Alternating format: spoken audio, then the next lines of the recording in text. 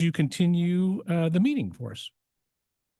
Good morning, Chair Laffer, community members, and staff. Thank you for joining us on day one of the Land Conservation and Development Commission's June 2026 LCDC meeting. For the record, my name is Denise Johnson, Commission Assistant for the Land Conservation and Development Commission. Before we begin, I'll make note of a few things, including the best practices for participation. Recordings of the Commission's meetings are available on YouTube. For those individuals joining us via Zoom, please use the public comment sign-up form on our website. While 3 minutes for public testimony is typical, the chair may reduce the time according to the number of people signed up to testify and other schedule demands. Zoom participants, please rename yourselves with first and last name so we can identify you and bring you forward at your opportunity to speak. Zoom participants will be in listen-only mode until called on to testify. Commissioners, to promote audio clarity, please speak directly into the microphones during discussions. Again, we thank you all for being here with us today. Chair Lazo, the meeting is yours. Thank you, Denise. And I'll remind commissioners, not just directly in the mic, but actually very close to the microphone. And that is for the folks online. So you can kind of hear it in the room, but I think very often folks online can't hear us clearly unless we're very close to the mics. So thank you, Denise. Could you please call the roll of the commission? Commissioner Bennett. Good morning from Unity, Oregon, representing the 18 counties east of the Cascades. Commissioner Falconer. Do I press the button? No, just speak. Okay. Hi, Commissioner Falconer from North Willamette. Commissioner Condor. Yes, present. I think I'm Metro too. I'm still learning new. Am I Metro Thank you. too? Yes. Yes. Okay, nailed it. Commissioner Porter. Ellen Porter. I represent the Southern Oregon counties, Douglas, Jackson, and Josephine. Commissioner Scott. Good morning, Erin Sky. I represent the Oregon coast. Commissioner Warren. Present, representing Southern Willamette Valley. And Chair Lazo. Okay, thank you, present in person, and I am appointed from the Portland metropolitan area. Thank you. I will now read the land acknowledgement. So I have the honor of reading the land acknowledgement this meeting. So I will start with that. So indigenous tribes and bands have been with the lands that we inhabit today throughout Oregon and the Northwest since time immemorial and continue to be a vibrant part of Oregon today. We would like to express our respect to the first peoples of this land, the 9 federally recognized tribes of Oregon: Burns Paiute Tribe, Confederated Tribes of Coos, Lower Umpqua, and Siuslaw Indians, Confederated Tribes of Grand Ronde, Confederated Tribes of Siletz Indians, Confederated Tribes of the Umatilla Indian Reservation, Confederated Tribes of the Warm Springs Reservation, the Coquille Indian Tribe, the Cow Creek Band of the Umpqua Tribe of Indians, and the Klamath Tribes. It's important that we recognize and honor the ongoing legal and spiritual relationship between the land, plants, animals, and people indigenous to this place we now call Oregon. The interconnectedness of the people, the land, and the natural environment cannot be overstated. The health of one is necessary for the health of all. We recognize the pre-existing and continued sovereignty of the 9 federally recognized tribes who have ties to this place and thank them for continuing to share their traditional ecological knowledge and perspective on how we might care for one another and the land so that it can take care of us. We commit to engaging in a respectful and successful partnership as stewards of this land.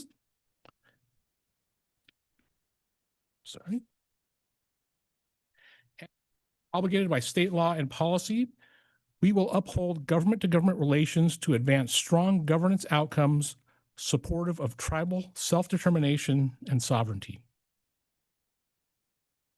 All right. So we'll now move to approve the agenda. Are there any proposed changes to our agenda over the next 2 days? Director Bateman, is there anything that you need to add or any proposed changes?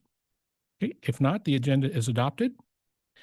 I know that commissioners will go through some introductions now. Everybody kind of gave where the region that they're appointed from. But since we do have some new folks, go ahead and take maybe just a sense or two to give us just a tiny bit of your background. So, commissioners, could you introduce yourselves? And like you say, we all said our regions that we represent, but maybe a tiny bit of a background from our new commissioners. Why don't we start at the end of the dais with Commissioner Scar? Thank you. I feel very short trying to get to this microphone. So good morning. My name is Erin Scar. I am a Tillamook County Commissioner. So I am appointed to the seat both as a coastal representative and also as a sitting county commissioner. I have been a county commissioner in Tillamook this is my 6th year. Prior to that, I was an executive director of a poverty serving nonprofit. So my interest in land use in these pieces started with housing as the executive director of an anti-poverty agency working to get affordable housing built. And that led me into a commissioner chair where I sit today. And now I've had the opportunity to engage with land use on a lot of different fronts as a commissioner, and look forward to adding to that the experience of doing that through LCDC. So thank you. Welcome. Okay, good morning. My name is, I feel short, and that's a big statement. I'm a big woman. My name is Steph Condor, and newly appointed to this commission. I'm very excited about it. My background is in affordable housing. I'm an affordable housing developer. I've worked in affordable housing for 20 years. I'm native Oregonian, grew up in Seaside, Oregon. I'm a resident of Helvetia, which is in kind of the Hillsborough area. I work in Portland, and I develop housing in Washington and Oregon. And land use is a very important thing to me. I have 3 children that are, well, one that's exiting high school. And I really care about the long-term impacts of the decisions we make from a land use perspective. So I appreciate it. Welcome, Commissioner. Yep. Commissioner Warren? Hi, everybody, and welcome to the new commissioners. My name is Stuart Warren. I was appointed from the Southern Willamette Valley region. I started off as a commissioner for the Southern Oregon region. So now Commissioner Porter's seat. I was a city council member in the town of Phoenix, Oregon, when I came on the commission. And now I reside in Eugene, where I work for the city of Eugene as an urban planner. And yeah, that's kind of my story. Commissioner Falconer? I'm Angel Falconer. I'm currently a city councilor in Forest Grove. Before that, I briefly served on the planning commission there. And before that, I was a city councilor in Milwaukee, Oregon. And in Milwaukee, we did a whole lot of land use in a short period of time. And it really invigorated me and my interest in land use, and caught the bug. So very, very excited to be here and to work with all of you and to learn so much more. Welcome, Commissioner. We should note we now have an avian-themed commission with Commissioner Condor and Commissioner Falconer. Yeah. Commissioner Bennett. Welcome to the commission. Mark Bennett. I have had, since my family came over from the countries wherever they came from, we've been ranchers and farmers in Eastern Oregon.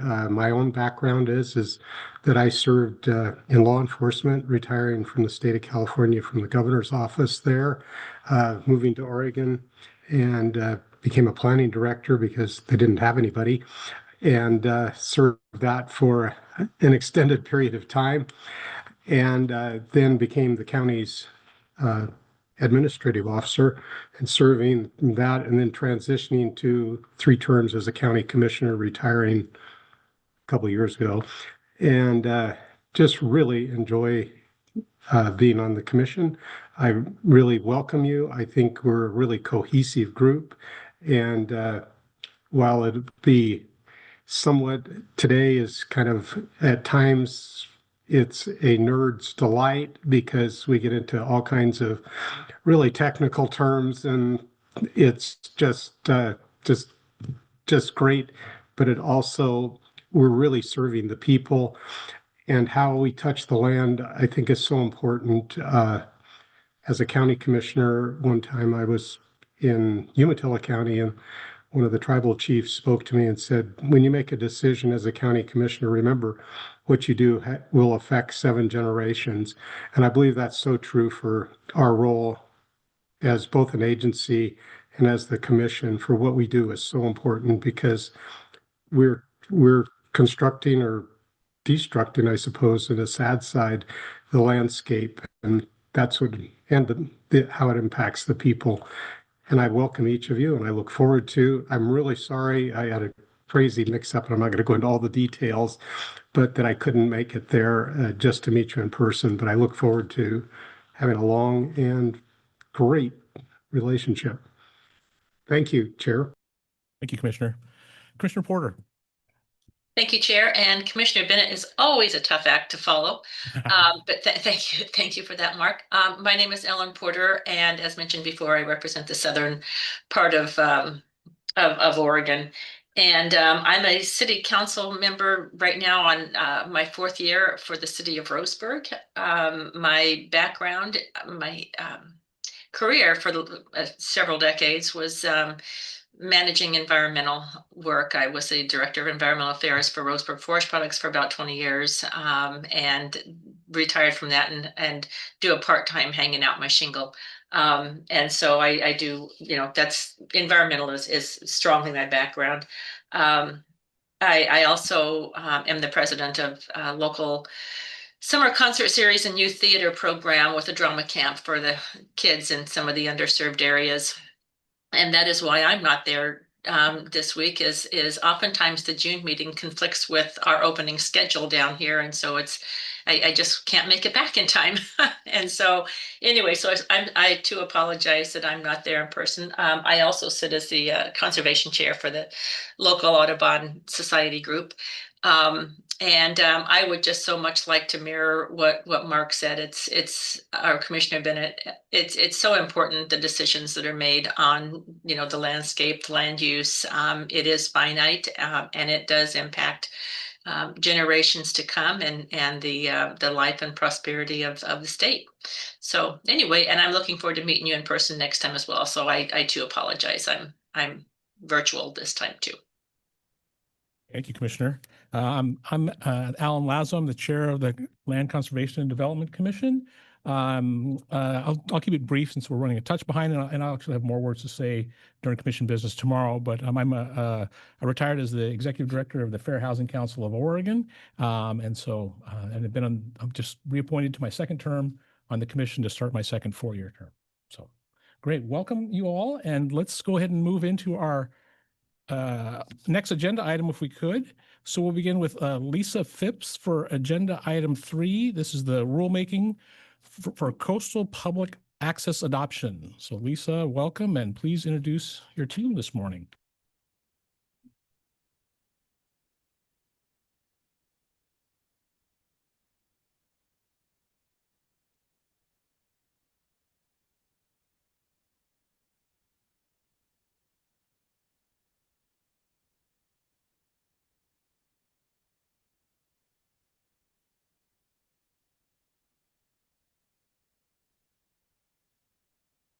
Morning, Chair Lazo, Commissioners. My name's Lisa Phipps. I'm the manager for the Oregon Coastal Management Program and the Ocean and Coastal Services Division for the department.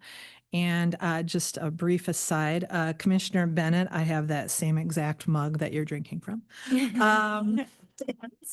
I just want to thank you for letting us be here today. This is an exciting, I think is the right word, an exciting time for us. It's the first rule around coastal public access, and we're here to bring it to its close, at least as far as you all are concerned. Meg Reed, the Senior Coastal Policy Specialist, has been leading this effort. I want to thank former Commissioner Thompson for her role in supporting staff through this process. We have some details to go over with you today, and then at the end, hope to hear how you feel we've done. And I'm going to turn it over to Meg now. Thank you, Lisa. So, good morning, Commissioners. My name is Meg Reed. I'm the Senior Coastal Policy Specialist here at DLCD. And as Lisa mentioned, we'll be talking with you today about the final piece of this rulemaking effort for coastal public access. So I will start by just kind of going over some of the background of how the rulemaking process concluded, and then I will go into some details about the rule changes since your meeting in April. And I recognize we have some new members here today, so I'll try to provide some background on that as well. And then I will summarize our public hearings and comment process, and then turn it over to you all for deliberation and vote. So just as a reminder, this rulemaking effort is under Goal 17, which is our coastal shorelands goal, and that is for the lands that are immediately adjacent to estuaries, coastal lakes, and the ocean shore. And it's really kind of a working waterfronts goal. It has a lot of different requirements and provisions for our local coastal communities, and one of those requirements includes protection and the increase of coastal public access. And so that's really where this rulemaking lives, is in that specific requirement of the goal. And over the last 50-ish years of this implementation, we have really seen our local governments kind of just verbatim copy the policy of the goal and not go into more detail onto how to implement that. And so that's where this rule kind of comes in and provides more clarifying detail of that existing requirement. And here on the screen, you can see lots of different types of access that we have along the Oregon coast. And it kind of shows that what we have to do with this rule is kind of create something that's flexible to the different realities of our coastal communities, because we know that they have different geographies, they have different constraints and different needs. And so we wanted this rule to be reflective of that. So just to kind of go over our timeline as a reminder, this rulemaking was started in October of 2025 when the commission kicked us off. Then we had several rulemaking advisory committee meetings that started in December of last year and just concluded in this past May. We drafted the rule and filed it with the Secretary of State on April 1st, which was the start of our official public comment period. Then we had a public hearing with the commission in the April meeting. And we also had a geographic public hearing in Newport on May 4th. And that is required of any rulemaking that only applies to a specific geographic region and not to the entire state. Then we had our final RAC meeting after the geographic hearing, and our public comment period ended on May 14th. So here we are at the end of the timeline with your deliberation and vote. And here is a list of all of our Rulemaking Advisory Committee interests and organizations. So I'm not going to go through every one of them here, but just wanted to highlight the robust participation we had and different interests that were part of this effort. And really want to thank them all for their time and expertise that they shared with us through the Rulemaking Advisory Committee process. We had lots of very robust discussions and people were able to share their different interests. And so I really appreciate all of that they provided. And it was a fairly large rulemaking advisory committee with about 25 people on it, including state agencies. We had one tribal staff member and lots of different other interests, including from cities and counties. So I'll get now into the rule itself. And this is a new rule, so it would be a new division within the existing Chapter 660, Division 48. And here are the different sections of the rule as proposed. We have a purpose, policy definitions, and applicability sections, which are fairly common for rules, as you may be familiar with. Then the reporting, rights of way, and coastal public access program, which is where a lot of the details live. And then here in strike through is this replacing access sites. So at our last meeting, when we talked with you all, we had this placeholder section for replacing access sites. And then after discussion and the comment period, decided to remove that as a standalone section. But there are places where the replacement of coastal public access sites have been integrated into the proposed rules in different ways. And I'll talk more about why that is further on. And so I wanted to share these maps as context of how these rules apply across the landscape. So again, Goal 17 is the lands adjacent to our tidal waters. And here's some examples of coastal shoreline boundary maps from local jurisdictions. So on the left, you have the city of Depot Bay, and their coastal shoreline's boundary is in the black bold line. And it's essentially the first tax lot row along the ocean front and the estuary. The same is true on the right-hand side is the city of Manzanita, where it's in the blue coastal shorelands boundary. And that, again, is essentially the first row of tax lots. And it does also include a little bit of the estuary. You can see it kind of in the bottom where it's within the urban growth boundary of the city and they have control. And then the outside of that would be within Tillamook County. So just wanted to kind of share that it doesn't actually go very far inland. It's a fairly narrow strip, but depending on how much shoreline a community has, it can vary a lot with how much is within the coastal shorelands boundary. So all of our public access sites generally are within that area, and that's where this rule applies on the landscape. So Okay, if I interrupt you, I just want to note here that even though you're showing that, I guess I didn't realize that the shoreline access definition was that depth of one tax lot, but these rules don't apply, like we talked about before, to private access. Correct, Right. yes. Okay. I just want to make sure that we're talking about tax lots, but these rules are not about private access. yes, thank you, Chair Lazo, for that clarification. Yes, these rules would not apply to private access, just public coastal access sites. So generally that you can think of like the road's ends between those tax lots is really where a lot of these access points are, or where there's county or city parks. Okay, so turning into the rule now, I'll summarize generally the changes that we had for each of these sections, but I will give just a little bit of overview to remind you what each section was about as well. So that a lot of these slides will be a little bit text heavy, so I apologize in advance for that, but just wanted to make sure I share the details of what changed since our draft rules in April. So for this section, the purpose and applicability sections did not change at all since the previous time I was here, but there were some changes to the policy section and the definitions.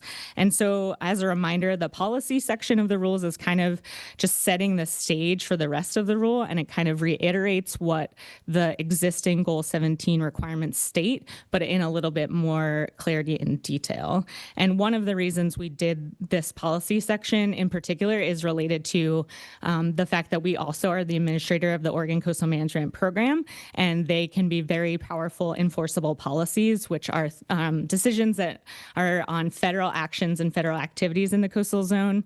And I won't go into the weeds of why that is, but it just makes the policies stronger for that review. And if you have questions, I'm happy to talk more about that later. So there's kind of two main concepts in the existing requirement of Goal 17. And one is that local governments need to plan for an increase of coastal public access through the course of planning. So I think of this really as more of like a comprehensive, that's the point of a comprehensive plan, right? Is you're thinking about the vision for a community and how it's going to develop over time. So there is this provision about increasing public access in the course of planning. So that is specified here in this on the screen, one of the policies that is in the rules. The second main concept is this idea of no net loss of existing coastal access points. And that's really more about individual permit actions within the coastal zone. And so that's here on the screen as well. So we have these two concepts distinctly stated in the policy section. And that was after we had discussion with our Department of Justice and trying to kind of flesh out those two details. So that is a new concept within the draft rules. And then within that, another piece that we added was this replacement policy. So that's the text that's underlined here on the screen. There's a few places where replacement of existing access sites were added or integrated into the proposed rules, and this is one of them. So we added this: replacement sites should match or exceed the quality of the site being replaced. And there was some disagreement between the RAC members on this particular policy. They all supported the policy, but thought the word quality was a little ambiguous, and we agree, but staff feel that the ambiguity is actually a good thing in this particular case because it allows for that customization within the local governments and their unique situations. We did add some qualifiers to it in a different section of the rules where that seemed more appropriate, but for the policy section, it seemed to us anyway to be a good thing that it is ambiguous. So just wanted to highlight that. And also on the left-hand side, we added tribes to this policy at the request of our RAC members as well. So stating that local governments shall work with state agencies, tribes, and other partners to provide increased public access to and along coastal waters. Then I'll move into the definition section. So as with most rules, there's a definition section that adds all the terms that have been used in the rule. We had this one for accessibility component, and after review with DOJ, we realize we can't include standards that might be changing over time. That's a delegation issue. And so we remove the standards within the definition because upon looking on how the term was used throughout the rule, the standards actually weren't that important to how the term was used. And so we took them out completely and just instead have examples of what accessibility components are in the definition. The other change that we made to the definitions was add this term, Coastwide Public Access Database.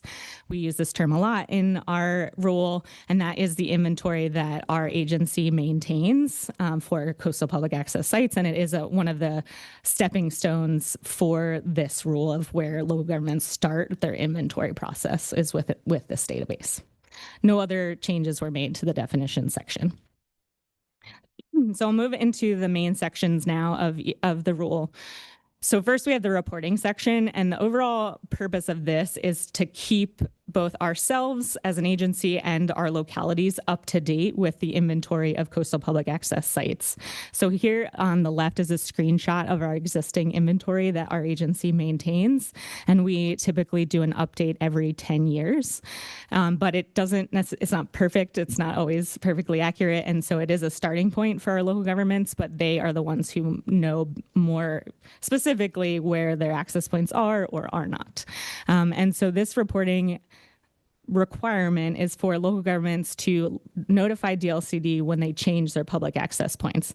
And a change could be that one is lost, whether that's intentionally or unintentionally, like from a storm and erosion and things like that.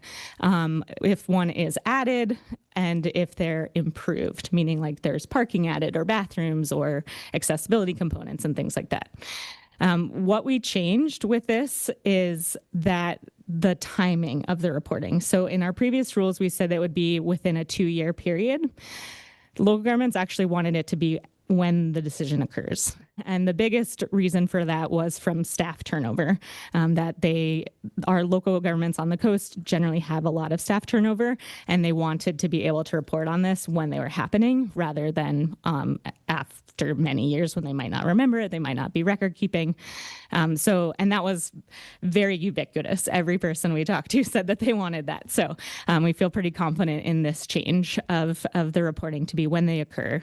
DLCD will provide reporting instructions, and then we will update our own inventory. And that is another change that we made, is that for ourselves, we will make the change to our inventory within 3 months. It was within a year previously. So we're also going to make our inventory updated more frequently. The other piece that we added in this section is here on number 3, and that is also highlighting the importance of state agencies in this inventory. Obviously, we have the Oregon State Parks and Recreation Department, who has lots of coastal public access points, and there are other agencies that have them as well. And they are already part of a data framework process that DLCD is also a part of, and there is a framework implementation plan that they all adhere to. So we're just highlighting this existing process, that is how state agencies are committing to update this inventory. So then we'll move into rights of way. And so this is the next section of the rules. And this is to clarify an existing requirement within Goal 17, which is here on the screen, which is rights of way may be vacated to permit redevelopment of shoreline areas provided public access across the affected site is retained. This section of the rules is to clarify what does that mean? What does affected site mean? What is providing public access and those sorts of things? Because this is actually one of the pieces that has come up the most in the past and local governments wanting more clarification on this particular piece. So one of the main changes that we made in the April 1st version of the rules, this part of the rules was to require the vacation of rights of way that provide coastal public access to be a quasi-judicial land use decision. Local governments were pretty split on how they felt about that. And one of the reasons they didn't really like that was that it made potentially an overly complicated decision, and they would be subject to appeals with the Land Use Board of Appeals. And so what we kind of took it back and said, all right, what do we really care about in this particular thing? And it's really the having a public notice and decision process and a public comment opportunity. And so we took away the requirement for a quasi-judicial land use decision and instead just made it a public decision with notice and comment requirements. And most of these decisions are public anyway. It's just more about the notice and the comment opportunity. And so this can be an existing decision. It can be a new decision, and they could, in fact, decide to make it a land use decision if they wanted to, but they don't have to. And what would be added is the criteria for when you can approve the vacation of the right of way that provides coastal access. So that's kind of what's here on the screen. In the underlined text is the new, and it's again just highlighting the notice and then that making it a process either within their existing decision-making or a new process. And then here is the criteria for that vacation. So we already had this in the previous rule draft, but this is where we have that quality term again that I mentioned earlier. So in B, you have matches or exceeds the quality of the existing access, including providing equivalent public access in both character and condition. So that is where we added more qualifiers to the term quality. And that was after a lot of discussion with the RAC members and them feeling more comfortable with having more detail in this particular instance. The rest of the criteria remain the same. And just to reiterate, it's that they're identified for public use, owned or managed by a public entity, and retains connection to the Oregon Coast Trail or other known trail network if applicable. Okay, so then I'll turn to the third part of the rules and the final part. And this is really the biggest piece of it, which is the development of a coastal public access program. And this is again to get to the part of Goal 17 that exists about local government in coordination with the Parks and Recreation Division shall develop and implement a program to provide increased public access. So that is the existing requirement that we're providing more detail on here.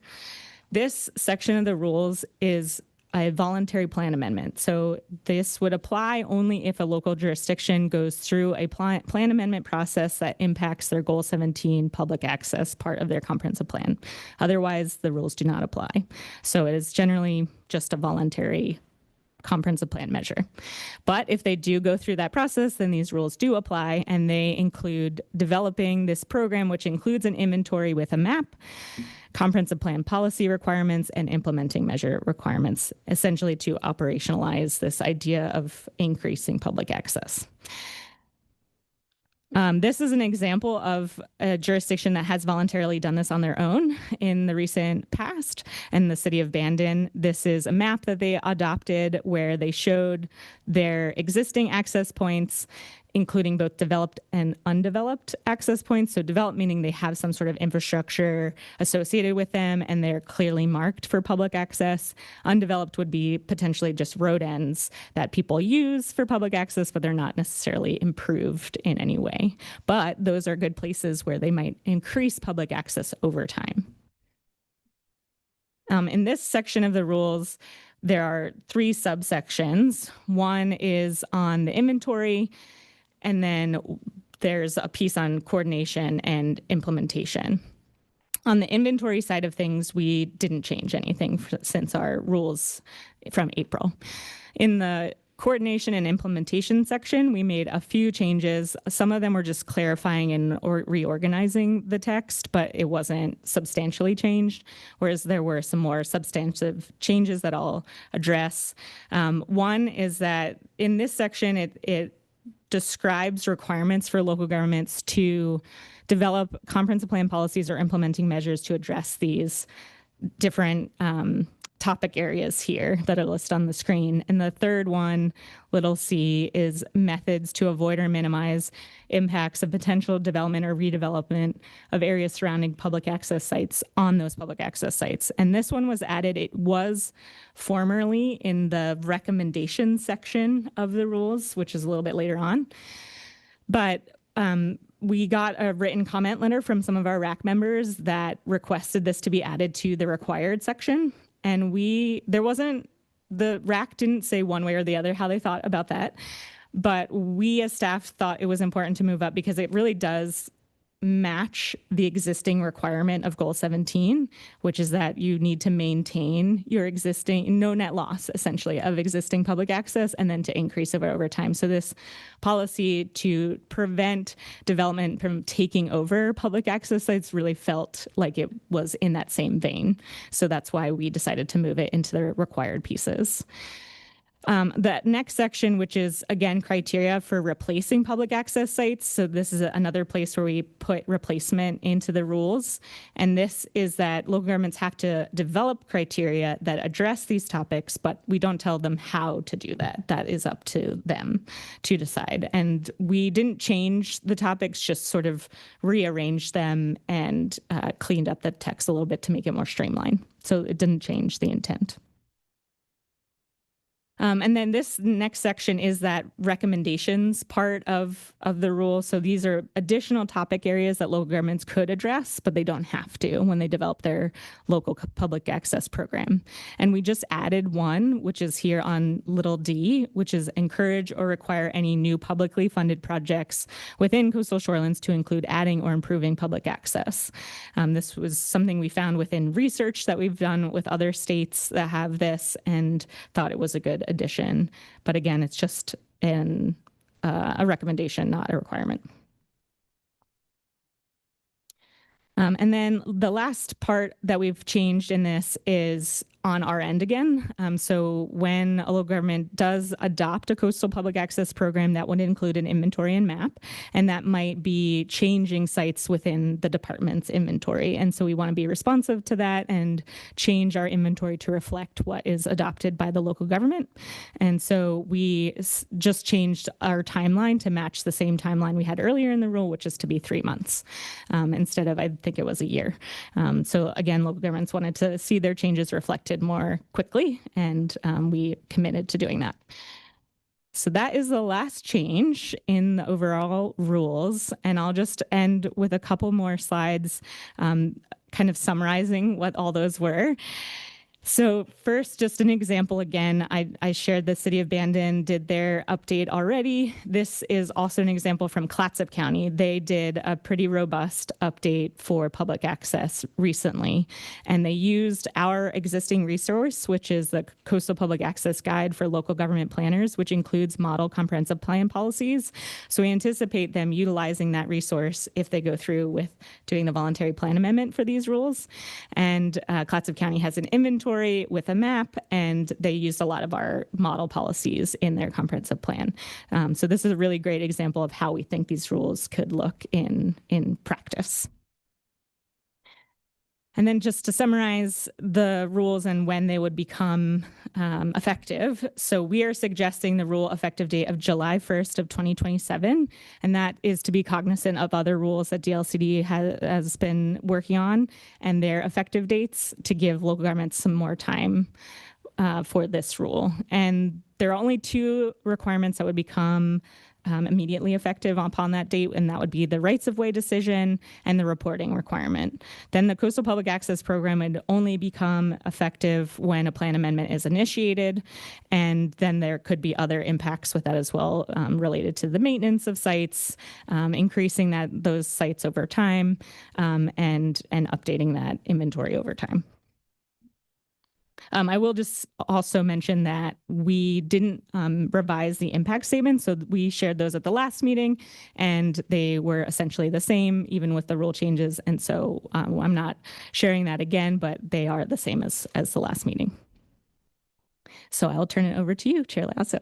Great. Thank you, Meg. I appreciate that. Commissioner Bennett, I'm going to ask first for clarifying questions before we have any kind of discussion on kind of the bulk of the policy, because I want to make sure we give, even though our liaison to that RAC is no longer with us, that we give our coastal representative a chance to make some comments about what you've heard here this morning. So Commissioner Bennett, is what you have a clarifying question about the rules? Thank you, Chair. Yes, it's just two quick questions, I guess. The first one is, first I want to compliment them. This was in a really aggressive timeline, and getting this all put together, I think that was really great. I guess it was on the no net loss. And can cities exchange, if they were adjacent to a county, could they say, County X, would you create a space there because we're grown out and we really don't have that opportunity? That would be my first question. Or how far does that extend? I wouldn't think that you would say, Astoria, you can work out something with Lincoln City. But if it's really adjacent, that would be my first one. And the second one is on the maintenance. If a city or county just does not have the funds to maintain it, I do realize you have aggressive enforcement authority, but if the site just declines, what will be the steps that the department will take on both of those? Thank you, Chair. Thank you, Chair Lazo and Commissioner Bennett, for the question. On the first one, it kind of depends for the replacement. So for the rights of way vacation, there is criteria, and I would have to go back to it, but I think it says it has to be to like the same shoreline area. So in that case, it's really something nearby. Yeah, so equivalent access. So it gives them some flexibility. I would say in the other section, which is in the program itself, it's creating criteria for the replacement and what that looks like, but we don't specify how that would be. So there potentially could be a partnership with another jurisdiction, like if the city wanted to replace a site in the county or something like that, that would be something they could do. Thank you very much. Yes, and on the second question, the maintenance one, yes, we definitely recognize that local governments are not, flush with cash and can't be doing lots of maintenance over time. And so I think that would just be part of their maintenance plan that they would develop, is kind of highlighting those capacity challenges and how that they would address that over time. And I don't think we would go into any enforcement action on that, but for lack of maintenance. Commissioners, any other questions about the policy or what you've heard this morning? Happy to invite Commissioner Scar. Do you have any? I know you're just landing today, and this is all brand new, but I know this impacts the area you're from. So happy to have you chime in. Thank you. No, I appreciate that. And yeah. So what I have to go on is my own experience of the vacations we have done in the county, and when we do vacate a roadway, we do always maintain a public access point in accordance with the rules that exist today. So appreciate the RAC that did the work on this, that spent their time digging in to make sure that it was going to be appropriate and was going to work for coastal cities and coastal counties. So I'm not going to dig in and question at any depth the good work that has been done by them. I think for Tillamook County, the only piece this is done through our Public Works Department. So I assume we're setting our rules. So we have a vacation policy or ordinance already in place. We just adapt that and assume that's the same across the board for everyone. Yeah. So again, I appreciate all who are at the table to make this possible, and look forward to and I love the fact that it's voluntary at this point for when you do that coastal plan update. I think that local control continues to always be important to counties and cities, because we can't, to the point of the just our finances, et cetera. And sometimes that's just our staff capacity. It's just being able to take this on at a time when we're able to fund it and staff it. So I appreciate the voluntary nature of that larger piece. Thanks. Commissioners have comments or discussion before we entertain a motion around adopting the rules? I also echo this, I appreciate, I think it's, having been involved in some of the RACs that I've been involved in, it's refreshing to hear this appreciation for ambiguity and flexibility, frankly. So it's interesting. It's an interesting world to me that Yeah. there was some agreement around that. And also I appreciated the sense of agency partnership that's in here, this responsiveness to the tracking and all that. So really appreciate that. Seems like all of this is a good way forward. So, all right, with that, I think we're ready to entertain a motion with regard to adopting the rules for the shoreline public access, coastal public access. Commissioners interested in making a motion? Everyone's looking at me, Go and I ahead. know at least in every other meeting I've been with Commissioner Thompson, she was always the motion maker. I don't know if she took that role on this board, but I will step into her shoes in the best ability I can. So I move the commission adopt Oregon Administrative Rules, Chapter 660, Division 48, as recommended by the department and shown in Attachment A. Thank you, Commissioner Scar moves. Is there a second? I'll second. I'll second it. By Commissioner Faulconer. But Commissioner Faulconer. Thank you, Commissioner Bennett, though. All right, any further discussion on the motion that is on the table? Great. Otherwise, Denise, can you call the roll? Commissioner Bennett, Aye. Commissioner Falconer, Yes. Commissioner Condor, Yes. Commissioner Porter, Yes. Commissioner Scar, Yes. Commissioner Warren, Aye. and Chair Lazo. Aye, and thank you for your work on this. Very much. All right. Wow. We put her actually ahead of schedule all of a sudden? What happened there? Wow. All right. Well, thank you for your team on that, Lisa. Then, so you are up next. So Lisa Phipps, we will now hear item number 4. Switch lanes a tiny bit, but this is rulemaking initiation of the territorial sea plan. Lisa, could you introduce I will. your team? Oh yeah, that's Andy.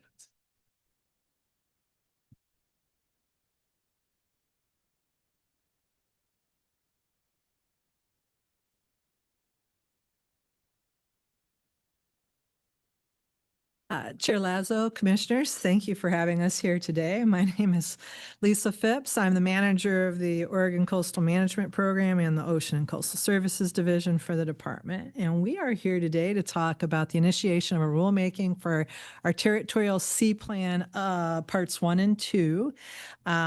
This is a unique process, which Andy will describe, but it does require your involvement in helping us move this forward. This is also exciting to me, and I hope Andy. Administrative parts are not always really a thrilling experience for folks, but in this case, it's really an opportunity to update and modernize and make the two kind of governing parts of the Territorial Sea Plan really functional and helping us move forward with other updates that may be coming in front of you at some point. And so I'm going to hand it over to Andy Lanier, our Marine Affairs Coordinator. He is also the staffer for the Ocean Policy Advisory Council. Thanks. Can I just for a second? I just wanted to check on that. Is our OPAC partner joining us today? Oh, he's here. Okay. I hope. I don't. I think he's online, but you're tracking that, not me. No. Yeah. Okay. Go ahead. We'll see. Good morning, Commissioner Lazo, other members of the commission. For the record, my name is Andy Lanier, Marine Affairs Coordinator for the department. and I'm happy to be in front of you today to talk about a subject that I love, the Territorial Sea Plan.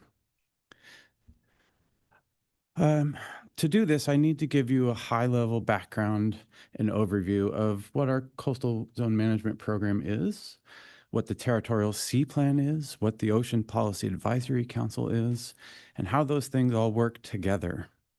I will first start out, however, with an introduction from the new leadership of the Ocean Policy Advisory Council. And actually, these slides are out of order.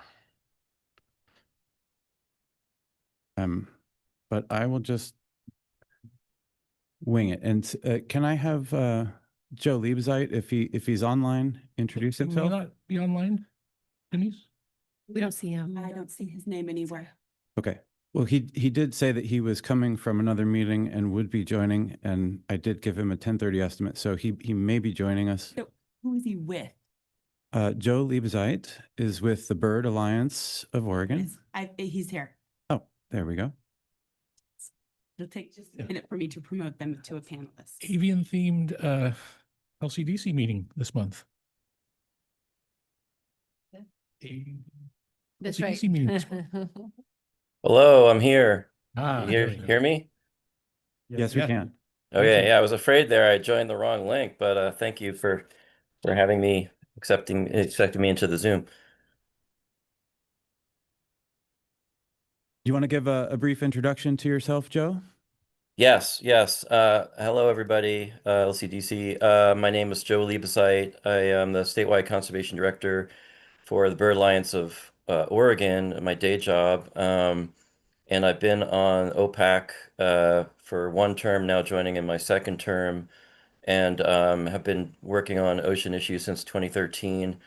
And I'm really excited about being on OPAC right now because, as you're going to hear from Andy, and you've already heard a little bit from Lisa, that it's kind of a pivotal time for updating the Territorial Sea Plan, which is our guidance document for managing our state waters and coastline. And it was written back in the early 90s, and there's an opportunity now to really kind of update it, as we'll hear about chapters 1 and 2 for sure, and in the future, the other chapters as well. There's an opportunity now to really rethink the plan and bring it up to date. So I know that DLCD is committed to that, and I think OPAC is too. It'll be a heavy lift, but yeah, we're really excited to update this plan, bring it into the next century we're in right now, and yeah, I think I'll stop there unless there's anything else you want me to touch on, Andy.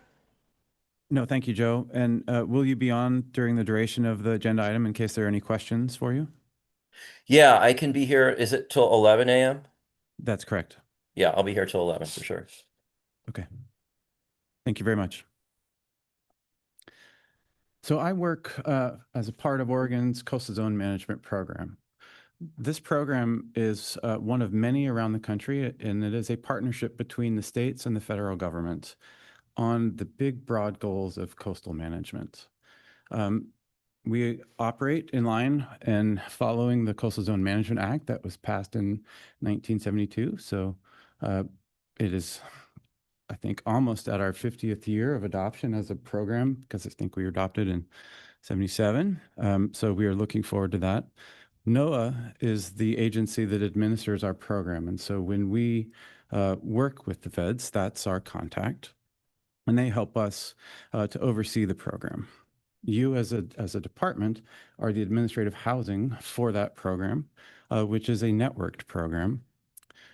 And that program is really based upon our statewide land use planning goals. And those goals were adopted anytime between 74, 76, and or more recently amended in the case of Goal 19 in 2000. The Coastal Zone Management Act is focused in a coastal zone. So there's actually a coastal zone boundary, which you can see in the map on the right, which in Oregon is larger than many other states because it goes from the crest of the Coast Range out into the territorial sea or into the ocean 3 nautical miles. And our program, being one that's adopted by the feds, means that for the policies and plans that the state has in place and has adopted itself, and then forwarded on to NOAA for their adoption, we do get to use what's called Federal Consistency Authority. So that is the policies within those plans guide the actions and the decisions that are being made by a federal government or an agency in their actions. And so that gives our program power to ensure that we are growing, developing, and making decisions consistent with those goals that have been established. And as I mentioned, we are a networked program in that we work with local governments, cities and counties around the coast, as well as with our agency partners. You may have seen this slide before, and it covers the range of our statewide land use planning goals.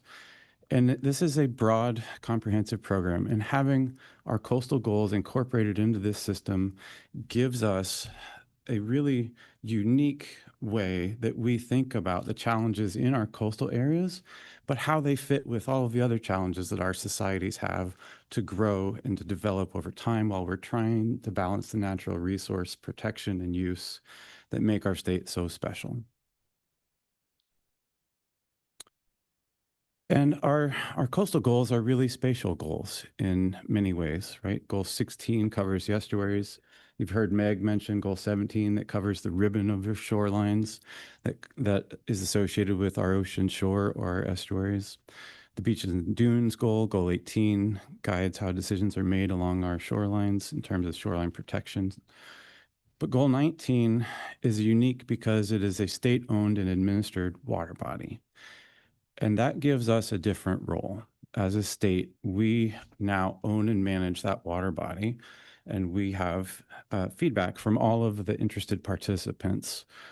So Goal 19 really serves to coordinate and guide the decisions, but it is a state-led goal, which is different in almost every other instance from the other goals that the state has.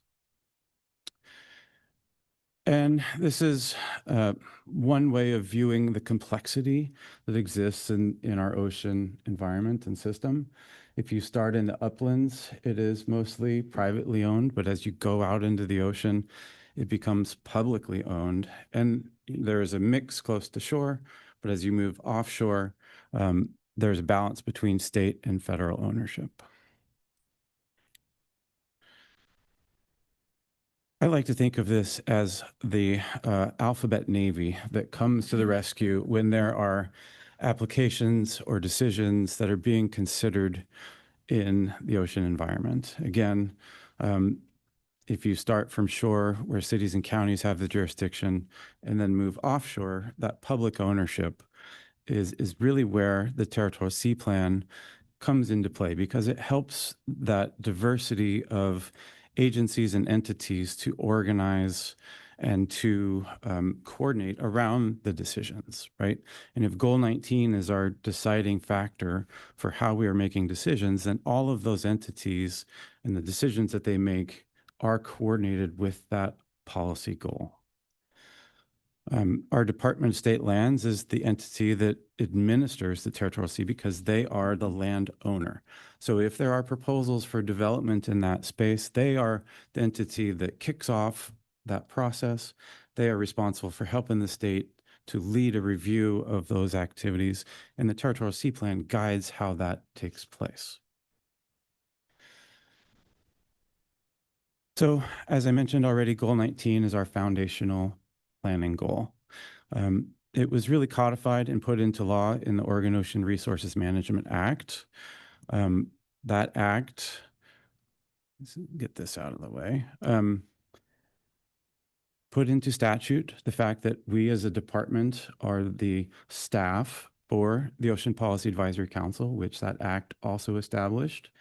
That is the legislatively established advisory body for the state of Oregon.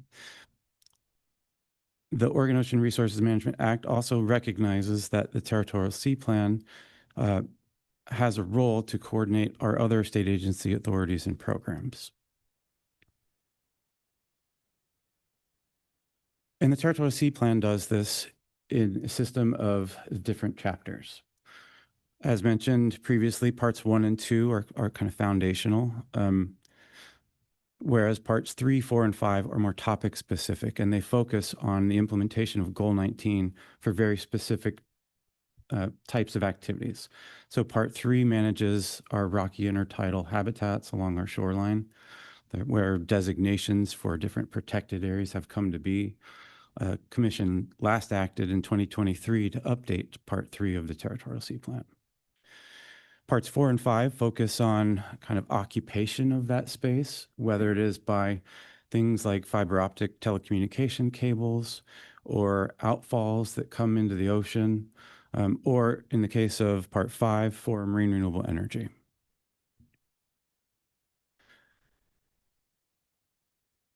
So as I mentioned previously, OPAC is the legislatively established stakeholder advisory body.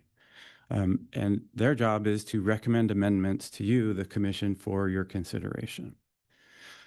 OPAC does its work mainly in smaller working groups, given the size of the council and the many different interests that are on it. It is hard to actually do the technical work required in a body that size.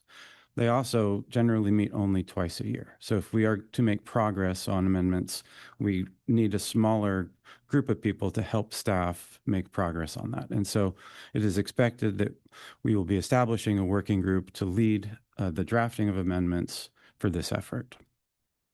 As a coastal program, we will staff that working group. Other agencies that participate with us on the council will be a party to that, as well as the interests that serve on the council. There are mechanisms for feedback. So if the working group brings drafts forward, OPAC has the ability to say, these things are good, but maybe there's additional work that's needed on a specific element. So there are feedback mechanisms for both OPAC to drive its working group, as well as for the commission to send revisions back to the council in the case of needed findings. And lastly, once the commission reviews recommended amendments, and if you approve of that, then we would submit those plans to to NOAA for adoption after they adopted officially by the state. Going into a brief kind of overview of what's in parts 1 and 2 now, so that you have a sense of what we're going to cover. Part 1 is really the framework. It provides the history of ocean management decisions in the state, the reason the Ocean Policy Advisory Council exists and its members. It describes the administrative boundary of the territorial sea and that complex nature. It includes a summary of the existing laws and legal authorities, the agencies that implement those.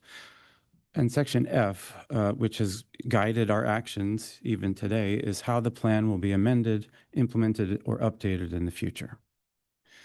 Section G brings in the specific attributes of Goal 19 and brings those into Part 1 to officially establish the connection between Goal 19 and the Territorial Sea Plan.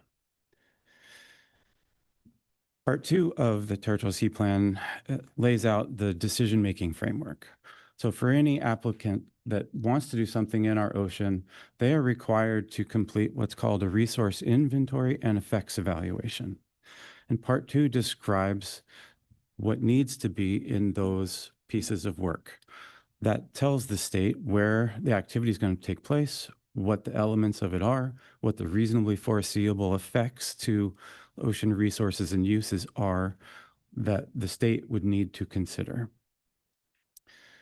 Part 2 also establishes joint review panels, or as we think of them in today's vernacular, joint agency review teams. But in 1994, that's what this was called. And the purpose is interagency coordination on decision-making. And it lays out the standards that are used when we would go through that public decision-making process. Lastly, Part 2 also includes a mandatory process for consultation with local coastal governments, as well as Indian tribes, on major ocean development proposals. So and it defines what those are with a set of criteria, one of which is that if there is an onshore activity that's associated with an offshore use of the ocean, then that would constitute a major ocean development. So think about offshore wind as an example. If there was a facility sited offshore, there would necessarily be an onshore component of that, and that would then kick off the requirements of the Territorial Sea Plan for that consultative process. Recognizing again that coastal cities and counties do not have jurisdiction in the ocean, that is a way of bringing that policy discussion to them in a timely manner and then being responsive to them based upon the concerns that are brought forward. Lastly, this is intended to be a pretty aggressive rulemaking. We are trying to stick to an 18-month timeline. So that means that a lot of the work that will be completed is going to be completed in the first year, with us aiming to bring you recommended amendments in August or early Q3 of next year, so that you can hopefully have the rules in front of you for adoption by the end of 2027. And I do have some recommended language, but I will stop and take any questions that you have. Great. Thank you, Andy, and thank you, Joe, for being with us. Questions for Andy or Joe on the initiation of the update of the Territorial Sea Plan?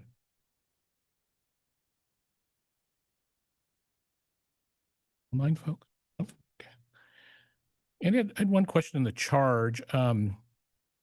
There's a third element there after it has the agency roles and responsibilities part 1 and the administrative modernization part 2.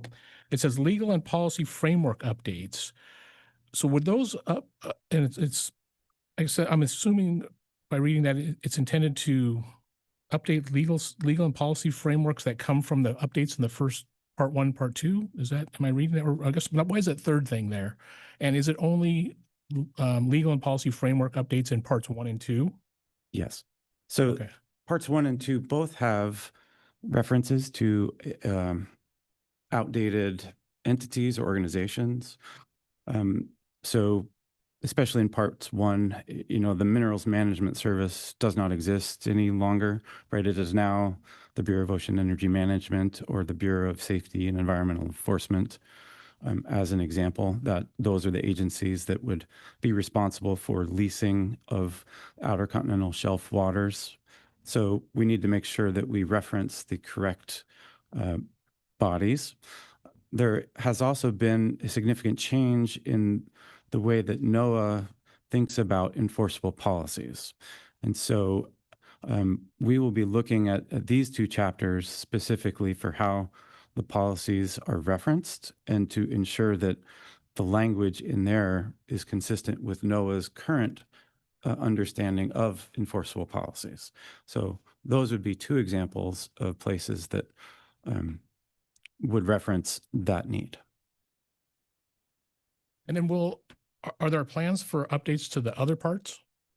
There are, as a matter of fact. Okay. And the timelines for those, if I think about a 5-year window, we're looking to tackle these 2 parts. And in many ways, this is going to be an educational opportunity for us to talk about the value of the Territorial Sea Plan with our coastal communities, because of the fact that it gives us the power of federal consistency, authority, and decision-making out in the territorial sea. And recognizing that we have, as a department, nearly completed our offshore wind roadmap effort. Some of the recommendations coming out of that effort are that we look at parts 4 and 5 of the Territorial Sea Plan to fill gaps that group has identified. So the state wants to have basically the best system for review that we can have in place if offshore wind were to come back. Like, there's a big question about timing on that, and there are some national policy issues, but parts 4 and 5 may be next.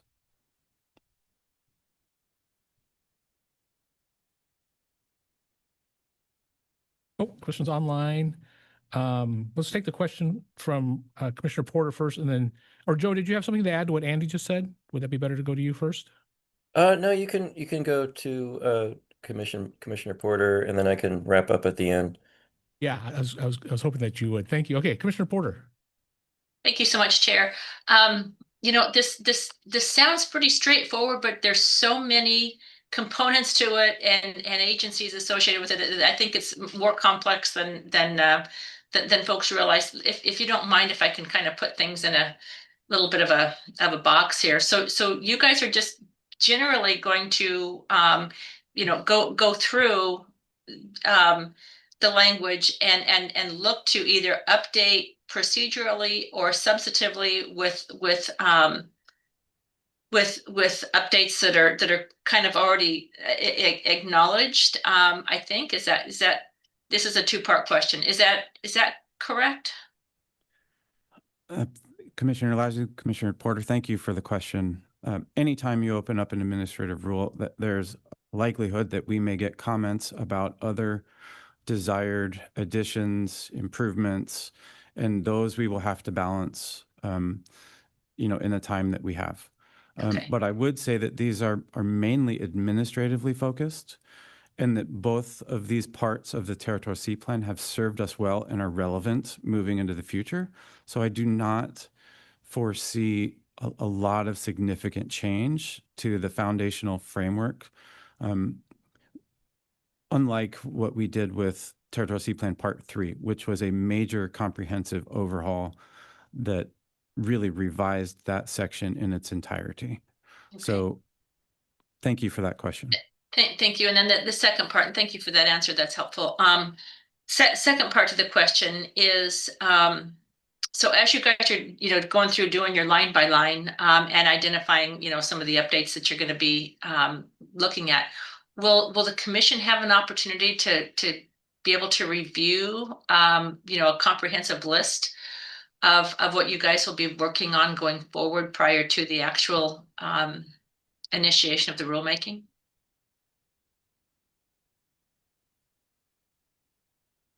Yes, I believe that you would have the ability to look at that. Yeah. Yeah, thank you. I mean, that would just be helpful to help get our heads around, what all you guys are looking at. So not intending or implying that anyone would want to micromanage, but it'd be just kind of nice for clarification as to what all you guys see in there when you get through that. So thank you. I guess that just brought up for me that in our typical initiation of rulemaking, we have the charge, and then we also have a set of recommended sort of RAC composition. And here we don't have that because the OPAC is serving in that role. But we don't have am I right that the commission doesn't have a liaison to OPAC? Is that correct? Your commissioner liaison to OPAC has now stepped off the commission. Oh, so there is a commissioner. Okay. There was. Okay. Commissioner So we will have one. Thompson was serving in that role. Okay, thank you. So that's so Commissioner Porter, that would be part of that connection to the commission. But I think to technically answer your question, generally speaking, no, we wouldn't sort of see along the way, the commission wouldn't fully see sort of redlined draft rules until we get to that process, late next year. So interim wise, generally speaking, not it, because it doesn't look like in this schedule we have sort of reporting back to the commission along the way. In some of our rulemaking, we do. In this case, it looks like we doesn't. So, we would be relying to some degree on that liaison to OPAC, and we'll talk about commission liaisons tomorrow. Okay, thank you so much, Chair. And oftentimes when we're initiating a rulemaking, we've got a very specific focus that we're looking at. And this one seems to be a little bit more general, so it seems to be a little bit more vague. And so that was why I asked the question. But thank you so much for helping to clarify that, Chair. And I agree, and I think again that to some degree the stopgap for us is that it comes back to us in quarter 4 of 2027, and so we sort of have to remember this day and this discussion when that comes to us. Commissioner Bennett? Thank you, Chair.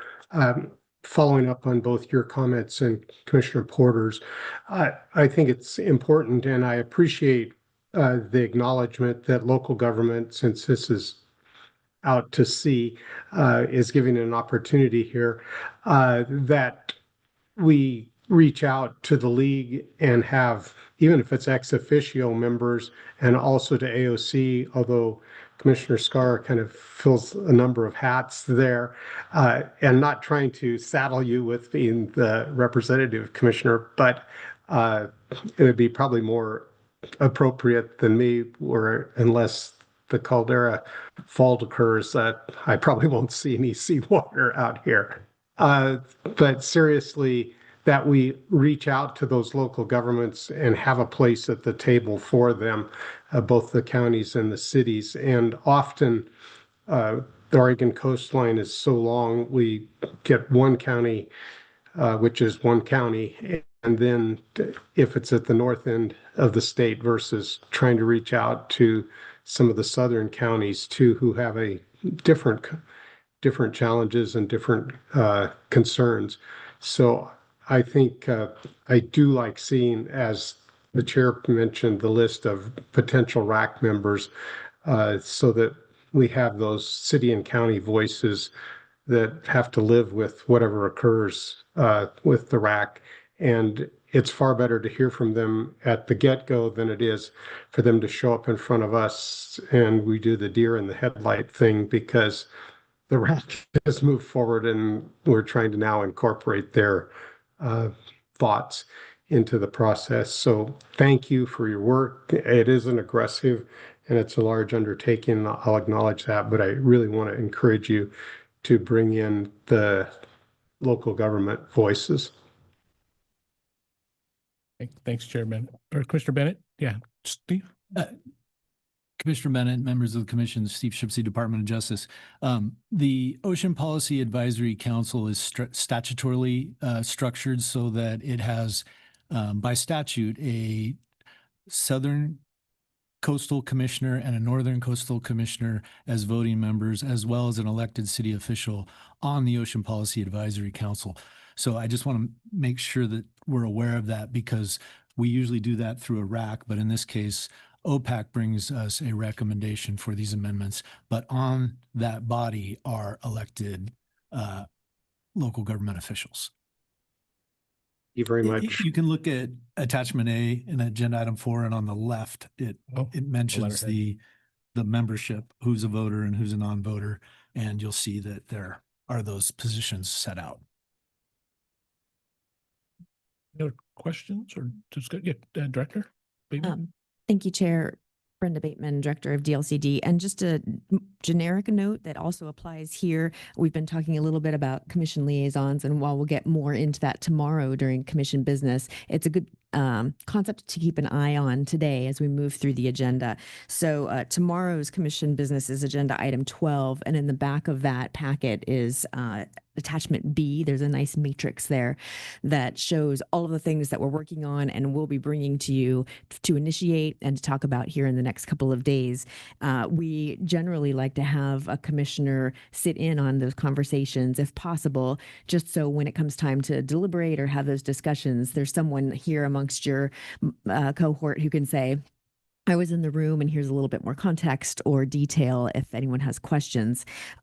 Sometimes we don't get a chance to fill all of those roles, but to the extent we can, we'd love to. So you might have that open and beside you as we go through some of these agenda items today, so that when we get there tomorrow, you've already marked which pieces you might be most interested in and might want to volunteer to sit in on. Great, thank you. We can have further discussion about that role tomorrow also. All right, and that might be a good segue actually to hear from Joe and anything you might have to say about OPAC and this work, and then we can move towards entertaining a motion with this initiation. Joe, anything you want to add? Yeah, thanks, Chair Lazo.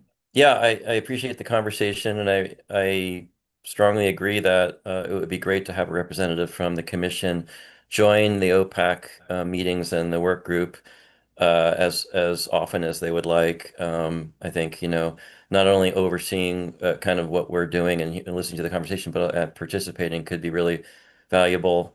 One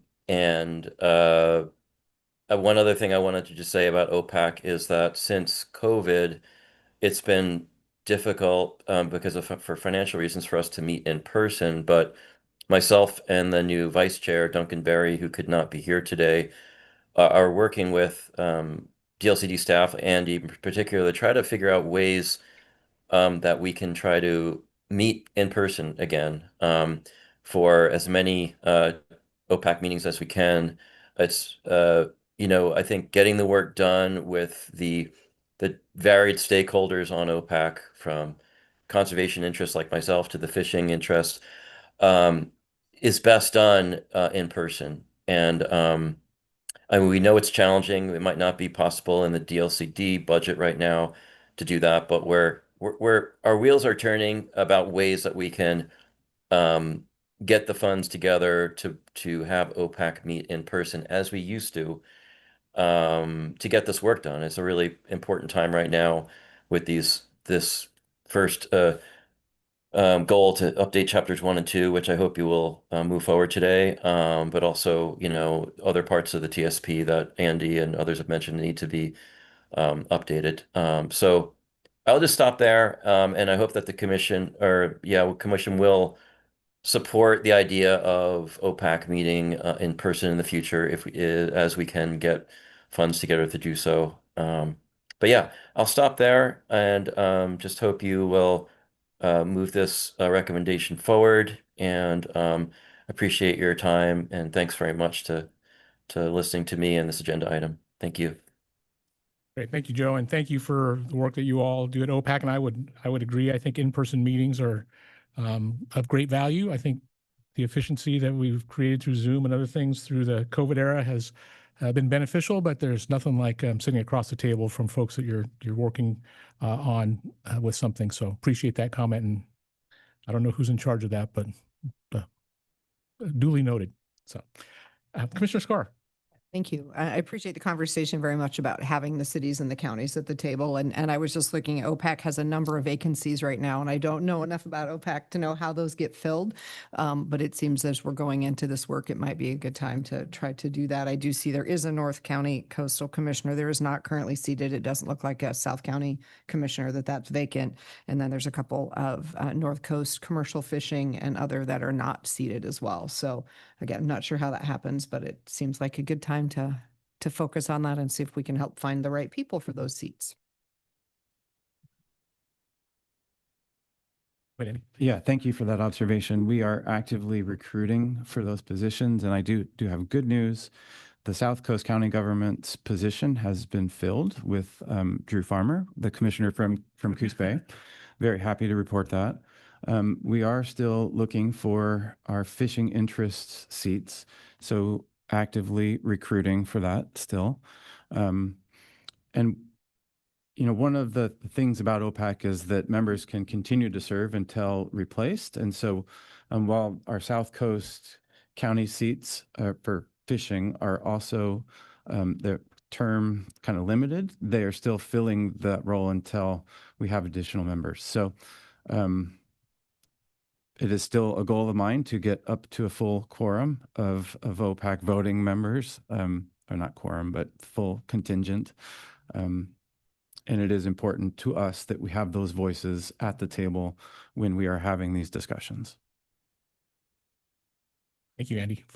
Fantastic discussion today. Really appreciate it, and look forward to this work coming forward to us. But we have a task in front of us, so we entertain a motion to initiate this rulemaking. Anybody wants? Commissioner Warren. Clarification. Are we supposed to have public comment on this item before we have motion?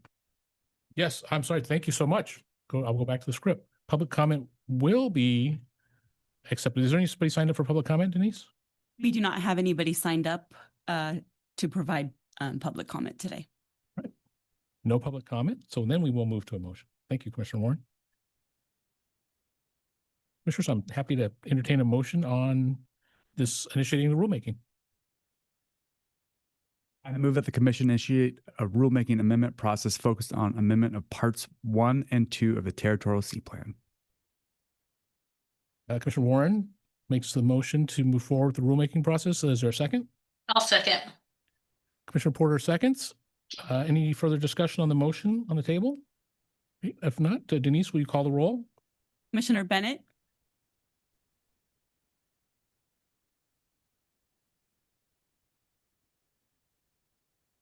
Didn't hear you, Commissioner Bennett, if you said, or you can just raise your hand for an aye if you wish. Aye. All right. Commissioner Falconer, Yes. Commissioner Condor, Yes. Commissioner Porter, Aye. Commissioner Scar. Aye. Commissioner Warren, Aye. and Chair Lazo. Hi, and thank you. And we look forward to hearing from you again in a year Thank you, commissioners. or 18 months, I guess. All right, with that, we are just a couple minutes behind, but let's go ahead and take a full 15-minute break. We will return at 11:20 with agenda item number 5, more ocean stuff. Shoreline, technically speaking, I guess.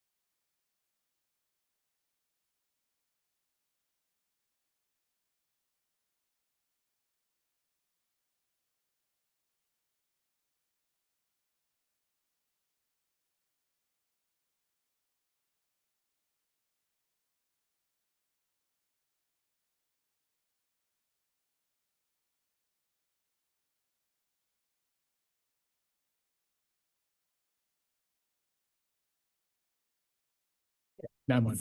Yeah, maybe don't touch it. All right, good afternoon. Welcome back, everyone. Or no, still good morning, my goodness. Welcome back. We're going to now hear again from Lisa Phipps on item number 5 this time, another rulemaking initiation, this time for shoreline stabilization. Lisa, please introduce your team again. Certainly. Chair Lazo, commissioners, my name's Lisa Phipps. I'm the manager for the Oregon Coastal Management Program and the Ocean and Coastal Services Division for the department. And appreciate the opportunity to be here today. I've got Dr. Rhiannon Bezour, our coastal shore specialist, and Meg Reed, our senior policy specialist, here to present an opportunity to initiate rulemaking around shoreline stabilization. This is a direct result of legislative action in the 2025 Legislative Assembly. And so we are fulfilling our obligation of bringing this forward. This is also on an aggressive timeline, and we expect this to be a fairly visible rulemaking process. So there's a lot of public interest in our beaches, and I imagine this will pique a great deal of interest. Dr.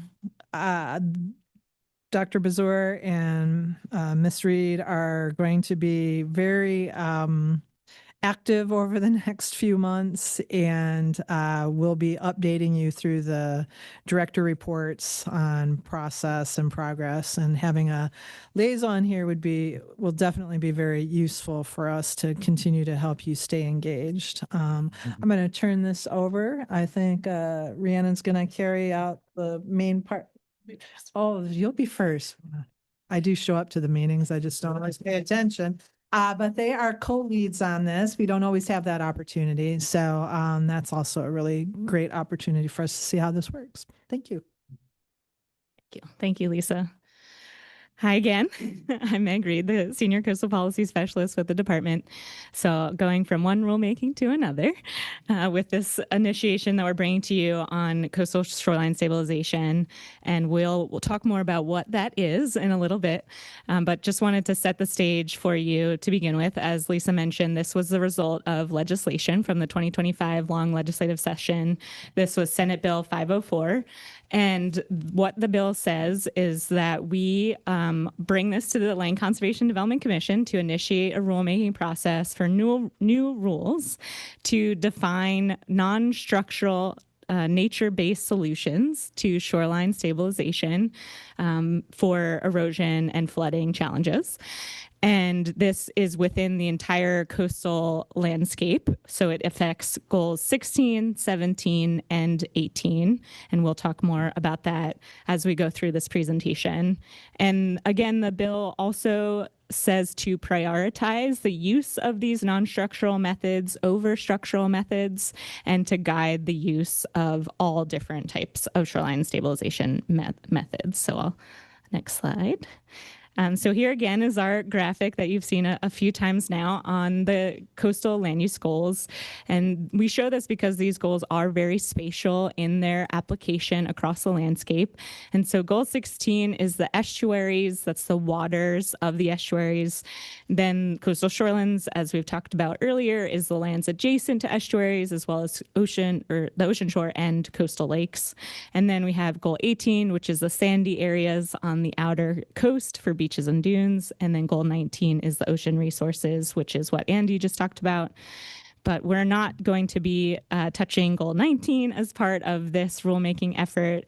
Thankfully, there's no shoreline stabilization out in the ocean, but we certainly have it across the rest of the landscape. So this rule will be a new rule under all 3 of those coastal goals.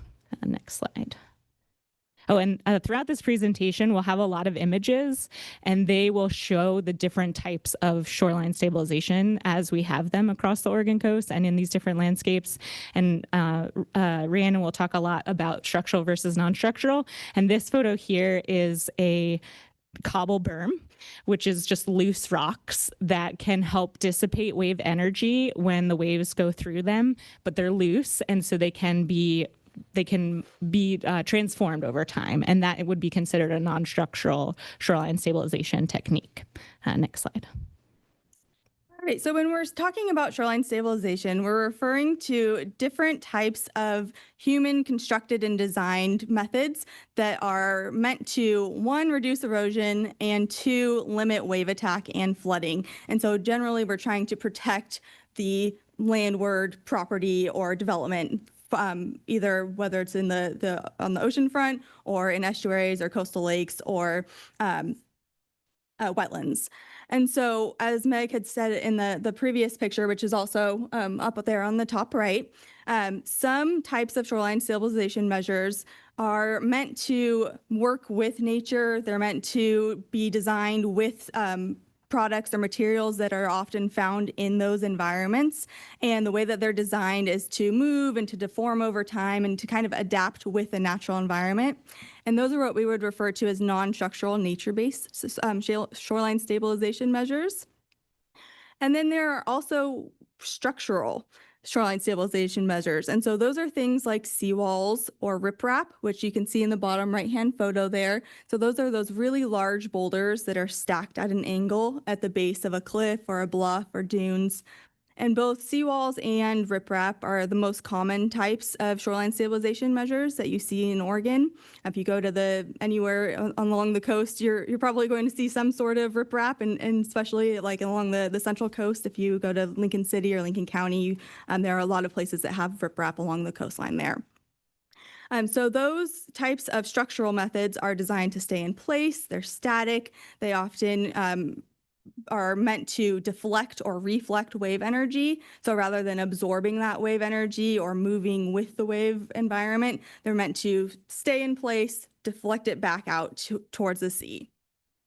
Both structural and non-structural solutions are currently in goals 16, 17, and 18, and structural methods are limited in each of those three goals currently. So the use and placement of them they have certain requirements and limitations within each of those environments.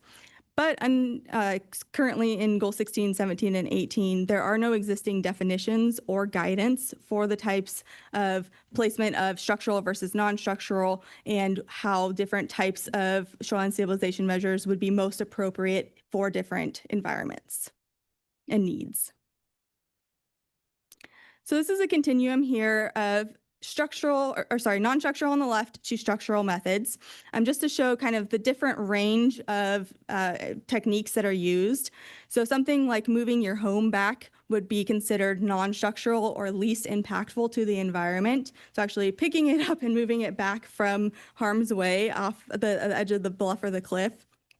You can also do things like vegetating a cliffside or a dune to help stabilize that and slow erosion. Again, that is more mimicking the natural environment and has a relatively low impact, negative impact on the environment. As you saw in a couple slides ago, you can also have a dynamic revetment or cobble berm. So again, that loose assortment of cobble-sized rocks that are placed on the beach. And that provides a little bit more protection and a little bit higher wave energy compared to something like vegetation that may not be applicable in really high wave energy environments. When we're referring to hybrid methods, we're talking about different types of materials that it can be used in conjunction with each other. So maybe having woody debris, sandbags, vegetation. So a number of different methods combined together. And so you can have some that are more structural and non-structural combined. So you have the benefits without all of the costs. And then again, riprap and seawall do have a very strong history of use on the Oregon coast. They have a proven track record for preventing or limiting erosion. And so they are kind of seen as the most trusted as of now. And so that is why you generally see a lot of them. We have a very high wave energy environment on the Oregon coast. And so not everywhere may be the most feasible for non-structural solutions, but in areas like wetlands and estuaries where it's a lot lower wave energy, some of these more non-structural and nature-based solutions would be very useful and applicable. And so when we're talking about some of the impacts of these structural shoreline stabilization solutions, generally we're talking about the negative impacts. As we said, they do have a lot of benefits as well. But some of the negative impacts include what we refer to as end effects or flanking. And so if you picture a large riprap structure or revetment on the beach, that ends at some point, right? And so you have all these large rocks, and then at the end, you have a property here and a property here adjacent to where is being protected. And as those waves hit the rocks, they're deflected out and to the sides. And so where you may have had less erosion because that structure is there, you're seeing increased erosion on either side of that structure. And so the adjacent properties can see increased erosion over time, and that may lead to more riprap or more need for other types of protection where they may not have needed that in otherwise. So that's kind of what we were referring to as riprap begets riprap. So areas that you already see a lot of shoreline stabilization measures, where there's infill needed or on the flanking ends, you might see increased need for that. We also see toe erosion. So if you put a hard structure in front of a cliff, where those waves would normally attack the cliff and cause erosion there, that's blocked off. It's hitting the wall and creating erosion at the base of the wall or the riprap. And so you're creating kind of this inverted profile. So it's creating like a ramp almost, and then down on the other side of the sand at the base of the structure. You also have a loss of sediment because, again, the main purpose of these structures is to prevent erosion. So all of that sediment that would normally be naturally entering into the system is blocked off. And so you can see a loss of width to the sandy beach. So all of the areas that we love to go and recreate on the beach are actually narrowing in a lot of cases. And we can see that in this bottom picture here too. So if you have things like king tides or storms, and as we see sea levels continue to rise, our beaches will get narrower and narrower in front of these hardened structures. And that can also lead to habitat loss too, because if you're taking away the sandy area or vegetation that may naturally be part of that system, you can, reduce the habitat area for different species, and then the biodiversity will decrease as well too. And I'll pass it back to Meg. Thank you. Okay, so as Rhiannon said, there are some policies that already exist around shoreline stabilization in the coastal land use goals. So I will talk through that. And this photo is from the Sand Lake Estuary, which is considered a natural estuary in our classification system, has no shoreline stabilization, generally speaking. So I just wanted to share a nice picture of the estuary before we start. And so, I think this is an older one. So I'm going to start a little bit inverted, actually, in the order of the goals. So I'm going to start with goal 17, which is our coastal shoreline goal. And there is a policy within there that says that land use management techniques and non-structural solutions to erosion and flooding shall be prioritized over structural solutions. And so that is kind of one of our main pieces of policy that this rulemaking will fall underneath. So we already have this existing prioritization, but we don't really have any detail that goes along with that. So what I wanted to share is how Goal 17 relates to the other goals, because it is, again, they're very spatial in their application, but they're different between the estuaries and the ocean shore. And so these are very simple circles that I have on the screen here for the beaches and dunes, which are the sandy areas on the outer coast, and Goal 17, the coastal shorelines. They're overlapping. So they might be completely kind of overlapping with each other. And some places there are really long, large beach and dune sheets, like in Siuslaw National Recreation Area. Those are huge dunes. And so that might actually be beyond Goal 17. But in lots of other places, Goal 17 is a little bit broader than the beach and dune system, but they are overlapping. On the other hand, with Goal 16, they are just adjoining. They don't overlap at all. And so that is because the estuary is the waters. The Goal 16 is the waters of the estuary, and it goes up to mean high tide.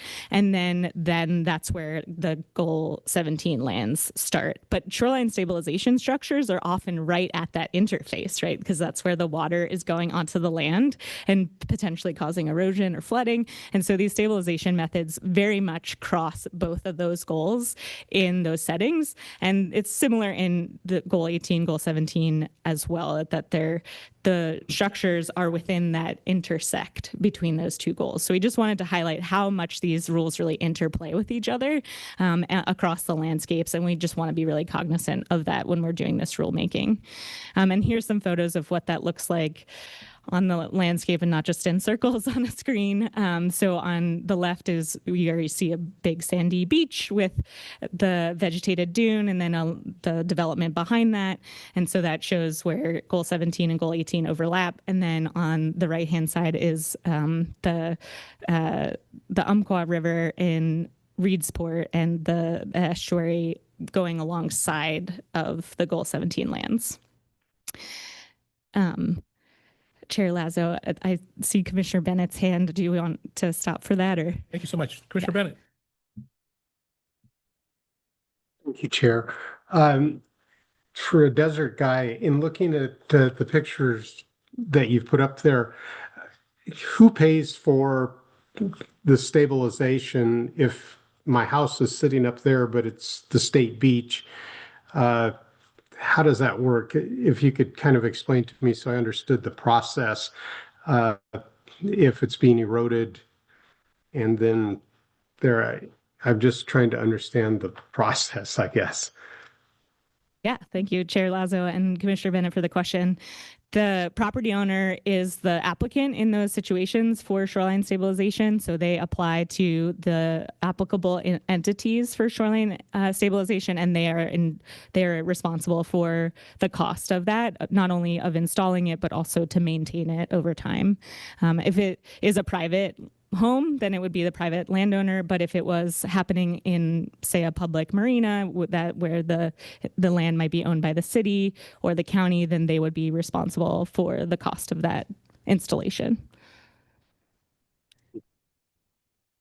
And it does, the jurisdiction does change depending on the landscape. So on the beaches and dunes, there's usually joint jurisdiction between the local government and then the Oregon Parks and Recreation Department, who has authority up to the statutory vegetation line. And then within the estuaries and coastal lakes, it's the Department of State Lands, and in addition to the local government. And they go up to the highest measured tide, I believe, is the jurisdictional boundary for the Department of State Lands. So going back to Also, that might have generated a question from Commissioner Porter. Thank you, Chair. This is kind of an off the cuff question, but your slides and your explanations have really gotten me to thinking here. And I spend a lot of time on I-84, and I'm just kind of curious. You know, there's some of the pictures that you showed of some of the riprap. It right up there by Biggs, it looks like, you know, the side of the Columbia River there is kind of braced a little bit, right there by Biggs, and you're real close to it. And then with the discussion on the toe erosion, do people go down there to check to make sure that it's not eroding underneath that riprap? Who does that? Who's responsible for that? And that may be a big question, and I apologize, it may not really fit here. Thank you, Chair Lazo and Commissioner Porter, for the question. I think if I'm understanding, so just generally you're asking about the toe, or just at a specific location? I'm not sure I know of the location that. Oh, I'm sorry. Yeah, no, that I was kind of all over the place with that, so I apologize. Yeah, no, it's the area by Biggs, which is a little bit east of the Dalles.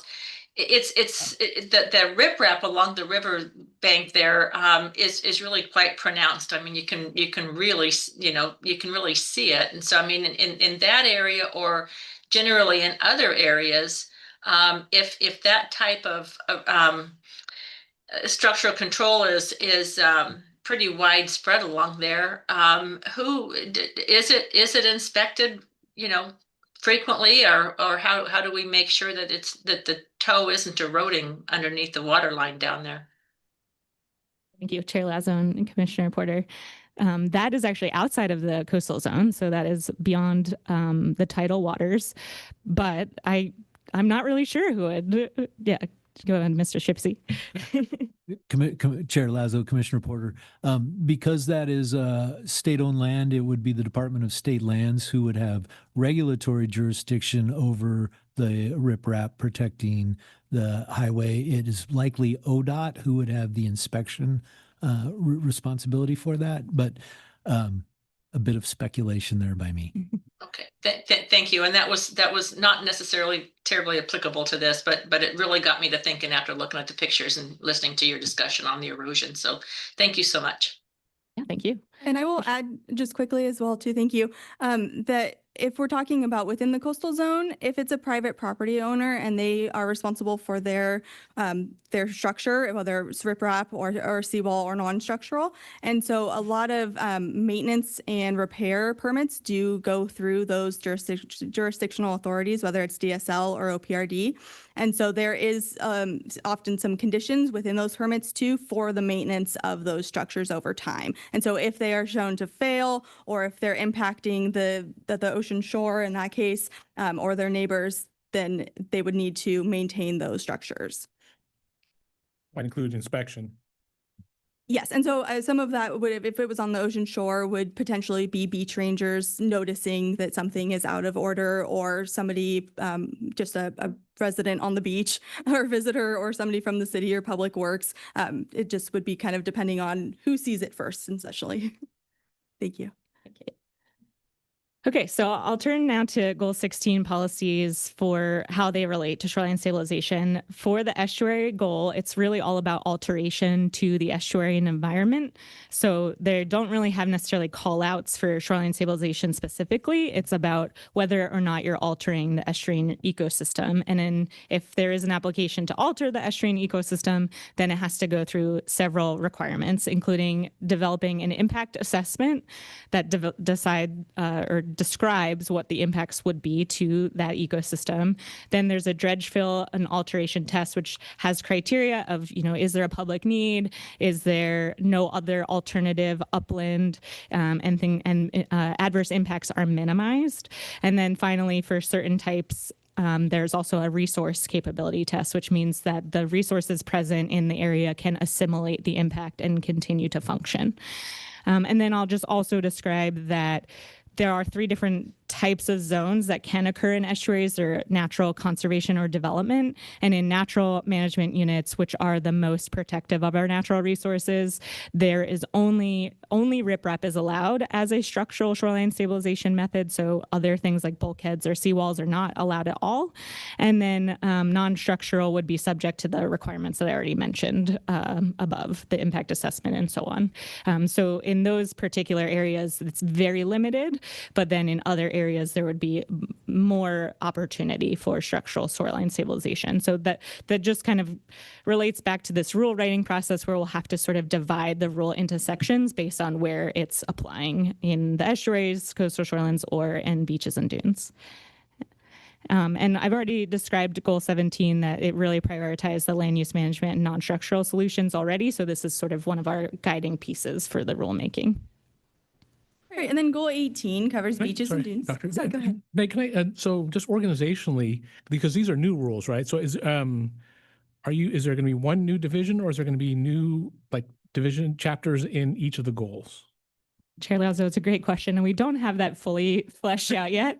I sort of envision it being one division, but different subsections that apply in the different pieces, but we're open to suggestions, and we're kind of seeing how it goes over time of how different they need to be. Okay. Yeah, thank you. And currently we have it set up so that there are a number of things that apply to all 3 environments. And then within that, we break it out so that it covers each of those requirements within the 3 areas under the 3 goals. Okay. Thank you. Thank you. Okay, so Goal 18 covers beaches and dunes. And currently under Goal 18, we either describe a property as being Goal 18 eligible or Goal 18 ineligible. And so for a property to be Goal 18 eligible, it had to be developed by January 1st, 1977. And so those eligible properties are eligible to receive either permits for structural or non-structural. So those properties can get riprap and seawalls and other structural types of shoreline stabilization. If a property is considered Goal 18 ineligible, so it was not developed by January 1st, 1977, then they are only eligible to get non-structural shoreline stabilization measures. So they cannot get any sort of riprap or seawalls. All eligible and ineligible can use non-structural shoreline stabilization measures, though. That is not often kind of used in practice. The kind of a common misconception is that if you are Goal 18 eligible, that means you get riprap. But there are still requirements within Goal 18 and the permitting process from Oregon Parks and Recs Department that there is a hierarchy and you have to have a justification for the need of those higher impact types of structures, proving that the lesser impact non-structural solutions would not be feasible to protect your property.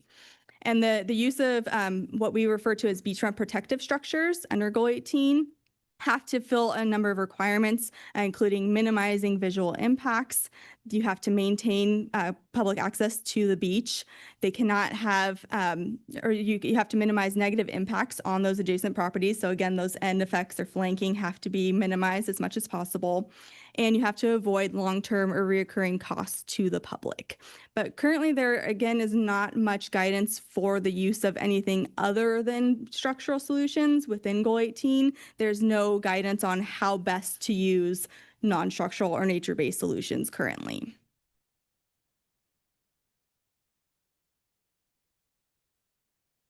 And so under Senate Bill 504 and this rulemaking, the main goal is to fill some of those gaps that we just described in Goal 16, 17, and 18. And so the Senate Bill 504 directs LCDC to adopt the rules by January 1st, 2028. And these rules, at a minimum, require us to define non-structural nature-based solutions and to guide the use of those non-structural nature-based solutions. Because as we just mentioned, there are a lot of limitations for the use of structural, but how do we use non-structural and where are those best used and most applicable? And these rules must conform with all other statewide planning goals. So they are not going to be in conflict with any other statewide planning goals. And you can see in this picture here is just another example of a cobble berm or dynamic revetment. And so you can see how the beach would still be usable. There would still be habitat availability for different species, and it's not going to block the view of anybody or cause major end effects for your neighbors in general cases. As we've been mentioning previously, both the Department of State Lands and Oregon Parks and Recreation Department both have jurisdictional authority over the environments that will be impacted by these new rules. So for Oregon Parks and Recreation Department, or OPRD, they are the permitting authority for any ocean shore alterations. So any improvements on the ocean shore, so basically anything outside of recreational use of the beach has to be permitted through Oregon Parks and Recs Department. And they are currently updating their ocean shore rules. And so we are working very closely with OPRD to make sure that their rules and our rules are not going to be in conflict with each other and that they will work in tandem together. Department of State Lands issues permits within wetlands and estuaries, and those are done under removal and fill permits. And those cover both non-structural and structural solutions, as well as the OPRD permits cover both structural and non-structural.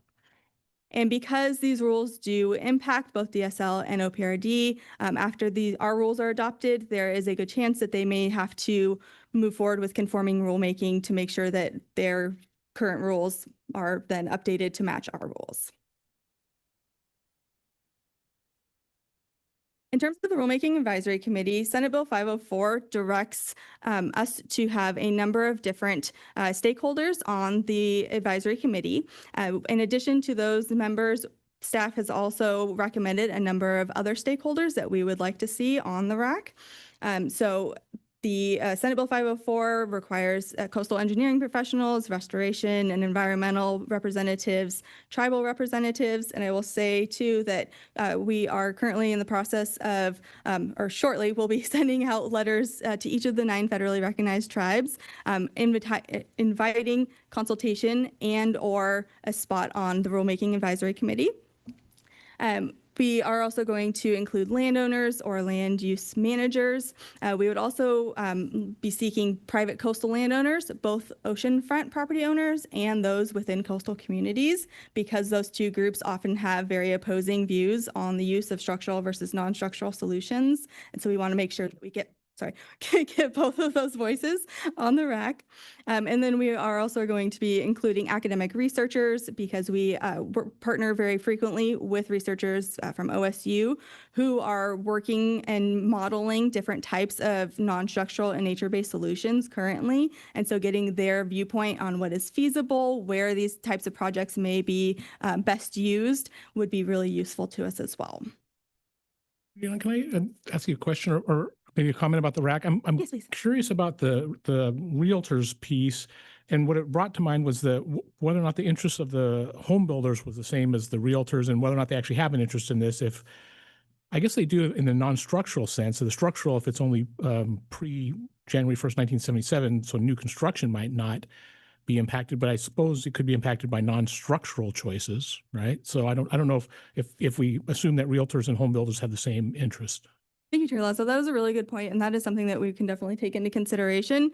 We do have contractors on the list, but those are generally, I think we were thinking more of who would be constructing the structure rather than the home itself. And so I think that would be a great voice to have on the RAC as well too. So we can certainly add that. And I will also add that's not on the list currently, but we did just present to the local officials advisory committee yesterday. And so we did receive feedback that potentially having emergency managers on the list would be helpful as well too. We did reassure them that we will be maintaining public access through this rulemaking, and so that those points would still be usable during evacuations or emergency situations, but having the emergency managers in the room to give their insight would be really helpful as well. And this might be that just reminded me of another piece, but this might be a technical place to make consultation with accessibility and disability rights groups.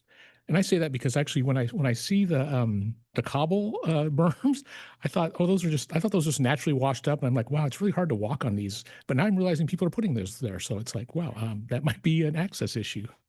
Thank you, Chair Lazo. And that's a great point. And in some cases, like Lisa just said, sometimes those cobble berms or dynamic areas or dynamic revetments are natural. And so that's what we're trying to replicate. And so, but in some cases, like in the pictures that we're showing, those are human-made designs.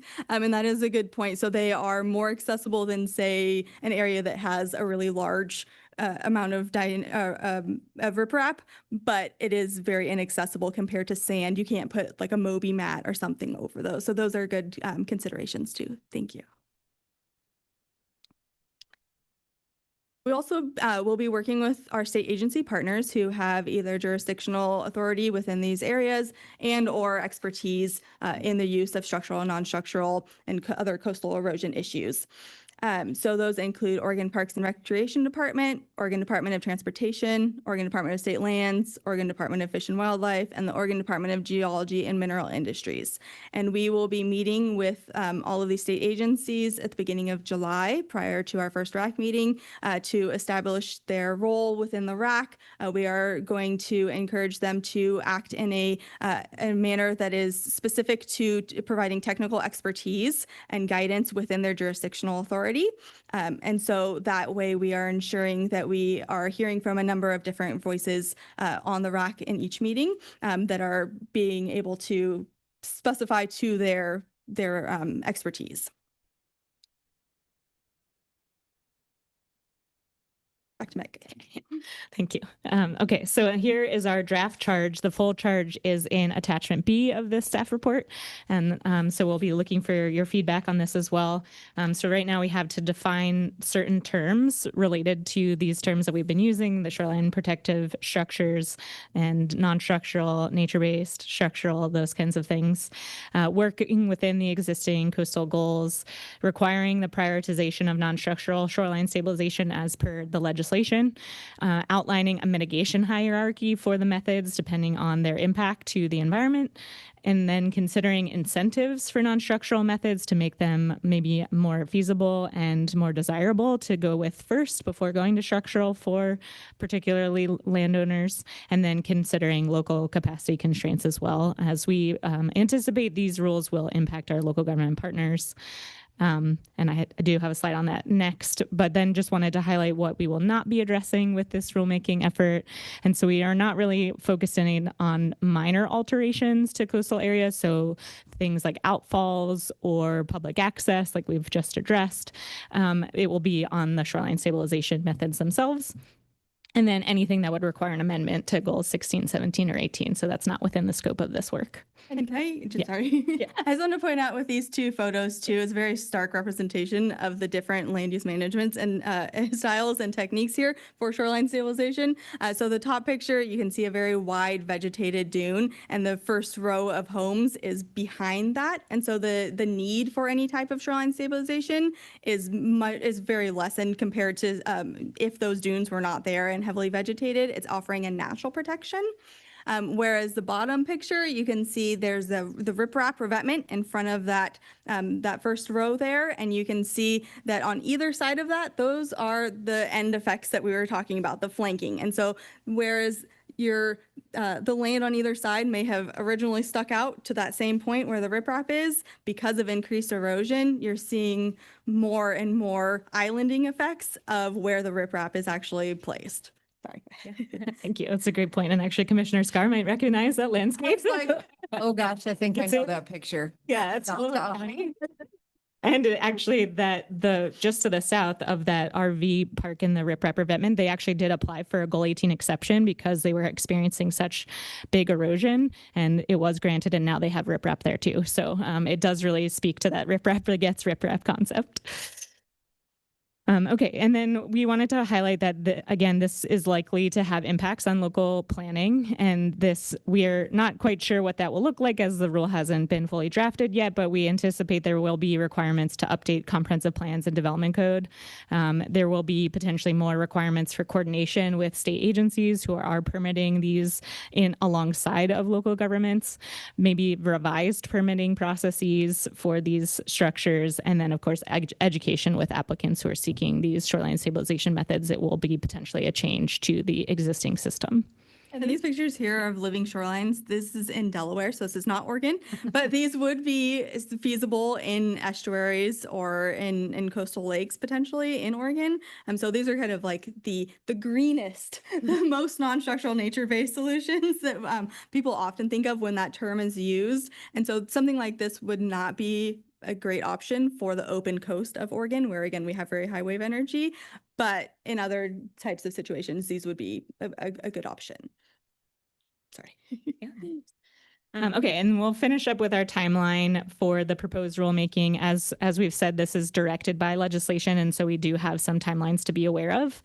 So we do hope to initiate with you today and then start our recruitment for the Rulemaking Advisory Committee right away. And then we anticipate hosting meetings with our Rulemaking Advisory Committee in September, October, November. Then we'll take a little bit of a break for the holidays and then come back with January, and then February, March, and then one more in May. And then we would come back to the commission for a public hearing in April and a final adoption deliberation in June. So similar to the coastal public access rules that we just did, kind of following a similar pattern there. And then we would have also a geographic hearing either in April or May, probably in Newport area for that requirement. And then anticipating the rules would become effective on January 1st of 2028, which is when the commission must adopt rules by. I will just flag that one of the reasons we want to get it done by June of 2027 is because we do actually have funding from the legislature to do this rulemaking effort, and that funding will go away at the end of June of 2027. So we do want to be mindful of that. So we'll turn it back over to you, Chair Lazo. And can I add one thing? Sorry. Thank you. We forgot to mention earlier, but we are working with facilitation team as well too for the Rule Advisory Committee meetings. And so they will be working on those with us. We have met a couple times so far already. And yeah, so we're excited about that, to have that help. Thank you.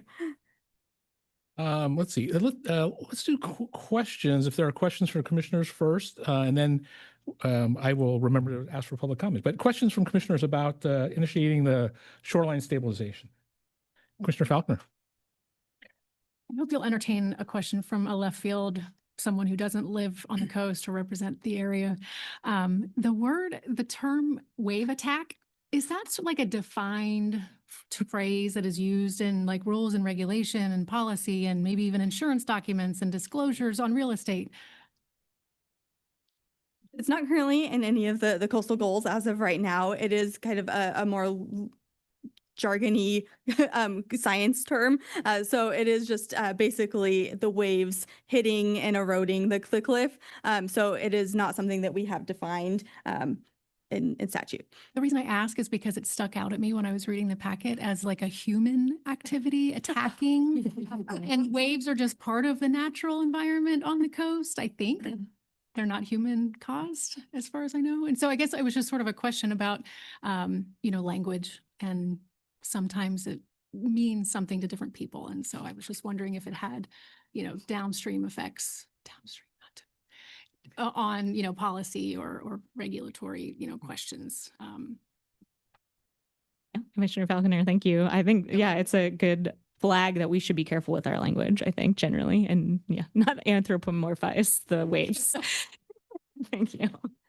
Yeah, and it does have a negative connotation for a very natural process. So thank you, Commissioner Falconer. Thank you. Commissioners, other questions? Commissioner will make comments. But... Okay. I have a question. Are you going to be looking at other states that have adopted similar, and are there ones that are like best practices where we can see this actually instituted and they're having good results? Yeah. Yeah. Commissioner Condor, thank you for the question. We are looking to other states, definitely. This has been a big thing on the East Coast for a long time. The concept of living shorelines is really how they term it. I would say that the living shorelines or nature-based solutions often will have more structural components than we would like them to have. So it is kind of sometimes, I think, a little bit disingenuous, especially like things coming from the Army Corps of Engineers, for example. They have some guidance on it, and it does include a lot of structural components. And so I don't think that would be the most appropriate. But the state of Washington is actually doing a rulemaking right now for their shoreline master programs, which are very similar to our comprehensive plans in Oregon for coastal resources. And they are doing a bunch of work on nature-based solutions and shoreline stabilization. I mean, the Puget Sound is very different than the Oregon coast here, so it's not completely an apples to apples comparison, but we are looking towards them for a lot of really good language, and we've already started to incorporate it into our rule draft.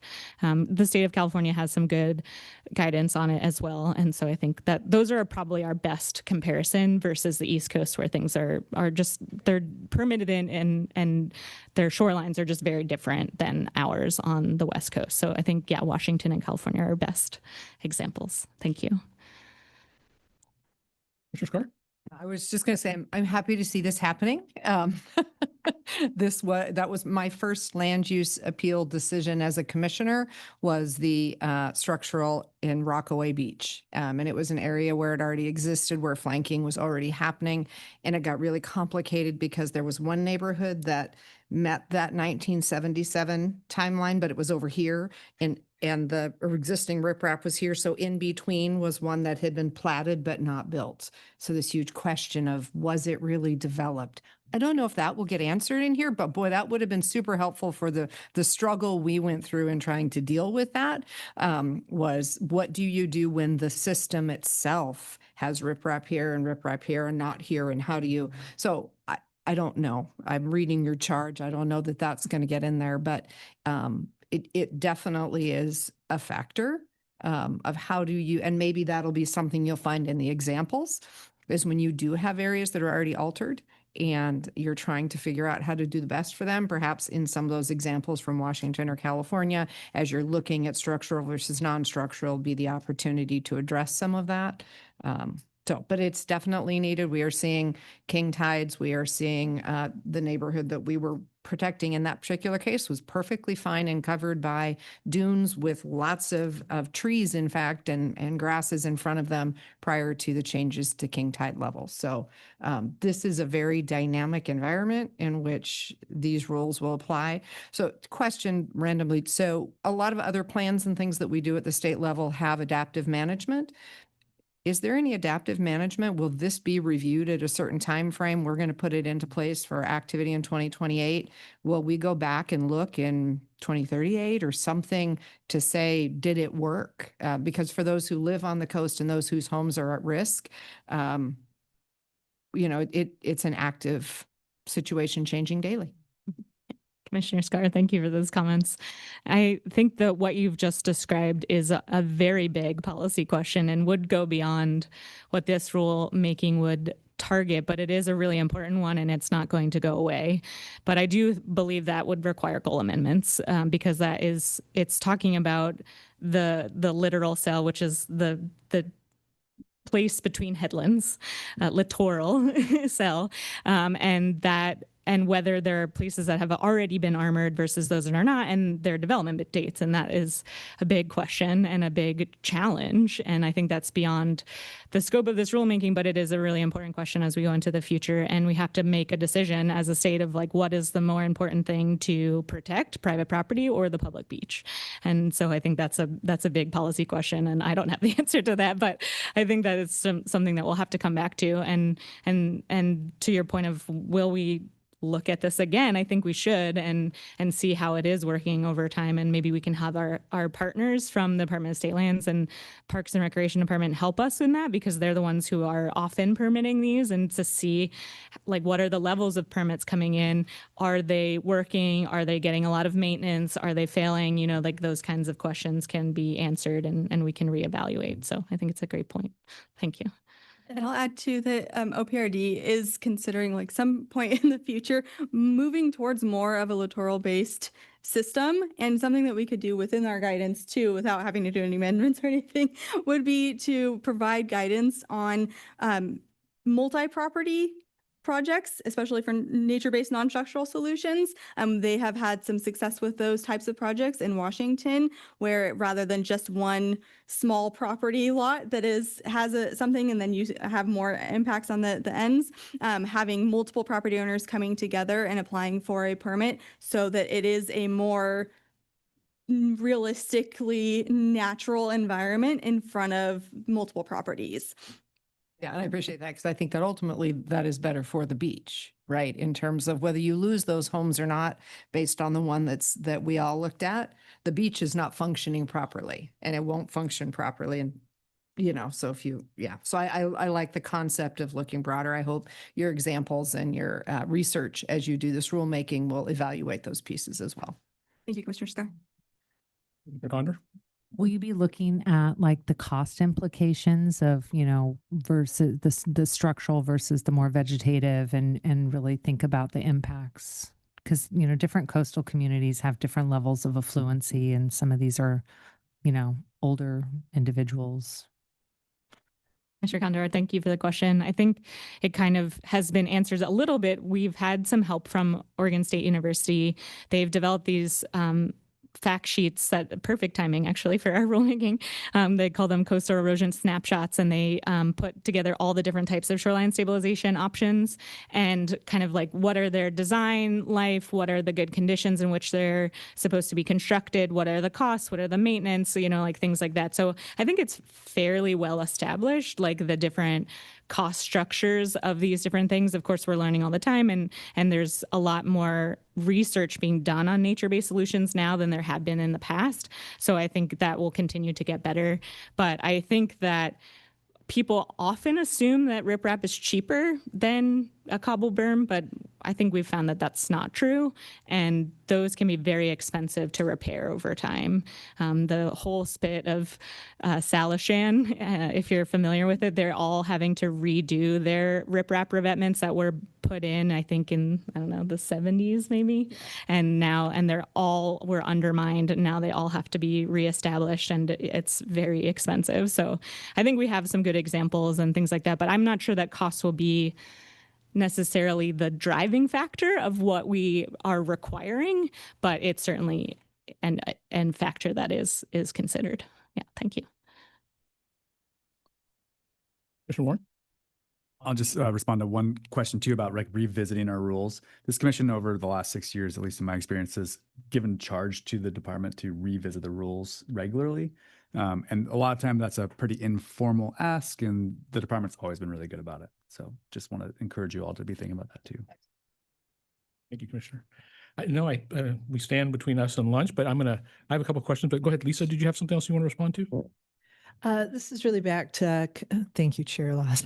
This is back to Commissioner Scar's question. I think the biggest challenge that we'll face with this rule is not necessarily in putting it together, but in what happens after that and the public understanding and the perception, and to be able to change the mindset of riprap works. Why would we do anything else? And so it's going to take a while, and nature-based solutions tend to take a while to really start to show benefits. And so it's going to be the long haul of implementing the rule that's going to, I think, probably be even more critical than the rulemaking process itself. So that's going to be working with the jurisdictions who also have that mindset. I mean, that's what we've been doing. So working with the jurisdictions, giving them the tools they need to help applicants coming in. So that's going to be the next big part of this once this rulemaking's done. Thank you. I'm going to ask a couple of questions about the charge. One is in the staff report at the top of page 3, you note there that this is an expansion of the legislatively directed rulemaking effort by including definitions that include some structural pieces. And even the charge specifically says define terms used, well, including structural, hybrid, and land use management measures, which is not included in the legislative direction. So I'm curious about that expansion. I'm assuming that there are some structural pieces that are related to non-structural nature-based that need to be included. Is that what I'm understanding from your expansion? Yes, thank you, Chair Lazo. We didn't really make that very clear in our presentation, so I apologize. But yes, we want to expand it beyond what the legislation directs us to do. And it's exactly what you said. There's a lot of components that we sort of have to define in order to use the non-structural. And we also have some background from a focus group we did on Goal 18 a number of years ago, where it was actually recommended that the department define beachfront protective structure, which is what's used in Goal 18, when we got the chance. But that it wasn't enough to warrant a rulemaking on its own. But if we ever did it, it would be a really good thing. So we're kind of just trying to roll that into this is our opportunity to take advantage of other things that really need to be defined. Thank you. And I guess the other thing is you could define those things there, but you're not necessarily writing rules. So for instance, you could define riprap, if obviously that's defined, but that's an example, a structural piece, but it's not necessarily what you would be prioritizing in the rules. Yeah. The other thing I would say is, and this is a good slide for that, the third part of the purpose, again, from legislation is guide the use of all shoreline stabilization methods. And I'm assuming that the last 3 there are actually kind of grouped and related like that, right? Because the first 2 are the definitions, and then the prioritization. Yeah, second one's the prioritization. So the last 3 is kind of is your what we're asking you to provide guidance and as the legislature asked. Yep. Okay, great. Thank you. Appreciate that. Any other final questions, comments before we go to public comment? Oh, for your first question, thank you, Chair Lazo. In terms of why we also want to define some of these more structural elements, is that one of the things we have been hearing over the years and recently as well is that one of the barriers to using non-structural solutions or more what would be considered hybrid solutions is that currently under this framework we have structural and non-structural, and it has to be completely non-structural to be considered non-structural. So it cannot have any human-made elements. It cannot deflect wave energy. It has to be deformable and move over time. It has to have space between. So there are a lot of check marks that have to be checked versus if it's structural, it's structural. And so if we're trying to encourage the use of non-structural, we need to make it more clear what is structural versus non-structural and how you can maybe have something that is more hybrid for an eligible property that would normally go to just riprap, but may be useful to have something that is hybrid, but have more non-structural elements as well. And so having that clarity, I think, is one of our main goals. Maybe even shift the language, right? From structural, it's a binary. We'll shift away from the binary. Yeah, Okay. absolutely. Thank you. Denise, anybody signed up for public comment on this item? No. No? Okay. If not, I think we are ready to entertain a motion with regard to initiating the rulemaking for the shoreline stabilization rulemaking. Sure, want to make a motion? Find the motion. Thank you, Commissioner Scar. Okay, I move that the commission initiate rulemaking as directed in SB 504 and supplemented by the charge in attachment B. Thank you, Commissioner Scar. And I'm reminded also that in part of our discussion, we did add some folks that we might consider in the RAC. And so if you're open to that, I think is our motion okay to include also as the RAC members as discussed? I would take the friendly amendment. Appreciate that. All right. Commissioner Scar has made a motion. Is there a second? I'll second the motion. Commissioner Bennett seconds. We have a motion and a second. Any further discussion on the motion on the table to initiate rulemaking on shoreline stabilization? Right. If not, Denise, could you call the roll? Commissioner Bennett, Aye. Commissioner Falconer, Yes. Commissioner Condor, Yes. Commissioner Porter, Aye. Commissioner Scar, Aye. Commissioner Warren, Aye. and Chair Lazo. Okay, and as usual, we'll appreciate seeing you all again in a year or so. Thank you. Thank you very much. Thank you all.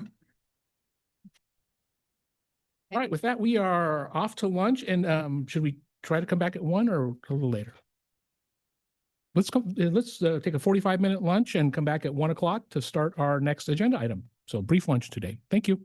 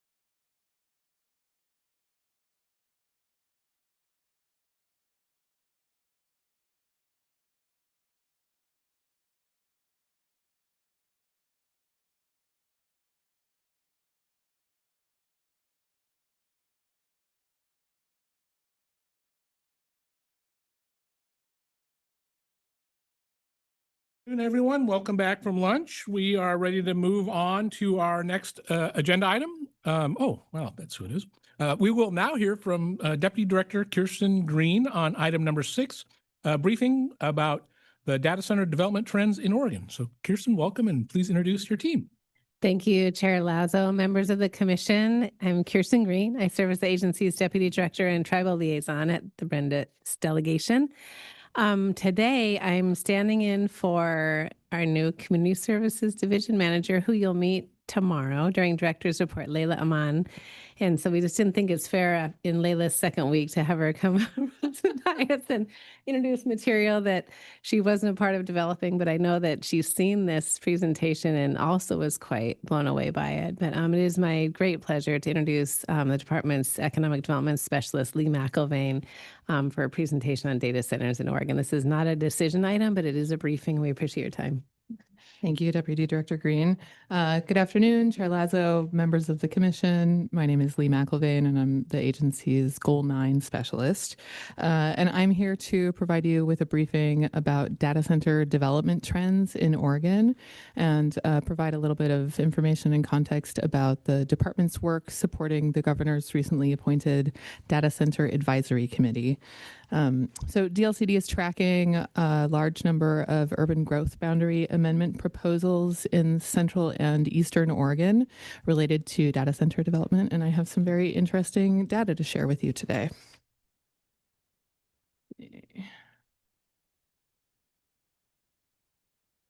All right, so what you see on the slide is a data center in the city of Boardman, which is one of a few communities in Oregon that is experiencing a lot of growth of the data center industry. But this is not just an Oregon issue. This is an industry that is proliferating across the country and, in fact, across the world. We see a lot of news about data centers because people have understandable concerns about this industry's resource consumption and about its impact on the character of their communities. The economic benefits of data center development are clear, especially for small towns and rural communities, but the costs are not always quite as transparent. For that reason, we see this issue playing out in city halls and increasingly in legislative chambers and now even in courts across the country. So in Oregon, urban growth boundaries limit where certain types of development may take place, but they are designed to expand to accommodate growth. That system of planned growth is somewhat challenged by the data center industry because its demand for land feels almost sort of unlimited at this moment in time when we're seeing a lot of speculative development occurring. It really is only contained by the capacity of the state's resources to sustain data centers and the willingness of communities to accommodate them. Before we get into some of the economic data that I would like to share with you, just a quick disclaimer. There is no agreed upon definition for the meaning of the term data center. So it might mean a building, it might mean a campus or a site. And that makes it sort of difficult to study this issue. The term is really used inconsistently. What you see on this slide is a cluster of 4 buildings for Amazon Web Services, representing approximately 1 million square feet of computing capacity in Boardman. For DLCD's purposes, when we study this issue, we are looking at buildings that are completed because it is much easier to define a construction end date or occupancy date for a building than it is for a campus, which is built out over time.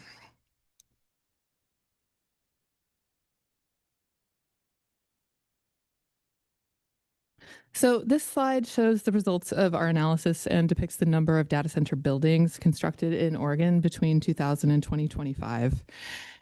In the year 2000, there were fewer than 10 data center buildings in the state. The majority of them were concentrated in the metro region, depicted here in the sort of like periwinkle blue-gray color. And they could really be considered part of the region's telecommunications infrastructure. They're not the same as the hyperscale facilities that we're seeing constructed now. At this time, the Google facility in the Dalles was already completed and online. And just for your awareness, we have lumped the Dalles wells into the Umatilla Basin, although it's technically adjacent to that region of the state. Around the year 2010, we start to see the number of data center buildings in the state double every 5 years. So this is depicting what you see is just a classic hockey stick exponential growth trend for this industry. There are, of course, limitations to growth for the data center industry. There is availability of workforce needed to construct these buildings. There's critical supply chain issues around semiconductors, energy transmission. So these are all economic factors that will have a tempering effect on growth of the industry in the future. But for the moment, the takeaway is rapid and accelerating growth of data centers. That is almost all driven by hyperscale facilities at this moment. And I also would like to note that the term hyperscale is not defined. This is more of a marketing term. So it makes it a little bit inconvenient. But for our purposes, you can just assume that hyperscale means very big, with very big resource needs, very big sites. And so the land demand for hyperscalers is also very large.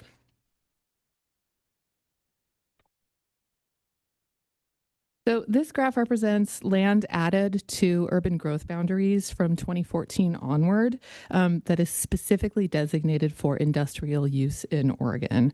The gray area represents general industrial land, so any industrial use could develop on this land. The yellow area represents land that is specifically designated for data center development in Oregon. The gray and yellow areas combined represent a total of 10,000 acres of newly urbanizable industrial land for employment uses in the state. And as you can see, the amount and proportion of industrial land designated specifically for data centers has been increasing quite a bit in recent years. And just to put a finer point on it, since the year 2020, almost 2/3 of every acre designated for industrial development in Oregon has been designated just for the data center industry. Land that's been added, right, Lee, in the statement you just made? That's correct. Yeah. Yeah, thank you for the question. So land use is not the only factor that has people somewhat concerned or at least cognizant of development trends in this industry. There are also impacts to water, energy, and economic development issues for small communities. And to respond to these concerns, the governor recently appointed citizens to the State Data Center Advisory Committee, or you might hear me refer to it as the DCAC. And this group is charged with considering the impacts and opportunities that are provided or resulting from data center development in the state. And they're going to be responsible for developing policy recommendations for the state to address future growth and potentially come up with a methodology to regulate future data center growth in the state. So this group was convened in January. They are advancing a policy framework that considers land use. So this is of great interest to DLCD. And we expect that they will be producing a report that they will deliver to the governor's office by the end of this calendar year. These policy recommendations will likely be considered by the legislature in the long session in 2027. So we look forward to supporting the committee in its work for the remainder of the year. For the time being, this group is holding monthly meetings that address different issues around data center development. They are the last Friday of every month. So their next meeting is tomorrow. They're talking about affordability issues, energy issues, and I believe business incentives are on the slate for tomorrow. If you would like to tune into that, there are links in your staff report so that you can observe the proceedings of this committee. I have found them to be very interesting, and I have learned quite a bit from our agency's participation in this. DLCD presented on land use at the April meeting of this group, along with several local governments and land use advocacy organizations. And I'm happy to share that the committee was especially engaged in our presentation, and I think that we all learned a lot from each other. We are learning a lot from this effort, and I'd like to share a little bit more of our research with you now. So Oregon has three primary regional growth markets for data centers. The fastest growing is the Umatilla Basin, which consists of Umatilla and Morrow counties, to a lesser extent Gillum County. Central Oregon is an established data center market that is also seeing some growth, primarily in Prineville. And in Washington County, that growth market is focused in Hillsborough. 80% of all data centers in the state are currently sited inside cities in urban growth boundaries.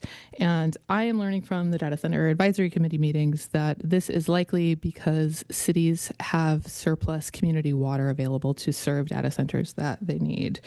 About 20% of all data centers are located on rural industrial land, and the state is not awarding any additional water rights for new industrial uses in the future.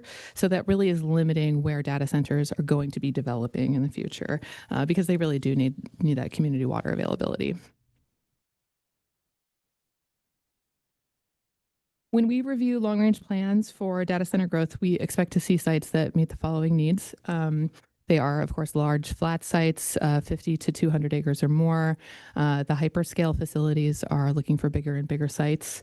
Community water is important, as I mentioned on the last slide. So they're looking to be served by a city or perhaps a port that has surplus water availability that's already designated for municipal or economic use. Obviously, they need access to high capacity electrical transmission lines, and that leaves zoning. So most cities consider data center use to be a light industrial use. That means that it's a productive employment use, but doesn't have the same degree of externalities as a heavy industrial use would. There are other important siting factors. Many cities are actively pursuing data center development as an economic development strategy.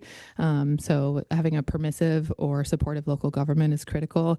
But there are other cities that simply have a permissive code that allows data centers to develop in their light industrial zone without attempting to regulate it at the local level. Hyperscale facilities generally are seeking property tax subsidies, and these are traditionally awarded through the state's enterprise zone program. But currently there's a moratorium on that, and we can talk a little bit more about that later if we have time. And then finally, data centers are seeking inexpensive available land. The exception to this is the city of Hillsborough, where land certainly is not cheap, but there are co-location advantages with the tech cluster there and undersea fiber cables that happen to pass through the city, making that a desirable location.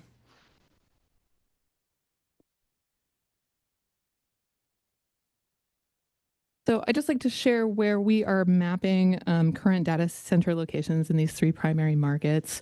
The red blocks that you can see on the screen are each a probable data center building. The red line indicates urban growth boundaries around these cities. So this is the Central Oregon market. There are established data centers in the city of Prineville. They are mostly belonging to Meta and Apple. And you can see that they're situated on the bluff above the rest of the city. So it's quite separated from residential and other employment uses, and that makes for a successful urban forum for Prineville pursuing this as an economic development strategy. Bend also has some data centers, but it is not a growth market. Not depicted on this slide is the city of Madras, where we understand that there is some interest in some of the large industrial sites that it has available.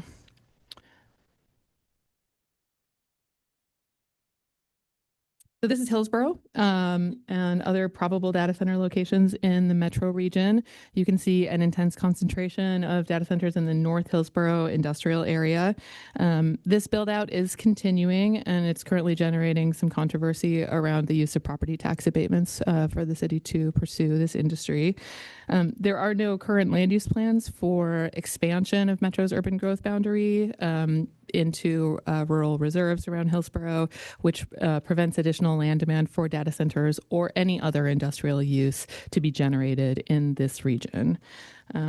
But you know, the fact that data centers are competing for urban industrial land within the metro region is really kind of further fueling some speculation around industrial land in this industry. So in the Umatilla Basin, you can see the cities that are already experiencing growth of this industry, as well as some of the rural development trends that are taking place here. The cities of Boardman, Umatilla, and Hermiston have each recently completed or are pursuing urban growth boundary amendments that specifically would cite additional data center development. The city of Oregon does not currently have data centers, but we understand that there is intense development interest in this city. And not depicted on this map, but just to the west or to the left is the city of Arlington, which is in Gillum County, which recently sold 400 acres of industrial land to Amazon Web Services. And city leadership there are now considering whether they need an urban growth boundary expansion because they've exhausted their industrial land supply. So these are not all of the data centers in the state, but these are the primary markets where this industry is growing at the fastest clip.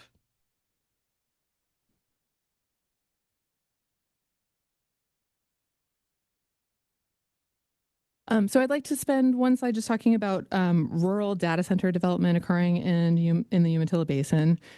Morrow County has a unique combination of factors that allow this use. First of all, it contains a significant amount of rural industrial land, and that includes lands held by and served by the Port of Morrow. In most regions of the state, rural lands do not allow for data center development because these projects cannot be served with urban levels of infrastructure. That is different in Morrow County.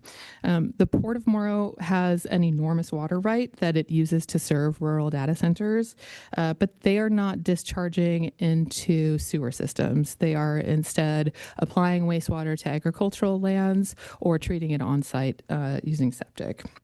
And then finally, in this region, there are significant land holdings in common ownership, primarily by 3 Mile Canyon Farms, which is an experienced property owner, very interested in working with the data center industry. In its proposed plan amendments, the county has demonstrated that there is demand for data center sites that is not currently met inside of urban growth boundaries, and that is a key criteria to allow rural industrial use of this type to develop. I'd like to share just a little bit about the department's perspective on rural data center development. We can see that data centers have characteristics of both rural and urban industrial use.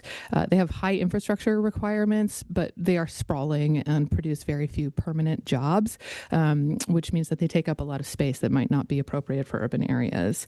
And the department, to be totally transparent, has been in a bit of a quandary about what are the most appropriate locations for this use in the context of essentially unlimited land demand.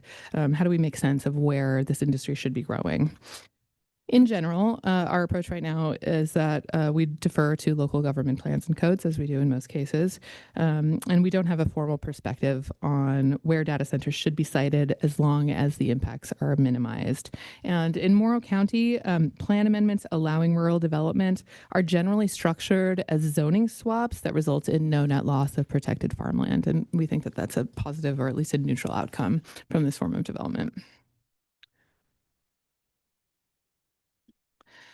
I showed you some maps and graphics describing existing data centers and development trends looking back for the past 16 years or so. But these tables show future land demand.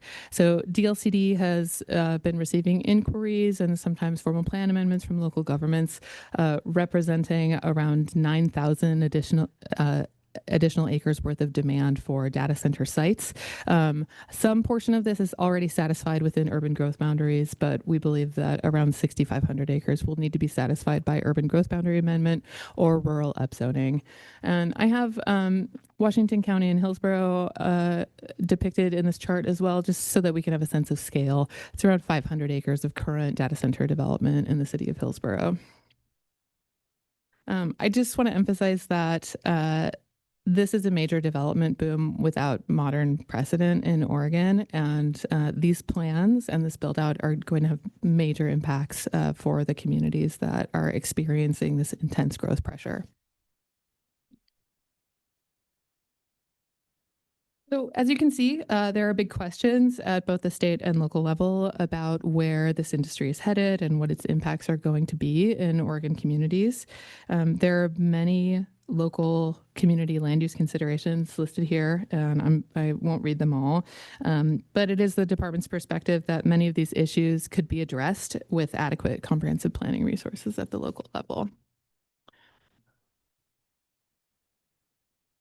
There are also major regional and state questions about impacts and resource use and regulation that perhaps cannot be answered at the local level. And we look forward to working with the Data Center Advisory Committee to help inform their recommendations around some of these issues.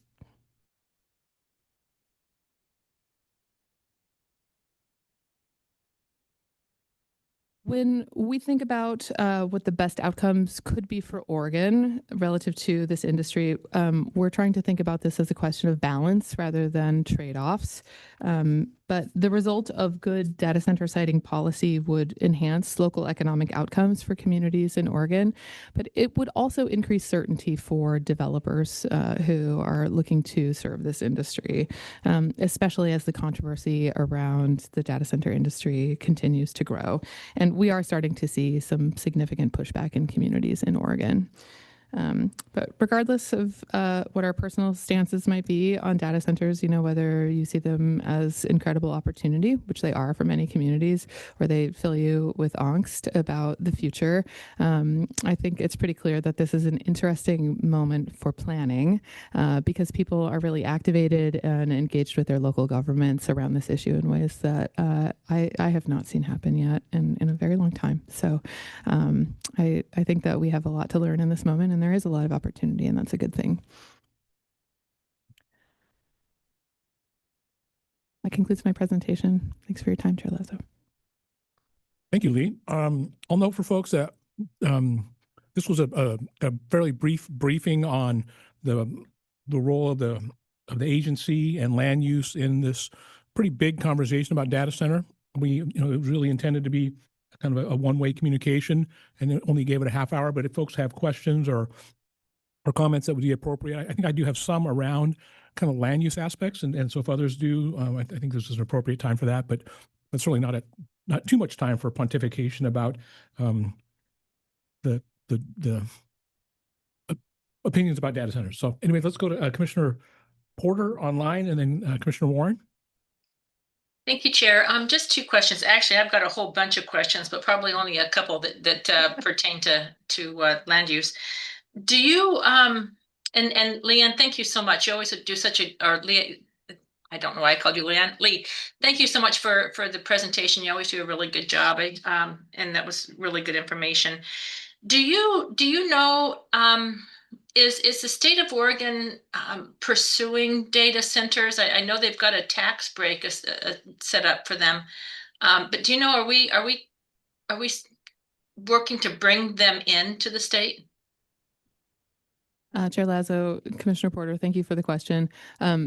Data centers are not a prioritized or target industry for state economic development priorities. They are identified in several local and regional plans as a critical economic development opportunity. The tax breaks that are available to data centers are available to many industries. And so although data centers seem to be so far utilizing programs like the Enterprise Zone program at higher levels than other industries, that is not by design. It just is a market factor resulting from the intense growth in that industry right now. Okay, thank you so much. And I don't know if it's too soon to tell, but have you heard any estimates on if and when this industry might finally plateau? No, I have not heard any estimates on that. Okay, I'd be surprised, but was curious. Thank you so much. Yeah, thank you, Commissioner Porter.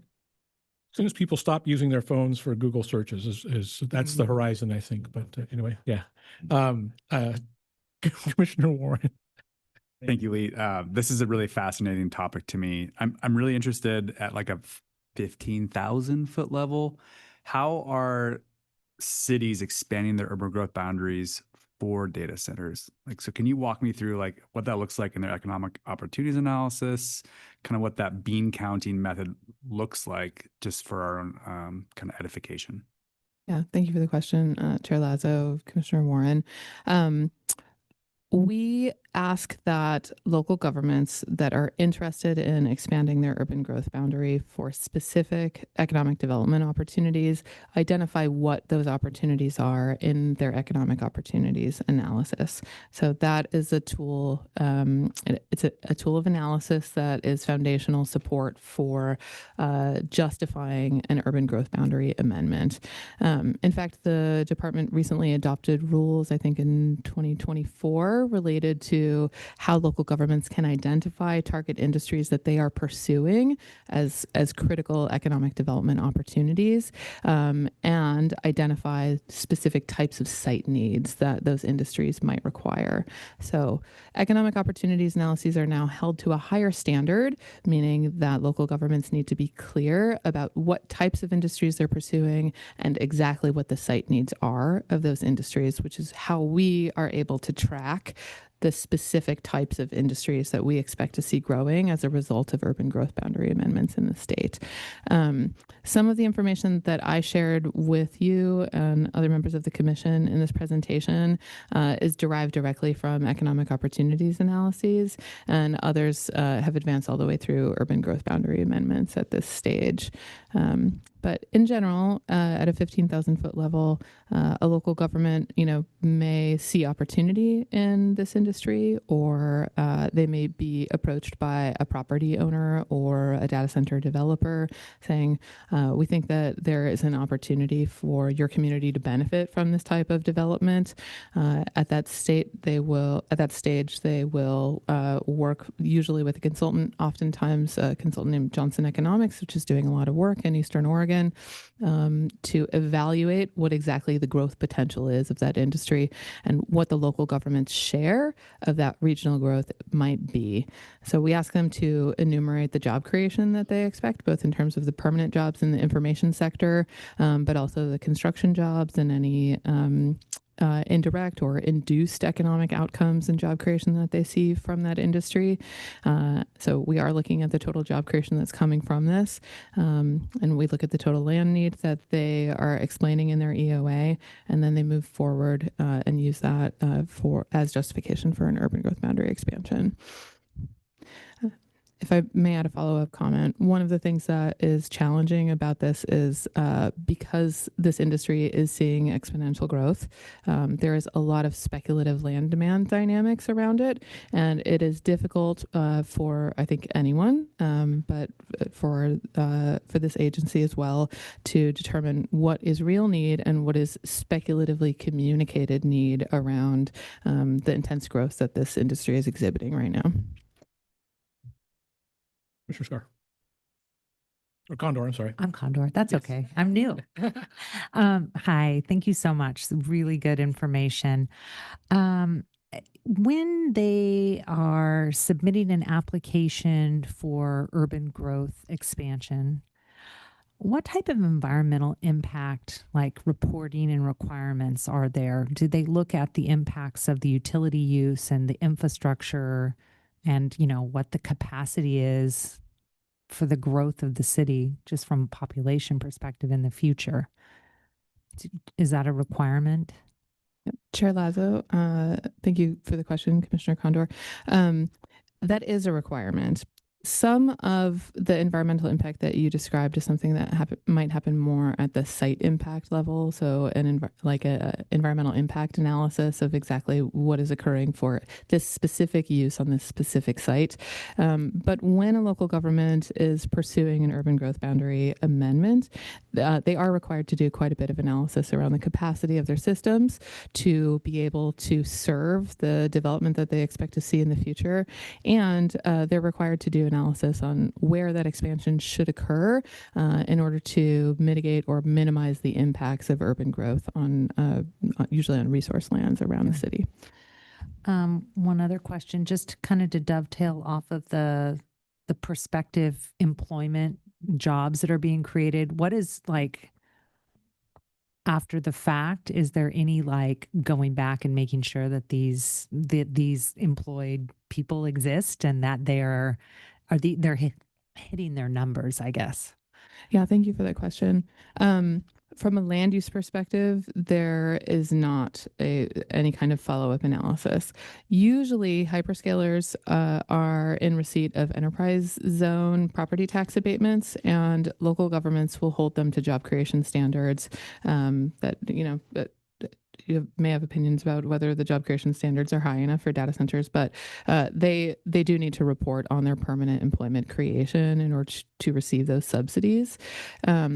One thing that is very challenging about this sector is that it is extremely concentrated in terms of the number of employers, the name of that employer, and the intensity of that employment within the regions where we're seeing the greatest levels of development.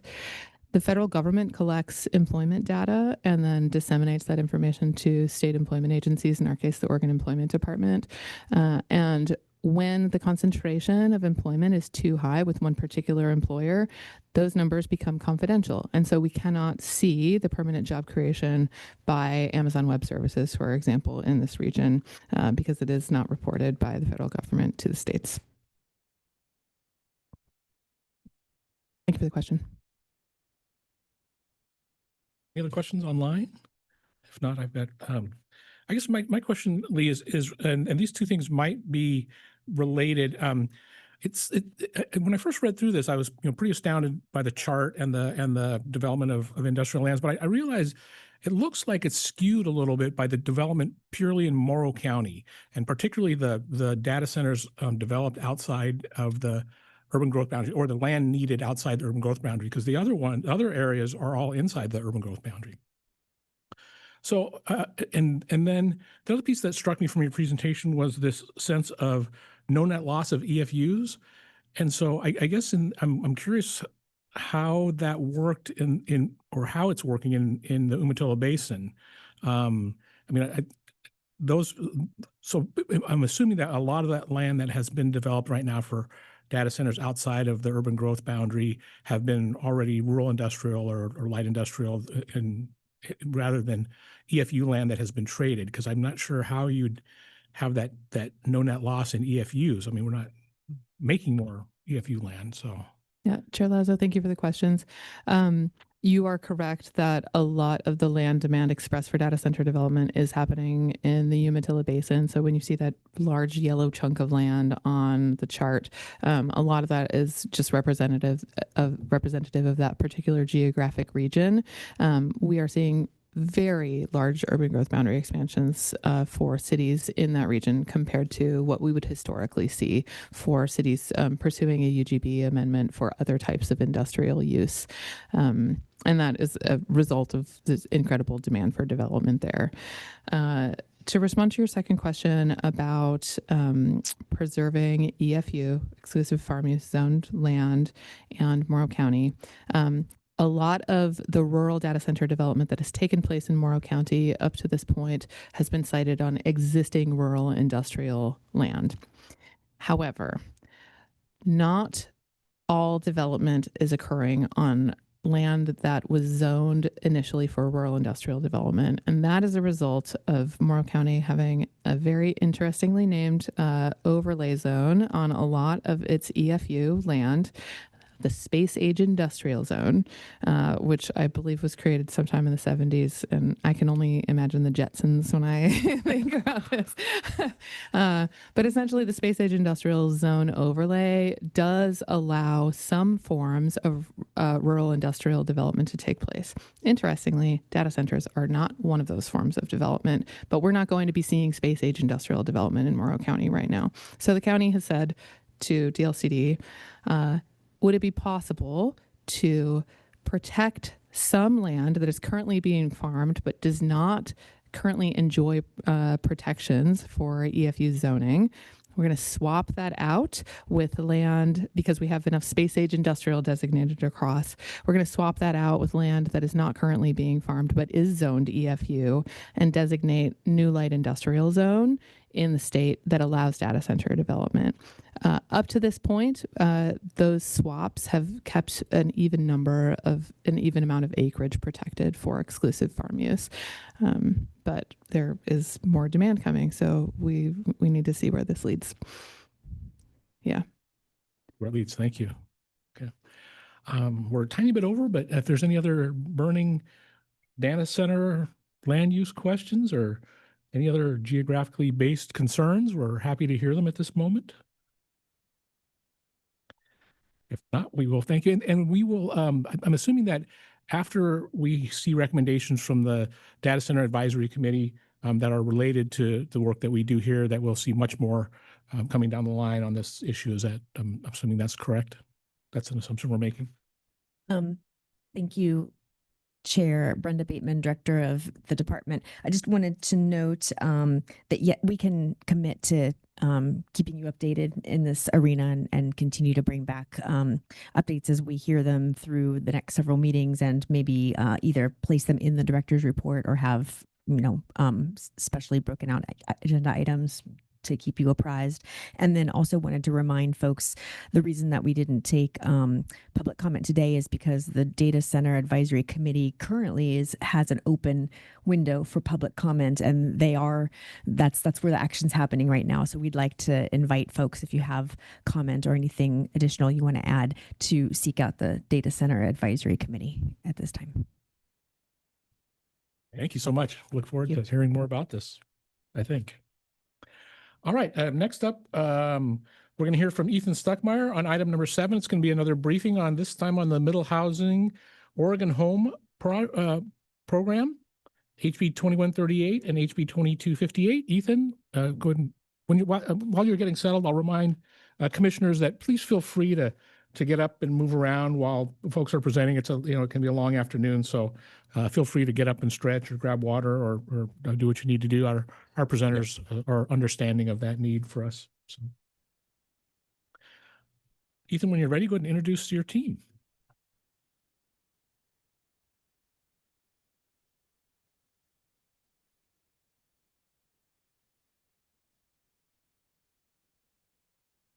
Thank you, Chair Lazo and Commissioners. For the record, my name is Ethan Stuckmeyer. I manage the Housing Division here at the Department of Land Conservation and Development. I'm joined today by Becky Coutinho, who will introduce herself in just a moment. And also, I think, or I hope at least, we'll have a representative from the Building Codes Division at the state. That's Andy Bolton, who's the Acting Manager of Policy and Technical Services at the division. There he is. All right, so today we will go through a few things. We'll go through an overview of the actual legislation itself. We'll talk about what that rulemaking process looks like, particularly focusing around phase 1. We'll talk a little bit, reminding commissioners and overviewing the rulemaking charge with new commissioners. We'll talk about those key dates and timelines. I want to remind the commission that we're not asking you to take any action today, and this is a briefing. When we get to the key dates, I'll kind of just tease it here. We'll be asking the commission to open a public hearing on these rules in July. So at your meeting next month. All right, so a little bit of an overview just to kind of set the stage here for this rulemaking. The Oregon legislature in 2025 adopted these two bills, House Bill 2258 and House Bill 2138. These together are the two pieces of legislation that are organizing around this one rulemaking effort that we're calling for shorthand, the More Homes Rulemaking. And so that's an acronym, MHOR, that stands for Middle Housing Oregon Homes. And this is a combination of these two bills. I'm going to focus first on HB 2258, which is the Oregon Homes Bill. So the Oregon Homes Bill, House Bill 2258, establishes this Oregon Homes program that will provide a suite of housing developments that must be permitted by local governments on eligible lots based on building code and land use standards established by the state. Put another way, this program establishes the state standards that development or that local governments would apply to development that meet certain conditions and are proposed to be developed on certain lots. So those kind of development scenarios, a local government would not be able to apply its own zoning standards to those developments. And of course, this is intended to significantly reduce the time and variability of the permitting and review processes so that those common developments on low barrier sites can proceed quickly through the land use entitlement process. The other bill, House Bill 2138, is related to middle housing. This is the MH portion of the More Homes acronym. It includes more than just middle housing, though. It is middle housing was originally established by the passage of House Bill 2001 in 2019. And this is really a refinement of some of those standards. Now, 5 years in to the middle housing being developed in the state, what kind of barriers are still left unanswered? And this bill seeks to or directs the department to seek to overcome those barriers in administrative rules. But it also includes those kind of siting and design standards for accessory dwelling units, single room occupancies, and prefabricated manufactured structures. In addition to that suite of rulemaking, House Bill 2138 also directs the department to establish, or the commission to adopt, a statewide model system development charge methodology, and then adopt or complete an associated report to the legislature to state how that model system development charge methodology could be used or incentivized further by use by local governments in the future. And I'm going to pass this off to Becky, who's the lead on the rulemaking for the department, and talk a little bit more in detail about particularly phase 1 of this rulemaking. So Becky, please. Thank you, Ethan. Good afternoon, Chair Lazo, Commission. My name is Becky Catino. I use she, her pronouns, and I'm a housing planner with the Housing Division with DLCD. And as Ethan mentioned, I'm the project lead for Phase 1. So I'll cover today really only Phase 1, again, those portions of 2138, and then includes all of 2258. Going into Oregon Homes first, covering the intent here is to provide a suite of housing developments that must be permitted by local governments on eligible lots based on building code and land use standards established by the state. So again, it's that creation of state standards that could be applied at any local government within Oregon.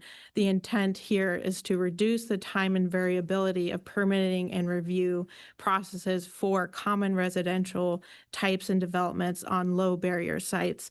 And what is defined as a low barrier sites is prescribed in the bill language that you can find on section 2 sub 3. And then what in section 2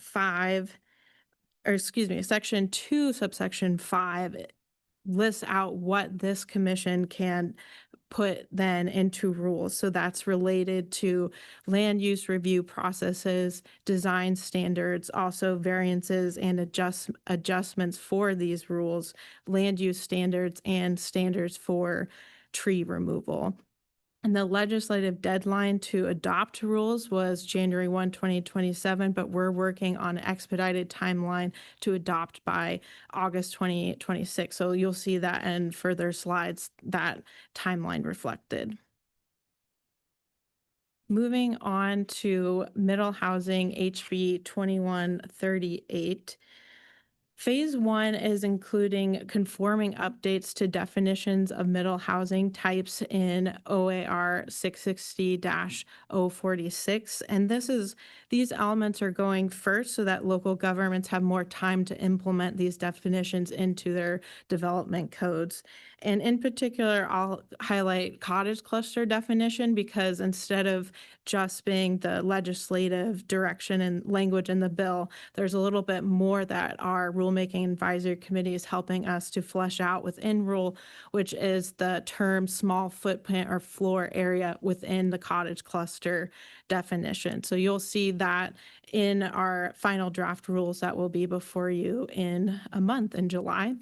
And phase 2 is going to begin in August of 2026. So really picking up right immediately after this phase 1 wraps up. And the overall rulemaking for 2138 must be concluded by December 31, 2027. So that's reflected here. Getting into the rulemaking charge, as a reminder and for new commissioners, that in October of 2025, LCDC initiated this rulemaking process and approved the following charge. The full text is in the staff report, but just highlighting that the charge is to implement the principles in statute, to emphasize the efficiency of the development process and to remove barriers, and to establish clear criteria to spur development of the Oregon homes. As mentioned, this phase one kicked off in January of 2026, and a rulemaking advisory committee was formed. There's been 5 meetings so far held from February till May, and we have a diverse range of perspectives and memberships on our rulemaking advisory committee, representatives from local governments, cities, counties, regional entities, home builders, including market rate and affordable, parties involved in the housing development process, land use advocates, community serving organizations, and community members with lived experience of homelessness. Something different and unique about this rulemaking advisory committee is we actually had pre-recorded materials in advance of meetings. So typically rulemaking advisory committees, there would be presentation at the beginning, 15, 20 minutes long, but instead we pre-recorded that portion of the meeting. Folks could watch on their own time before the meeting and then have more time for discussion. So we can report out at the July meeting a little bit more how that went. And then just to note that phase 2 will have a rulemaking advisory committee with different membership. All right, getting into the timeline. So phase 1 of HB 2138 will wrap up along with 2258 rulemaking here in August, and then phase 2 will kick off again in August and complete by end of December 2027. With that, SDC report has a little bit more time until the middle of the year in 2028. And then as far as key dates for phase 1, so the final draft rules are going to be published on July 1, and the public comment period will begin. July 9 is the final phase 1 RAC meeting, so they'll review those final draft rules. And then July 29th, the LCDC public hearing is scheduled. August 2nd is going to be the close of the formal public comment period. And then August 27th, 28th is the LCDC adoption hearing for this item. And with that, Chair Lazo, thank you. That concludes our presentation. Great. Thank you, Becky. Thank you, Ethan. I know that's a pretty high overview of a fairly big process and one that started before our new commissioners came. So happy to spend some time. If you probably don't know what you don't know at this point, but if you have questions about this process, I think we've got some time to go through that. Or commissioners who have been following this process, if you have questions about where we are or what's coming, I think I'm when it comes kind of to the end of this, I do want to talk a little bit about what to expect kind of between the dates that we see here. But I think I want to open it up for commissioners just to if you have general questions about this body of work, then happy to have you chime in. Commissioner Condor. Thank you both. It's an exciting opportunity. For clarification, just to educate me a little more, is this kind of like community design standards that they have in Portland, where it's prescriptive that says if you build this in this location, you don't have to go through a design review or like an entitlements process? Is that kind of what we're talking about here? Chair Lazo and Commissioner Condor, it is similar to that in that there are qualifying housing types that are eligible for this program, and there is additional eligibility criteria for the lot on which you're developing. So if those two things stack together, then this development or the developer and the city go through this kind of Oregon Homes program, applying those particular standards, applying those particular land use reviews. So in that way, it is somewhat similar. I'm not familiar with this exact program. And so is this designed more for single family residents, not as much for multifamily? Because I see it goes up to 20,000 square feet. That's right. So there are housing types identified in the bill that this applies to. It's single unit detached, accessory dwelling units, all the middle housing types, and multi-unit development between 7 and 12 units. So or between 6 and 12, so 7 to 11 units. I think that's it. Thanks.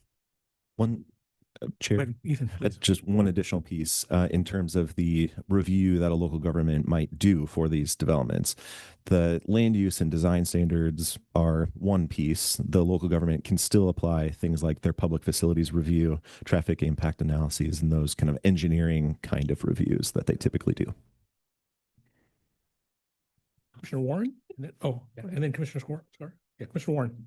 Just to build off of that, can you talk a little bit about how the Oregon programs rules are going to be structured? Like, are these going to be model codes that the cities adopt by reference, or are we expecting for them to build them into their codes through code updates? Like, what's the process look like?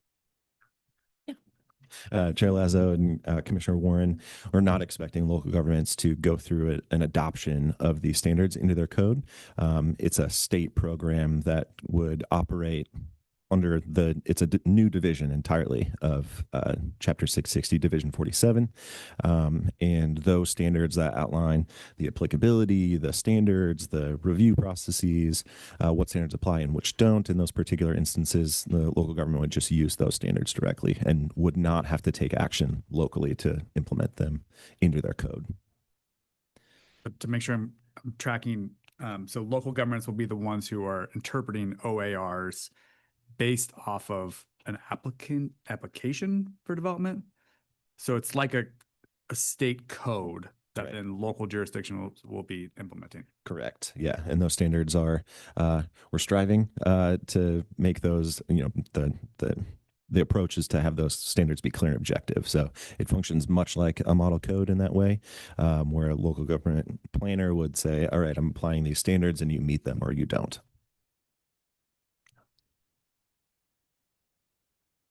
Oh, let's go to Commissioner Scar before I make a comment about that. Sure. So I kind of similar questions, I think, to the commissioner, just so local. So if I decide I want to use one of these, I walk into my local planning office and I say, I want to use the Oregon, I forget what you called it already, sorry, the Oregon Builds program. Did they get something offline that said, and I want this one? Or, I mean, how does this actually work? Sure. Yeah, Chair Lazo and Commissioner Scar. Sorry, Becky, I keep jumping in. So there are opportunities for the kind of pre-approval of those the actual building itself, the structure. There's an opportunity through the Building Codes Division to develop what are called permit-ready plans. So these are ones that are developed by the Building Codes Division for use generally to the public. There's also a program called the Master Plan Review Program, also at the Building Codes Division, that would say a builder could take their own building that they have been building across the state and would like to do more of that to apply through and get that pre-approval, kind of the sign off by the Building Codes Division. There's also another opportunity of builders to design a building towards those housing types that meet the eligibility criteria in the statute and the Division 47 rules to say, city, here's my Oregon home. It's on an eligible qualifying Oregon home lot. Please confirm that those are true and approve my development. So there's kind of like those three opportunities to identify what the housing types that a builder's seeking to build on an Oregon home lot. Okay, and will they apply to local setbacks and things apply so that neighborhoods don't end up looking completely jumbled? Chair Lazo and Commissioner Scar, no, the standards that the state establishes here in Division 47 are the standards that a local government would apply to that development.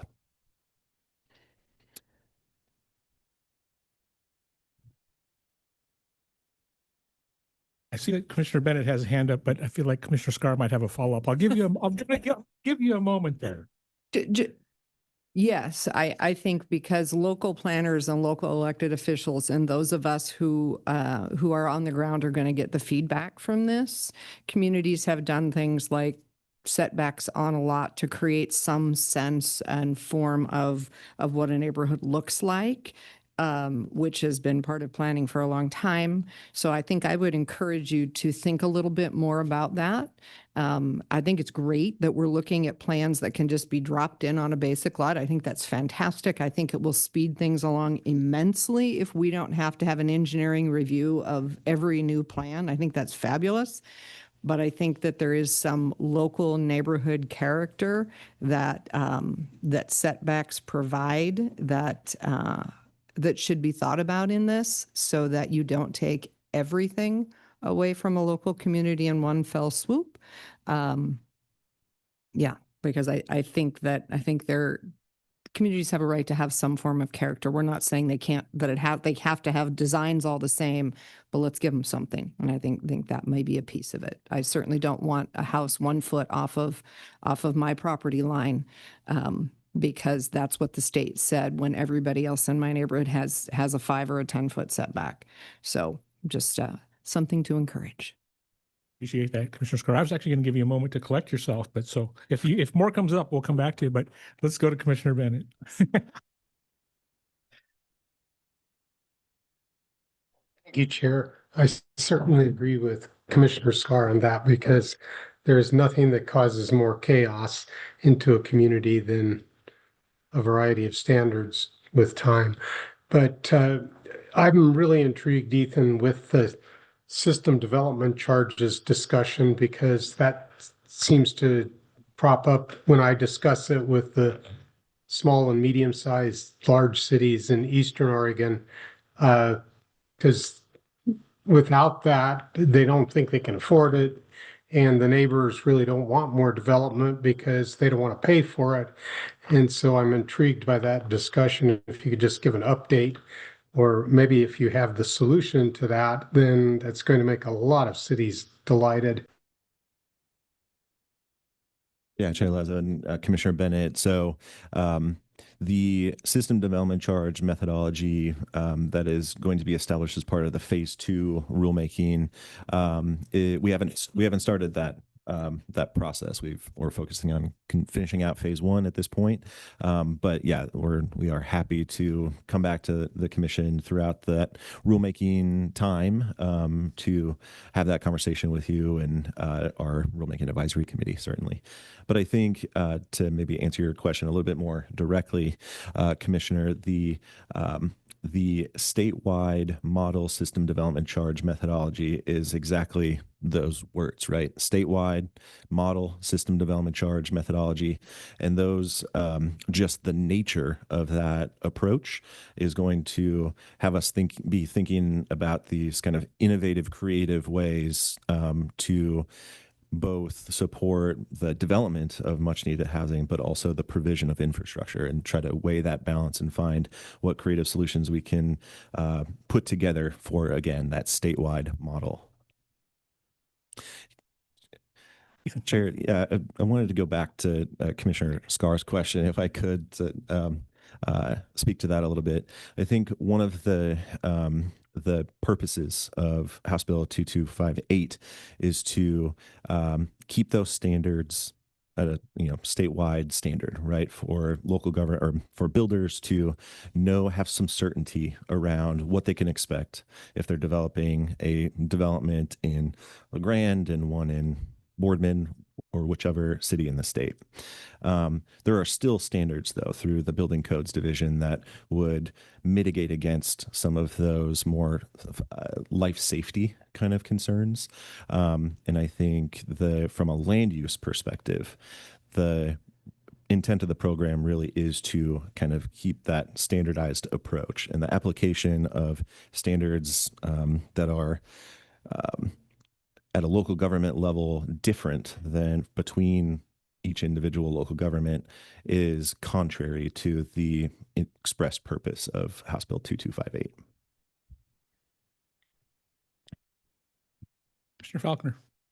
I want to maybe sort of build off of Commissioner Condor's questions because a likely scenario that I see and where I might have concern is not necessarily with we're referring to builders and developers. And so this isn't necessarily a concern for the, 7 to 11 unit, but this also can apply to ADUs and other, very small developers. And I would say they're not really developers at all. Maybe they're individual homeowners who may really not be aware that their proposed development would qualify or that their site would qualify. And so my concern is really about, a communication piece and a lack of awareness both from the person who would be the developer and making sure that the local government is also aware and communicating that to that applicant.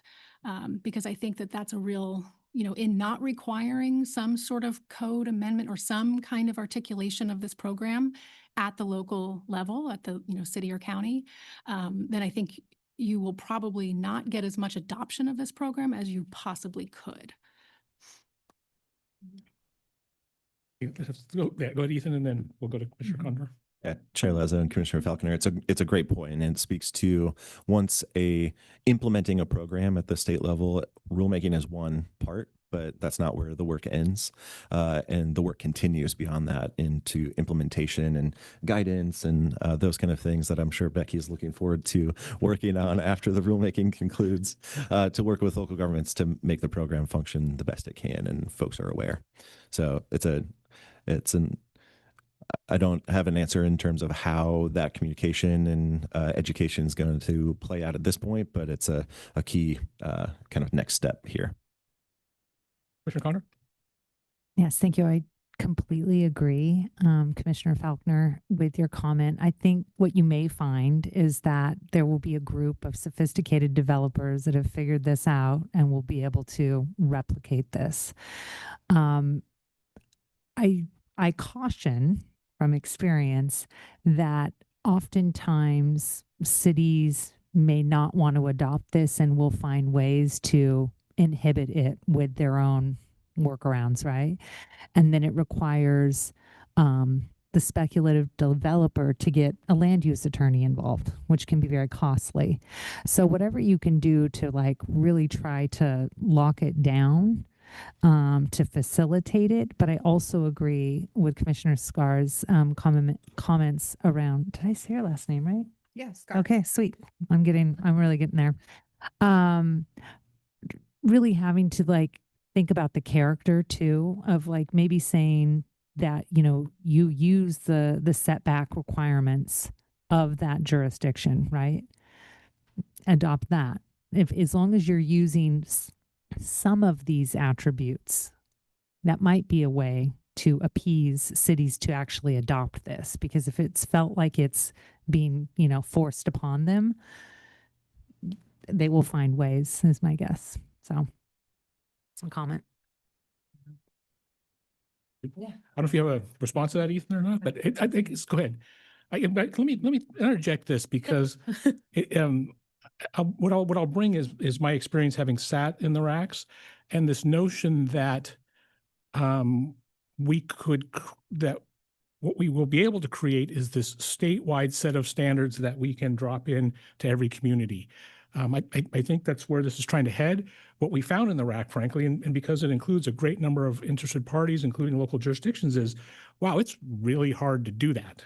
And so every time, every meeting I go to, there's the example is there's 10 things that come up, what about this? What about that? Right. And so I think there are some things that we sort of have to recognize that the paradigm is shifting, right? So some of them around, for instance, neighborhood character might not be the kinds of things that we're trying to build into standards, but certainly safety, public infrastructure, all those things that the communities do need to be taken into account. And how do you take that into account for every community across the state, right? That's what I'm hearing and finding from my experience in the RAC. So anyway, and just wanted to share that experience and having sat there and been like, wow. And particularly for me, because I'm not a planner or a local jurisdiction person, it's like, oh yeah, huh. So I don't know if you have any thoughts about that or not, Ethan and Becky. Thank you, Chair Lazo and Commission. As a former land use planner at a local jurisdiction, I think that this is a very challenging dichotomy that we have for local governments of, this program is intended to be blanket statewide. These are the standards, but there is such real local differences, especially in a state like Oregon that has shoreline and desert and forest. So I think, there's a lot that we're weighing, and you'll hopefully see that in the rules that are about to be coming out. And yeah, I think our RAC discussions are really key, that we have local governments represented there. But I think it's very tricky to balance all of this. So looking forward to your direction at our public hearing next month. And not only local jurisdictions, but also developers, and developers of different sizes and different nature, right? So they have the flip side of what a local jurisdiction might be. So it's a really interesting conversation that comes to a head when it comes here. So other questions, discussion, happy to entertain that. Yeah, Commissioner Condor. Myself. Please. Just going back to the city of Portland with their community design standards, I do recommend you looking into that. I've used it successfully. So in the city of Portland, if you're in a design overlay, you have to go through like a type 2, type 3. If you're outside of the design overlay, you don't have to do it. If you're in the overlay though, you have an option to forego that and use community design standards. And it is amazing. It's very prescriptive, but you don't have to go through this very arduous entitlement process that could be public appeals and, all of these things. So that could be very helpful. Yeah, Chair and Commissioner Condor, that's a good example. And with your further explanation, I would say that it does function similarly to that. There's not the same kind of options, but it is, I guess you could maybe classify it as like a state or a city, maybe even a statewide overlay that says if you meet these conditions, then these standards apply. And it's not the local standards. Yeah. One last question for you, and this is more from a practitioner's standpoint. One area that I'm running into a lot of difficulty with right now is the number of rules that are changing and how they interrelate. So thinking about this program with the Oregon homes and the new rules coming through the middle housing, say like the regulatory relief program for affordable units, for example, and climate-friendly areas, like how do all those factors fit together? Oh, and then throw in the mandatory adjustment stuff on top of that. Like how are those being interrelated and something that's no longer in a jurisdiction's control? Chair Lazo and Commissioner Warren, I think it's I'm trying to think of a response. I think it's a good question. I would characterize the collection of those programs as creating more choice and flexibility for the development community to deliver on a community's housing needs. And so in that way, they are synchronous in terms of towards that common goal. And if let's take an example of a development that is middle housing in a CFA that is on an Oregon qualifying lot. That provides a lot of options for that builder to say, looking at all the things we know, the market, the lot, and the development cost, which one of those flexibilities am I going to take up? Am I going to really kind of go big and develop something that meets the CFEC requirements? I have that option. If I would like to build a quadplex that meets the Oregon Oregon Homes Program standards, I can do that too. So I think from that perspective, it's just adding tools to the toolbox for local governments, or for builders and for local government. And for new folks, the CFEC is the Community-Friendly and Equitable Communities rules that were developed, intended to help pair land use planning with our climate reduction goals, including CFAs, which are climate-friendly areas of kind of concentrated development. Other questions, comments, thoughts? Appreciate the discussion. It will be a robust one. So Ethan, could we go back to the dates? Because I want to, so again, you all are here today because, as you said, I didn't realize it's just like a month from now, we are going to have we're going to have hold a public hearing on the final proposed draft rules that will be coming out. So there will be a packet in July that has can we talk about the information that we'll get for the July hearing and then the August hearing? Again, and this comes from the place of having sat in the racks and knowing that, there's just so much activity there that is hard to convey to this point. I want to see how much information we could possibly get to this body to make sure they have a pretty informed decision. So maybe you can talk a little bit about what you're planning. Yeah, I can speak to, I was working on before, thank you, Chair Lazo, Commission, by the way, the RAC 6 packet material. It's going to be the final draft proposed rules off to a track change version, because I know that's something that people have asked for. And then the public comments we've received thus far is going to be, so those same materials would be available, as well as any of the formal public comment we would be receiving. So you all would get to see all of the various interests and their thoughts on the proposed rules and the proposed program. And yeah, just to expand on that, the version of rules that are published July 1st are the version of rules that the commission will hold the public hearing on. We won't be amending or creating any interim versions of those rules. It is the one that's published on the 1st. You'll hold a public hearing on that. That public comment period will remain open until August 2nd. And then we'll work in that intervening time between the 2nd and the 27th to get you final rules that are updated based on the direction and any refinements that are taking place. And one of the things I find, and I think this is to some degree been brought up by Commissioner Bennett in the past, is this sense of, are there conflicting or minority opinions that are being expressed in the RAC, and how have those been addressed in the versions of rules? And for me, again, one of the differences between sitting in the RAC and here is, I've seen two versions of the rules already, and I've seen the evolution, and I've seen the reasoning behind that. We're going to get to the final and be like, wait a minute, how do we get here to some degree? So I know it's a lot to capture, but I feel like there's a lot of context in what we're doing here. Yeah, Chair, I forgot to mention that as part of the packet that will be coming to commission, which is the feedback that we heard summarized by theme and the response to that feedback. It's part of the packet. Gave us a lot of space, but I think this has been a great discussion. Commissioner Bennett. Thank you. Chair, I think it might be helpful for you to brief our new members, because the timelines are so tough for the RAC and the staff reports, getting them to us, and the closing date for public comments. We get into these quandaries quite frequently that somebody will get the staff report, they'll read it, they're uncomfortable with something in there, but it's too late. The train has left the station because we have it, and now they can't make their comments. And there's occasionally an opportunity for frustration, but it's kind of a system process issue. It's not a commission issue, but it still leaves the folks with on occasion, I've had some folks come back to me with, I guess to put it mildly, disenchantment with it.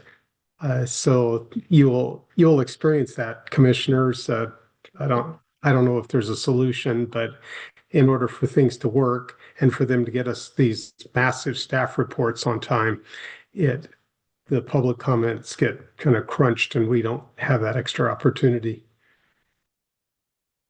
Thanks, Commissioner Bennett. Yeah, and I think as part of that, we have to think a little bit about the kind of the public meetings laws and the serial public meetings laws issues.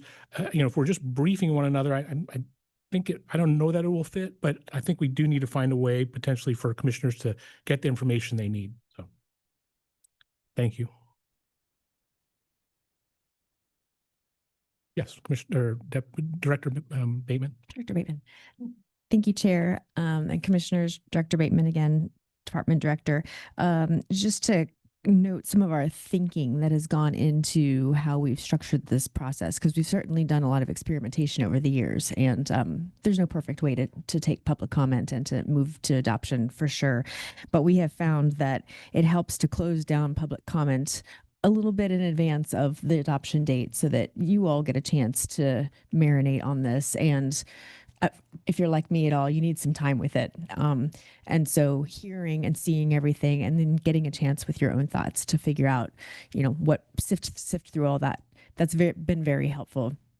There have been times where we've taken public comment up to the moment that we vote, and it's been complete chaos and not good for our mental health. So we've closed that down a little earlier in recent years, and then we'll have some additional trainings and briefings from Department of Justice in further executive sessions. We had one this morning where we were easing into some of our concepts, but as we get closer to adoption, we'll have more training in terms of how serial decision making is,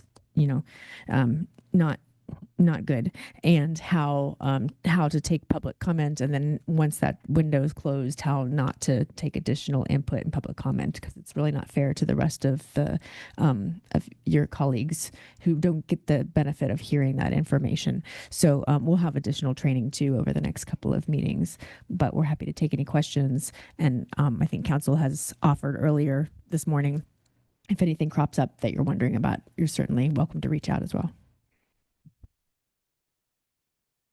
Anything else on this topic? If not, we figured we might end a little bit early here. And so thank you so much, Becky and Ethan. Appreciate your work on this. And we look forward to the next couple of months of work. Thank you. And I know that our next agenda item is the good cause hearing for Deschutes County, the petition for enforcement. And I think the parties are here and would be ready to go. So why don't we take a break though, because that's our scheduled break, but we will come back and begin that a little bit early. Yeah, so can we actually come back at 2:35? A little extra 4 minutes. So we'll come back at 2:35 for agenda item number 8, the good cause hearing for the Deschutes County petition for enforcement. Great.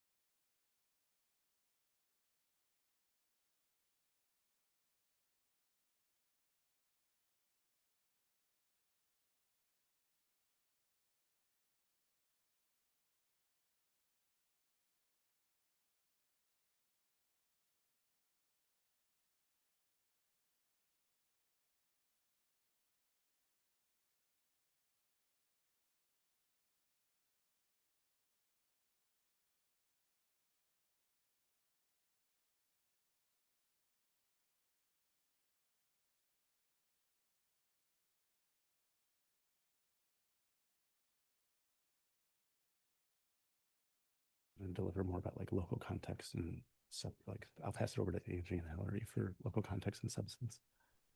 Okay. Okay. Recording? Oh, great. Okay, thank you. All right, welcome back, everyone. We are now moving on to agenda item number 8, the Deschutes County Good Cause hearing. And so we'll hear now from Legislative and Policy Manager Alexis Hammer. Alexis, please introduce the team. Thank you, Chair Lazo and Commissioners. For the record, my name is Alexis Hammer. I'm the Legislative and Policy Manager at the Department of Land Conservation and Development. Today, we are going to be discussing the petition for an enforcement order against Deschutes County. And I'll be providing some brief background and then pass it over to Angie and Hillary to talk about more of the substance of the matter. So Central Oregon Land Watch and 1000 Friends of Oregon submitted a petition for an enforcement order against Deschutes County on March 25th, 2026. The petition alleges violations of Goal 3, that's agricultural lands, and Goal 14, urbanization. And in order to process the volume of materials, as well as to deal with the timing of the request and the timing of LCDC meetings, we requested from the petitioners and Deschutes County permission to extend the timeline from a 120-day clock that would start on March 25th and end on July 23rd to increase that by what we ended up agreeing on is 92 days. So this process will end on, or the commission needs to issue an order by October 23rd to meet the timeline and expectations there. I will go to the next slide and briefly just talk about today's schedule. We'll be presenting for 30 minutes, going over the staff analysis of the petition as well as our recommendation, and then allow for 10 minutes from the requester and 10 minutes from the county to just discuss their views of the case. And then finally, we'll conclude with commissioner questions, discussion, and a vote on whether good cause is present to proceed with a contested case hearing. Next slide. And I'll just cover very quickly what is an enforcement order. And ORS 197.320 empowers LCDC to issue orders compelling compliance with state land use law. The process for petitioning for enforcement is spelled out in Oregon Administrative Rules, Chapter 660, Division 45. And what are the elements of an enforcement order? They must be citizen initiated. They must allege a consistent, ongoing, and this is a keyword, pattern or practice of decision-making that is not in compliance with the goals, the state land use goals, the comprehensive plan, or land use regulation. And they must be seeking corrective action. So with that context, I will pass it over to Angie and we'll get into more of the process. Thank you, Alexis. Can you all hear me okay? Okay, thank you. Well, Chair Lazo, nice to see you. Thank you for having us. Commissioners, nice to see you as well. I'm one of your regional staff. I'm based in Bend, and I can't remember the last time I presented in person. I usually have multiple screens, and I'm feeling out of my element. So I appreciate the grace in advance. I am the regional representative that serves the 6-county region of Central Oregon, including Deschutes County. And some of what I have to say might be a little bit redundant with what you just heard. But Hillary will be doing sort of the meatier part of the analysis and walking you through the farm forest regulations and allegations here in just a moment. So as Alexis shared, we have the requesters, and by rule, the requesters are defined as those parties who are seeking the commission's enforcement authority. They're making the request and submitting the petition. And the local government, of course, is Deschutes County. And the allegations within that petition have to do with patterns of practice for the rezoning of farmland and the approval of non-farm dwellings and resource land or farmland. And as those patterns of practice, as they pertain to conflicts with goals 3 and 14, agricultural lands and urbanization. Angie, I'm going to ask you maybe if you could pull that mic closer to you because I don't see it lighting up when you speak. So I'm wondering if our online folks it might not be very loud for them. Thank you, Chair. Yeah, Is that better? perfect. Thank you. Okay, and this slide attempts to illustrate for you all where we are in this process. And before I list these elements, I just want to call attention to the fact that these elements presume that we will be agreeing with the staff report and the commission will find good cause to proceed. So if that were the case after this hearing, we would be issuing notice for party status opportunities and notice for a contested case hearing and working through those steps. If the commission does not find good cause today, the next step would be for staff to work on an order for you all and the commission to issue an order that indicates the reasons as to why good cause was not found.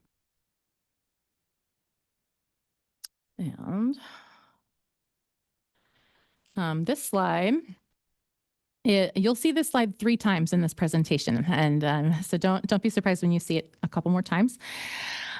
This rule, administrative rule, outlines the information the commission can use in drawing conclusions today at this particular hearing. And essentially, it is the department's recommendation, the staff report that you have before you, the requester's petition, also in that packet, the notice provided by the requesters to the local government, and the local government's response to those notices. There are actually 3, as well as any information that the commission has ascertained throughout this process and any testimony you hear from the parties today. Excuse me. It's also important to just pause and make sure we're clear on the threshold for finding good cause. And in statute, good cause is met when substantial evidence exists to support a finding of fact, when the record viewed as a whole would permit a reasonable person to make that finding. So just important to sort of remember that lens, and you can ask us questions or our legal counsel questions as we get into the deliberations. And I will pause here and pass the torch to Hillary Foote, our Farm Forest Specialist, to walk us through the issues and provide some context and education. All right, great. Thanks, Angie. Good afternoon, Chair Lazo, Commissioners. I'm Hillary Foote, and I am the Farm and Forest Land Use Specialist for the department. So if I have not met you, I work with a variety of issues that intersect with the state's zoning-based Working Lands Conservation Program. And the petition this afternoon concerns 2 very complex, very nuanced issues: non-resource zone changes and non-farm dwellings. I am going to do my best this afternoon to sort of briefly explain or summarize the issues that have been raised in this petition. So I'm going to highlight 2 concepts that are essential really to understanding Goal 3 and to understanding the petition before us today. So that's the agricultural land use policy and the definition of agricultural lands. Then we'll go over each issue very briefly and sort of summarize, what that issue is about. I do want to be clear that staff are summarizing the concerns and questions that have been raised. We are not necessarily agreeing with the arguments at this point. We're not necessarily come to the same conclusion as the petitioners. But for each of these 7 issues, staff does feel that there is sufficient evidence in the record to merit referring this to a contested case hearing for further consideration for a deeper dive. I do also want to mention that we did receive additional materials from Central Oregon Land Watch last week, and those materials do not change staff's recommendation or the content of this presentation in any way. Right. Catch you in.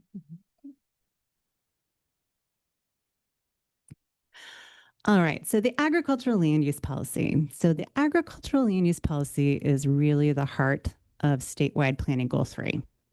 It is articulated in statute. It's incorporated in the rule by reference. And whenever we talk about goal 3 or exclusive farm use zoning, this is the policy lens, the context in which we are holding that discussion. For the case today, the second prong of this policy statement has been cited several times, so I was going to take a moment to just read it out loud. So the second part of this policy statement is that the preservation of a maximum amount of the limited supply of agricultural land is necessary to the conservation of the state's economic resources. And the preservation of such land in large blocks is necessary in maintaining the agricultural economy of the state and for the assurance of adequate, healthful, and nutritious food for the people of the state and nation. So 2 things here that I would just want to highlight. One is that agriculture is locationally dependent. You often need a suitable climate, good dirt, and there's a limited supply of farmland. The second is this idea of landscape integrity. So the preservation of farmland in large blocks. This idea is very similar to that of habitat fragmentation and degradation. So a cohesive agricultural landscape is needed of a certain quality in order to support a thriving farm community. So not just individual farms, but there's a whole network of services that support agriculture. So think of your equipment supply folks, diesel mechanics, processing facilities, cold storage, other types of infrastructure. There's a critical mass of farms in a community that are needed to support that infrastructure. And conversely, that infrastructure is needed to support the continuation of agriculture in a given area. And we're going to come back to this policy statement a couple of times later on this afternoon. Next slide. Thanks, Angie. All right, agricultural lands. So in the 70s, late 70s, early 80s, each county in the state reviewed their rural lands, everything outside of an urban growth boundary, and lands that met the state's definition of agricultural land were either protected under exclusive farm use zoning, or a county took an exception to statewide planning goal 3 and zoned it for another rural use. This is the definition that guided that inventory process. And there are 3 primary prongs to the definition of agricultural lands. The first is clear and objective.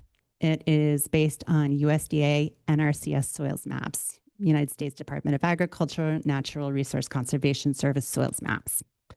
And it's based on the capability classification that is assigned to a soil unit. So a capability classification is a numeric scale that is indicative of the capability of that soil to produce a wide variety of crops. So 1 would be the best, produce a lot of different kinds of crops. 8 would be the lowest. Counties also had the flexibility to inventory other lands in lower capability classes if they met these other 2 prongs of the definition. So these are more like the flexible definitions. The second prong is the suitability standard. Land that may also be suitable for agriculture based on what's going on in that area. And on a variety of factors that are sort of described in the definition. So pasture lands in the west and grazing lands in the east are good examples of this one. The third prong is land that is necessary to permit farm practices on nearby lands. So a straightforward interpretation of this one that Commissioner Scar may be familiar with are dairies. They need additional land to spread liquid manure, particularly during the winter, in order to stay within the parameters of their nutrient management plans. All right. So we will talk about a more nuanced interpretation of this definition in just a moment. And lastly, there's also a 4th component of the agricultural lands definition that isn't talked about as much, that recognizes that there may be some pockets of lower quality lands interspersed within that agricultural landscape that should be protected. Next slide. All right. So the first general topic that we're going to be visiting are non-resource zone changes. And there's actually a lot of information on this in the Farm and Forest report to the legislature. If you haven't read it, the basic idea here is that when land was initially inventoried by counties, mistakes may have been made. And land that was neither agricultural nor forest was accidentally or improperly zoned as resource land, zoned as exclusive farm use or as forest. And there are provisions that were added to statute that describe a process for the correction of mapping errors and for designating land as non-resource land. And those statutes describe a basic process for doing that. And they also authorize us, LCDC, to flesh out that process in rulemaking. For a variety of reasons, for a different discussion, the commission never undertook that rulemaking. We do not have rules for non-resource lands or for that process. So in the absence of rules and funding, these zone changes are typically initiated by individual landowners on a parcel by parcel basis. They're site specific and they're conducted that way rather than as a landscape level comprehensive land use planning exercise. Okay. So the first issue related to non-resource lands is related to the third prong of the agricultural lands definition, lands that are necessary to permit farming on nearby land. The primary criteria for a non-resource zone change is a demonstration that that land does not meet the definition of agricultural lands as it is defined in Goal 3. And the first two issues concern two discretionary prongs of the agricultural lands definition. So this first issue is with that third prong. So again, the straightforward interpretation for this one would be this dairy needs that land to spread manure. All right, it's needed to support that nearby farming activity. A more nuanced interpretation is related to the idea that agricultural land use policy that we just visited, that farmland needs to be preserved as a landscape in large blocks, right? So the gist of the idea that is raised by requesters on this topic is that EFU zoning, exclusive farm use zoning, limits development on land that's zoned that way. And development that occurs in exclusive farm use zones has to demonstrate that it is compatible with farm and forest uses in the surrounding area. All right. So the question here is whether a county adequately evaluates whether a particular property needs to be maintained in exclusive farm use zoning to prevent development of uses that might conflict with or disrupt the cohesiveness of the agricultural landscape and make it difficult to continue farming on nearby properties.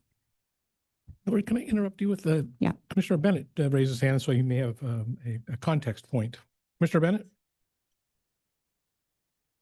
I apologize. That was by error. Thank you.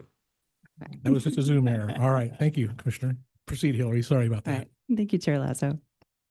The next issue that was raised in the petition is related to something called the reasonable farmer test. And this involves the second prong of the agricultural land use definition, the suitability prong. And this may mean the most subtle issue to explain, but I'll give it a go. So this definition references the definition of farm use at ORS 215-203. The definition of farm use includes a statement that the primary purpose of farming activity is an intent to profit. So farm use for the purposes of this program is not a hobby, like it's not a charitable endeavor, it's not an academic exercise.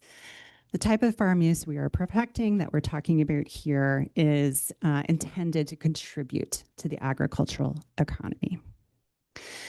The issue raised concerns something, the county's use of something called a reasonable farmer test.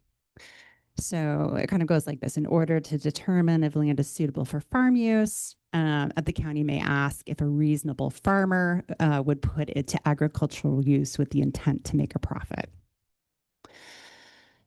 So it sometimes happens that there are varying opinions expressed in a record as to whether or not a farmer could make a profit from farming that particular property or is interested in giving it a go, right, on that particular property. This commission has previously expressed an opinion or supported the position that whether or not profit is a primary purpose is a subjective rather than an objective matter. So profitability may hinge on a variety of fluctuating or short-term things like agricultural markets, cost of inputs, and individual farmers' risk tolerance or business savvy, things like that. Short-term fluctuating things. Whereas land conservation is a long-term endeavor. And conservation decisions shouldn't solely be based on short-term economic considerations like that. So there are other factors listed in this definition for consideration, like land use patterns and accepted farming practices.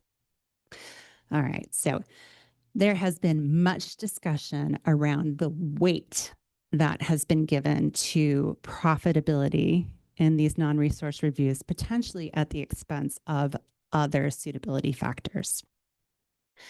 So at the end of the day, the reasonable farmer test has been a matter of much debate, considerable dispute, and confusion, and we do believe that this topic would really benefit from review at a contested case hearing. All right, next topic. Goal 14 compliance. Can I pause and ask you for a next slide? No, we are not on the right slide. Sorry. No. All right. While we're paused, Commissioner Porter has Yeah. a question, I think. There we go. So. Thank you so much, Chair. And Hillary, thank you for talking about the reasonable farmer test. As I was reviewing the materials, I get kind of wrapped around the axle on that reasonable farmer test. And so just to clarify then, if you don't mind, so the reasonable farmer test, I know you mentioned the profitability, but it doesn't necessarily that the piece of land that's in question, can it be impacted financially or for other purposes, either directly or indirectly, and then still get pulled into be able to be considered under the reasonable farmer test, or is it narrower than that? Thank you. Thank you, Commissioner Porter. I'm not sure I quite understand your question. Yeah. Yeah. So let me rephrase that a little bit. So you'd mentioned that the piece of land, if we were to consider the reasonable farmer test, I think you focus primarily on profitability. And so if that piece of land were necessary for, or not even necessary, even preferable to have, not necessarily as specific farm ground, but as a pertinent to or an accessory to another piece of land, would that be facts that would be considered in a reasonable farmer's test? Thank you, Commissioner Porter. So I think this question is pointing a little bit more to the so yes, suitability is considered in conjunction with other lands. It is a slight distinction from this land that is necessary to permit practices to be undertaken on adjacent or nearby agricultural lands. Does that answer your question? Kind of. I mean, if say for example that particular piece of land that's in question maybe serves as a buffer, between a particular farming use and other uses, but they don't necessarily farm that one piece of land, and so I mean it would then be I guess I would term that indirectly reasonable, as opposed to being directly profitable itself as a specific piece of land. Yeah, thank you, Commissioner Porter. So in the scenario where you're describing where land might be one might come to a conclusion that a land is necessary to buffer or protect agricultural land from some sort of adjacent nearby development, then I think we would maybe inventory that land under the third prong of the definition, and we would say that it's necessary to permit farm practices to be undertaken on that adjacent or nearby agricultural land, if it was not actually suitable for farming. Okay. Okay. Thank you. Thank you so much. I think that helps a little bit. So thank you. I think my sense, Commissioner Porter, of what you're asking, and to me, it seems like the reasonable farmer test is a standalone test that purely looks at the profitability of a farm operation, not necessarily the use of the land itself, but the operation of the farm. Is a farm profitable in its operations? Is that correct, Hillary? Yes, that's correct. So it is one component of this this analysis of the suitability of that property for farm use. And so one of the things that we're saying is, if is it suitable for farm use, there are a bunch of factors that go into that analysis, and profitability is one of those. And we're on that question. You made the statement that it's heavily weighed as a factor. And I guess by whom? Is it by folks who are trying to claim that a piece of land is a piece of working land based on my profitability, or those who would like to take it out of resource land to say that no, because of the reasonable farmers test, it's not suitable? Thank you, Chair Lazo. So yes, so the question is undue weight being given to the profitability component to the detriment of other things that might make it suitable for agricultural use, right? Just in the tests overall. Mm-hmm. Yeah, okay. Okay. It is a very, very subtle issue. All right, and I'm sure we will hear more about this later. So the third issue that's raised is related to the approach to determining Goal 14 compliance. All right, the sufficiency of the county's approach to determining Goal 14 compliance. So all land outside of an urban growth boundary are rural lands. Goal 14 endeavors to guide an orderly development from urban lands and cities to urbanizing lands and urban growth boundaries or urban planning areas, to rural lands, to working lands, right? And so what constitutes an impermissible level of urban development in rural lands has been a matter of much debate as well. And there is old case law, which you will have seen referred to as Curry Schaefer, that guides, that describes the requirements for a site-specific Goal 14 review to determine whether a proposal is urban or rural in character. All right. So again, we do not have rules for non-resource lands. We do have rules for zoning of exception lands. So exception lands are lands that do meet the definition of agricultural lands or forest lands. However, a county has taken an exception or waived the goal requirements in one of three ways. One, because there were compelling reasons to do so. Two, because it was already developed at the time of acknowledgement for a different purpose. Or three, because there was a pattern of development around that land that made farm or forest use impracticable, right? Those are the three sort of exception pathways. So when an exception is granted, a different rural zoning designation then is applied to those lands. They are typically zoned for rural residential use, rural commercial use, or rural industrial use. Right. For new exceptions, our rules describe standards for rural residential zones that are Goal 14 compliant. So like a 10-acre minimum lot size. Those are in Division 4 of our rules. And that section of rule expressly does not apply to non-resource lands. That was very intentional on the part of the commission. So the petition alleges that the county has not been adequately considering factors required to ascertain compliance with Goal 14 on a case-by-case basis, consistent with the Curry-Schaefer requirements in absence of rules for designating zoning for non-resource lands. Okay. Next one. So that concludes the non-resource zone set of issues, and we'll move on to non-farm dwelling issues. Okay.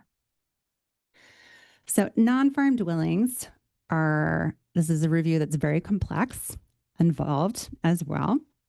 And there are various versions of the requirements depending where you are in the state. So I'm just going to talk about the requirements for Eastern Oregon this afternoon. And there are three primary components for a non-farm dwelling review. So the first is the Farm and Forest Impacts Test, which we've talked about a lot over the past 2 years. It's not an issue here, so we're not going to talk about it this afternoon. The second is an inquiry into the suitability of the land for the protection of crops and livestock and timber. So this is a different suitability analysis than the one we just talked about. We're in a different section of rule now. This suitability analysis also includes a capability component, because if that land is primarily composed of class 1 through 6 soils, it's automatically assumed to be suitable. So capability nested in the suitability analysis. And then the last component of a non-farm dwelling review is a material stability review. This is essentially a cumulative impacts test. So this test requires the county to consider all of the existing non-farm dwelling development and potential non-farm dwelling development, as well as existing non-farm petitions and potential non-farm petitions. So this evaluation takes place in a defined study area, and the analysis then is used to determine if the cumulative impact of all of the existing development and potential future development would alter, have a destabilizing impact to the character of the agricultural area. So more on that in just a minute. When we're talking about non-farm dwellings, it's really important to understand that statute allows a non-farm dwelling review to be conducted on a portion of a larger farm parcel. So for example, we have this fictional farm parcel here. It is mostly class 2 soil, so shown in orange. However, a non-farm dwelling review might be conducted for the smaller portion of the parcel in the upper left, which is predominantly a lower capability class, as shown in the light yellow there. This is very important to understand, to keep in mind, particularly for issues 6 and 7. So the fourth issue asks if a private soils report may be used in a non-farm dwelling review. So back to this left side, if I am the owner of this farm parcel, I may hire a private soil scientist to conduct a review of that little rectangle area. And that soil scientist may determine that that light yellow area is larger than was mapped by NRCS, and they might determine that that soil's type is actually different than was mapped by NRCS. Petitioners question whether a private soils report may be used at all in a non-farm dwelling review because the statutory authorization for the use of private soils assessments is specific to assessments of whether or not land is agricultural land. That's in 215-211. So the agency has issued longstanding guidance on this particular topic. We have the opinion that they may be used. That guidance document is included as attachment to the staff report. However, this is a question that has been raised repeatedly over the years. Petitioner also asks if a private soils assessment may be used in a non-farm dwelling review. Do the reports used in Deschutes County's reviews comply with our rule requirements? On this point, the agency doesn't have a record of reviewing or certifying soils reports for use in Deschutes non-farm dwelling reviews until more recently, until 2025. Petitioners also ask if the county is over relying on soil capability and downplaying other factors in determining suitability, which we'll circle back to a little bit later. Okay. So the material stability test. So the fifth issue the petitioners raise is related to the material stability test, which is a cumulative impacts test. So a cumulative impacts test is a very complex analysis, and the county does have a significant amount of discretion in coming to its conclusion. However, there are procedural steps that are described in rule for this analysis. And petitioners have three sort of sub-issues related to components of the material stability test. So the first is concerned about the adequacy of the county's findings related to the study area. So the study area must be a minimum of 2,000 acres, and findings need to include justification of why the area is representative of the land use pattern in the surrounding area and why it is adequate for the analysis. A smaller area can be chosen if it is a distinct area. So for example, this might look like a valley floor. That's like 1,200 acres. However, additional justification needs to be included in those findings if you're going to select a smaller area between 1,000 and 2,000 acres in size. So requesters are expressing concern that sufficient justification for the study area selection wasn't included in these reviews. Petitioners also allege that the county's description of the existing patterns within the study area are inadequate compared to the rule requirement. And lastly, petitioners express concern that the county does not adequately assess the extent to which the agricultural land use pattern may be destabilized. So the question at hand really is if, again, that subject dwelling and all potential dwellings, all existing and future dwellings were to occur. One, would it be more difficult for farms to continue operating? And two, would the amount of acreage in farm use be diminished in a way that destabilizes the agricultural character of the area? So for this issue, requesters express a concern that the county focuses too much on continued trends in residential development in the area rather than on the potential degradation of the quality of the agricultural landscape or the farmer habitat, like if you will, as we talked about earlier. Okay. All right, for the last two issues, the sixth and seventh issues, these are related to the non-farm dwelling suitability test. Again, a different section of rule. So this is different than the suitability prong of the agricultural lands definition. The non-farm dwelling suitability test requires that various factors, again, be considered, like terrain, drainage, flooding, etc. And a portion of the parcel, that area of interest, the small rectangle, can't be considered unsuitable just because it's too small if it could be used in conjunction with other lands, maybe the rest of the farm parcel. So the question here is the county overly relying on limitations related to the small size of the area of interest in determining that it is not suitable in most cases in Deschutes for cattle grazing? And then the last issue raised has to deal with inserting profitability into this suitability analysis. So rule lists the factors to be considered in reaching a determination of suitability for non-farm dwellings. For non-farm dwelling reviews, statute and rule are silent on the use of profitability as one of those factors. And the question here is whether profit can be read into the rule provisions for a finding of a suitability in the way that Deschutes County has been doing in their reviews. Okay. So that is my very, very abbreviated summary of the issues that play in the case.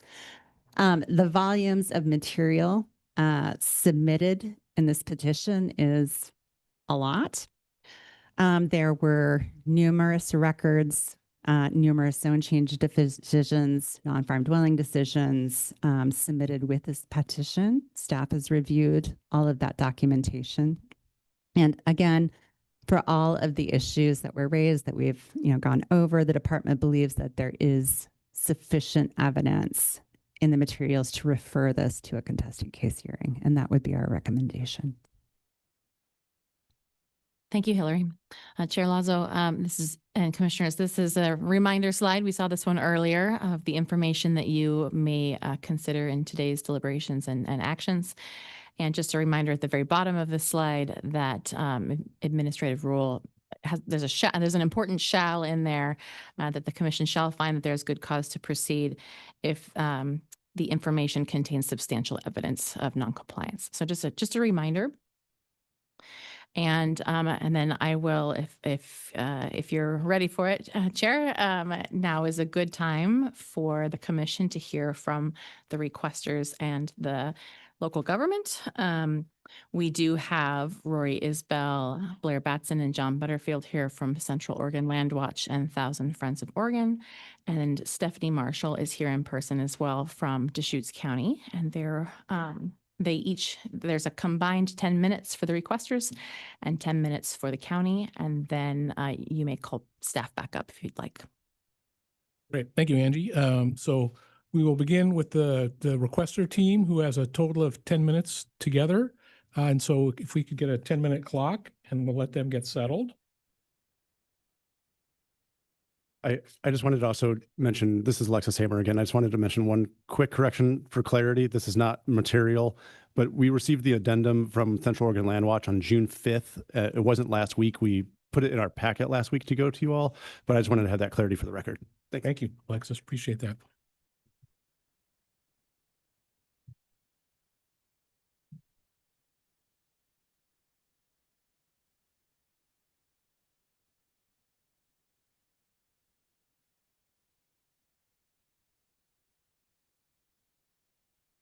Welcome. All right. I think we're ready to begin the 10 minutes of testimony from the requester team. So you feel free to split that up however you like. Great. Thank you. And good afternoon, Chair Lazo and commissioners. My name is Rory Isbell. I'm a staff attorney and Rural Lands Program Director for Central Oregon Land Watch. I'm joined by Blair Batson and John Butterfield, representing 1,000 Friends of Oregon. As you've heard from your staff, in March of this year, our organizations jointly submitted to this commission a petition for enforcement order against Deschutes County for its pattern and practice of decision-making that violates statewide land use goals and the local comprehensive plan. We do respectfully request that the commission today find good cause to proceed on all 7 of the pattern and practice violations alleged in our petition. Over the past 3 years, Deschutes County has approved 12 applications to rezone a total of 1,600 acres of agricultural land outside of urban growth boundaries for residential and industrial uses. These lands have been designated and zoned under Goal 3 for agricultural use since acknowledgement of the county's initial comprehensive plan in the 1970s, and they were again confirmed as agricultural land during periodic review in the 1990s. These recently rezoned lands include both remote and large rangeland tracts up to 710 acres in the middle of working farm districts, and also smaller irrigated farmlands with histories of agricultural production closer to urban growth boundaries. Meanwhile, and as was read to you, Oregon's statutory agricultural land use policy calls for the preservation of the maximum amount of agricultural lands in large blocks. Deschutes County is home to numerous and varied farm operations. These include a healthy and growing sector of small to mid-sized, direct-to-market, vegetable, livestock, and ornamental farms. These farms supply many local farmers markets, community-supported agriculture or CSA programs, local restaurants, and local food banks with nutritious food and other farm products. The county also has large tracts of more traditional agricultural operations, which grow alfalfa and other grains, raise livestock, and pasture horses. And Deschutes County also has undeveloped rangelands suitable for seasonal livestock grazing. For decades, the land use laws of Oregon have called for the preservation of all types of agricultural lands to ensure that opportunities for these varied farm uses will continue to serve the public for current and future generations. Yet Deschutes County's pattern and practice in recent years is to rezone its limited supply of agricultural lands at the behest of private interests. The county's pattern and practice of rezoning agricultural lands is not only counter to Goal 3, it's also counter to Goal 14, urbanization, which directs growth inside our urban growth boundaries. By converting over 1,600 acres of agricultural land to residential and industrial uses over the past 3 years, Deschutes County has funneled significant growth to its rural lands, which frustrates the purpose of Goal 14 and the urban growth boundary. Currently, Deschutes County has over 3,600 vacant rural residential lots in exception areas and in destination resorts. Yet the county continues rezoning its agricultural lands to enable more of this rural sprawl.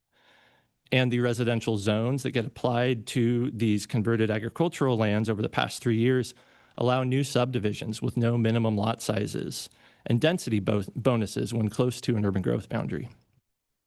In addition to these outright rezonings of agricultural land, the county has approved 949 non-farm dwellings since 1997, including many over the past 3 years. These non-farm dwellings account for 64% of all dwellings approved on agricultural land in the county, which means that dwellings actually supporting farm use of farmland, approval of those dwellings is the minority of practice in the county, and approval of non-farm dwellings dominates. Although non-farm dwellings are intended to be an exception and difficult to obtain, the county's pattern and practice of non-farm dwellings now threatens to swallow the rule protecting the county's EFU zones from non-farm residential development. Goal 3's protection of agricultural lands and Goal 14's requirement for accommodating population and employment growth inside urban growth boundaries, along with what should be a limited and exceptional opportunity for the approval of non-farm dwellings on agricultural land, should together create an outcome for rural landscapes in Deschutes County where a clear line divides urban and non-farm development from working farm zones. This is not what one sees when exiting a Deschutes County urban growth boundary. Instead, a viewer sees miles of non-farm development and residential and industrial zones. The county has converted over 1,600 acres of farmland to residential and industrial uses in just the past 3 years. What were once large farm and ranch properties, many with irrigation water rights, have been carved up to allow non-farm dwellings, industrial sites, and sprawling residential estates. Our organizations support all 19 of this commission's statewide land use goals. This includes provision of all types of needed housing and employment inside our urban growth boundaries. Over the past 3 years, Deschutes County has significantly veered from the balance between urban growth and the preservation of working lands that is at the heart of our land use system. We respectfully request the commission find good cause to proceed to the next stage on this petition for an enforcement order. And I'll hand it off to Blair. Good afternoon. Can you hear me? Thank you. Good afternoon, Chair Lazo, members of the commission. My name is Blair Batson. My colleague John Butterfield and I are representing 1,000 Friends of Oregon and the petition for an enforcement order that you're considering today. You're asked today to determine whether there is good cause to advance this matter to the next stage, which is referral to a hearings officer for formal legal review. While our briefing demonstrates there is good legal cause to advance the matter to the next stage of proceedings, there is also good cause in the ordinary sense, meaning there's good reason to devote state resources to addressing the patterns and practices of land use violations set forth by petitioners. The subject matter of the petition is familiar to you, less so to you new commissioners, and I apologize, you're going to have to do some quick catch up here. First being the removal of tracts of agricultural lands from their acknowledged Goal 3 designation and rezoning those tracts for residential and industrial uses, often relying on the opinion of paid soil scientists. And two, the conversion of individual tracts of agricultural land to residential use through the approval of non-farm dwellings, and often based largely on the opinion of an applicant's paid soil scientist. The department's most recent Farm and Forest report expresses concern about the role of both of these processes and the ongoing erosion of our Oregon's agricultural land base, particularly the role of paid soil scientists in both rezonings and non-farm dwelling approvals. At its March 2025 meeting, the Commission voted unanimously to take up these issues affecting agricultural and forest lands across the state. The use of paid soil scientists in authorizing non-farm dwellings and the case-by-case rezoning of agricultural and forest land for low-density residential sprawl. We cite this history to put the current enforcement action in context and to emphasize its importance. As the staff report finds, this petition presents the opportunity for the Commission to more deeply examine these identified concerns and consider appropriate remedies in the context of concrete, on-the-ground violations in a single Oregon county. Thank you for the opportunity to comment. We've wrapped up a little bit early, but we look forward to any questions the commission might have. Great, thank you. Commissioners, any questions for the requesters? Online? I have one, wait to go. In looking at the county's response to the notice, to your notices, one of their things that I don't know if they'll assert this now, but they asserted in their response is that these issues have already been settled by LUBA. And you, I don't know that you all have addressed that in what you said here and in the materials. You bring forward several cases, but again, the county's assertion is that the underlying issues have been already settled by LUBA in several cases. How do you respond to that in particularly in the 7 instances, in the 7 allegations? Sure, Chair Lazo, and thank you for the question. I would argue that the issues have not been settled by LUBA. Every plan amendment, which is in the case of these rezonings, each one is its own separate plan amendment, requires an individualized look into whether that plan amendment complies with the goals. So I don't think you can rely on any one instance to dictate the outcome of all other plan amendments. Second, I'd point to what our understanding is of this commission's enforcement order authorities. It's to look beyond any one single decision and look at a broader pattern and practice of decision-making in a county. So I don't want to brush the question aside because it's something we thought long and hard about in drafting our petition. But I believe the issue, again, is not any one property. It's whether the overall decision-making process of the local government in a series of decisions, I'll say, matches or aligns with the commission's statewide land use goals. So even if a handful of the cases had gone to LUBA, been decided sort of in against kind of what you're asserting, there is an overall pattern and practice that you're asserting that has been taking place in these cases that you're in the applications that you are bringing forward as part of your action. That's right. And I guess I'll add, I think your phrasing was correct. A handful of these decisions were appealed to LUBA. Many were not. In our review, it's not relevant to the commission's enforcement authority whether a case was brought to LUBA or not. I don't know if my colleagues want to add anything to the question. Chair Lazo, may I add something? Also, the commission has a different enforcement authority than LUBA. So LUBA can only decide whether an individual application complies with the law or not.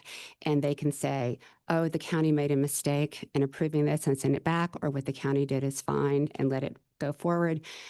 Y'all aren't interested in individual land use permits, meaning all these approvals will stay approved no matter what you decide, but you can order relief, which is, hey, county, we see over these 17 decisions that you're consistently violating the law. We want you to amend your comprehensive plan or use this language or let us appoint a hearings officer or some other relief to get to the pattern as opposed to that one individual application.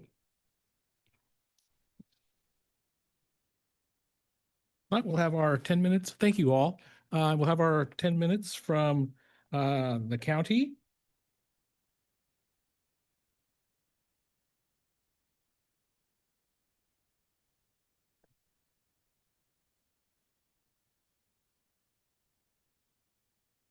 This is Stephanie. Yes, it All is. right. Stephanie Marshall, Senior Assistant Legal Counsel for Deschutes County. Thank you, Chair Lazo, and hello to all the commissioners. I've got long notes, and 10 minutes is a really tough time to try to squeeze it all in. I did prepare procedural objections that I'm going to submit separately just to keep the record, because if this does go on to a contested case hearing, I want to make sure that everything was not waived. So I'm going to jump right in. Let's see here.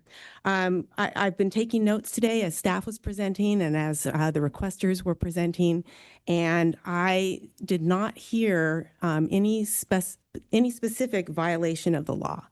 I heard the county is approving rezones and the county is approving non-farm dwellings.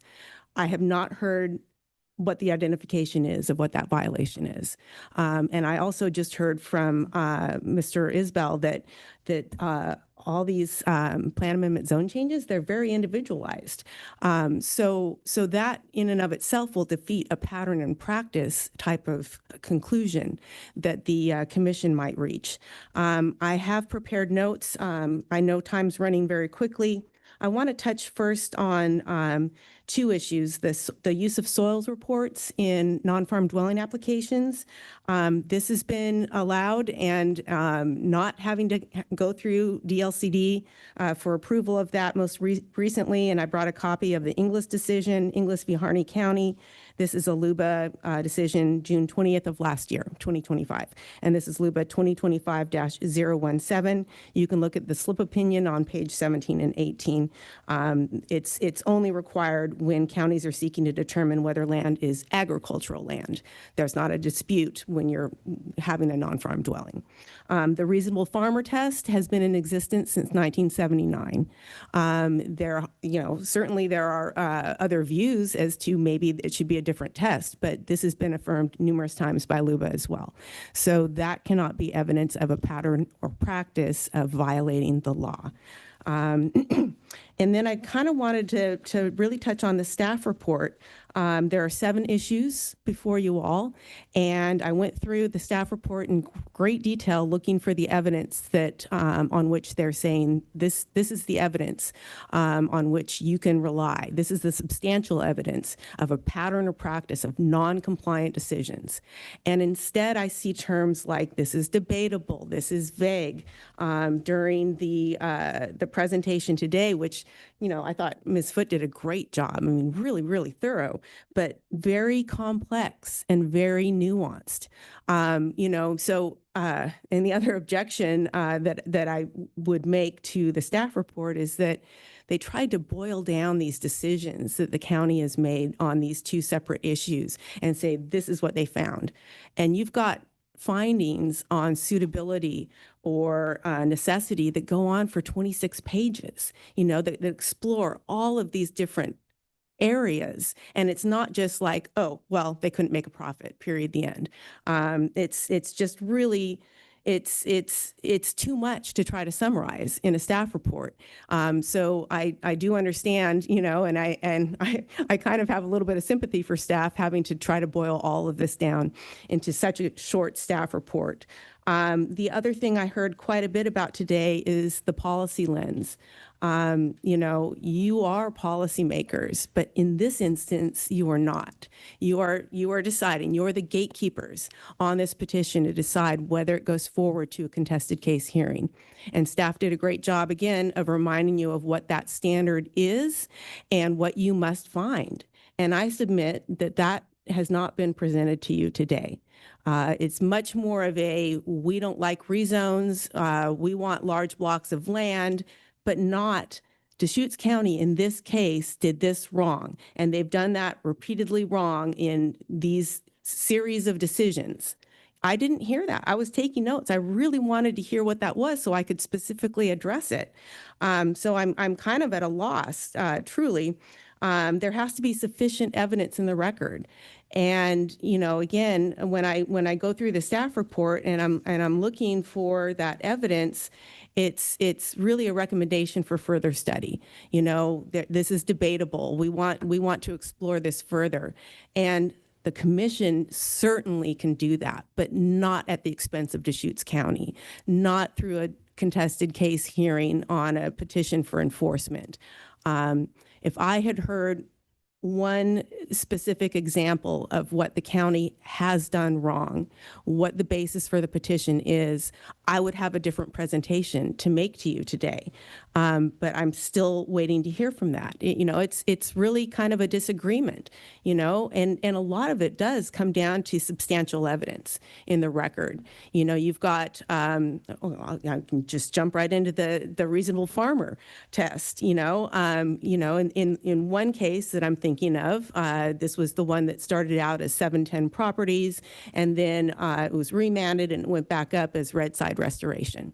In that case, there were 7 expert farmers, people bringing in testimony, and there was one that disagreed, and it's not and I know it's not a numbers counting game. It's not like, well, we got 7, you got 1. It's the Board of Commissioners has the right, and LUBA can't second guess them, nor can the Court of Appeals, how they weigh that evidence. And they decided that the evidence they heard from the 7 experts was more compelling.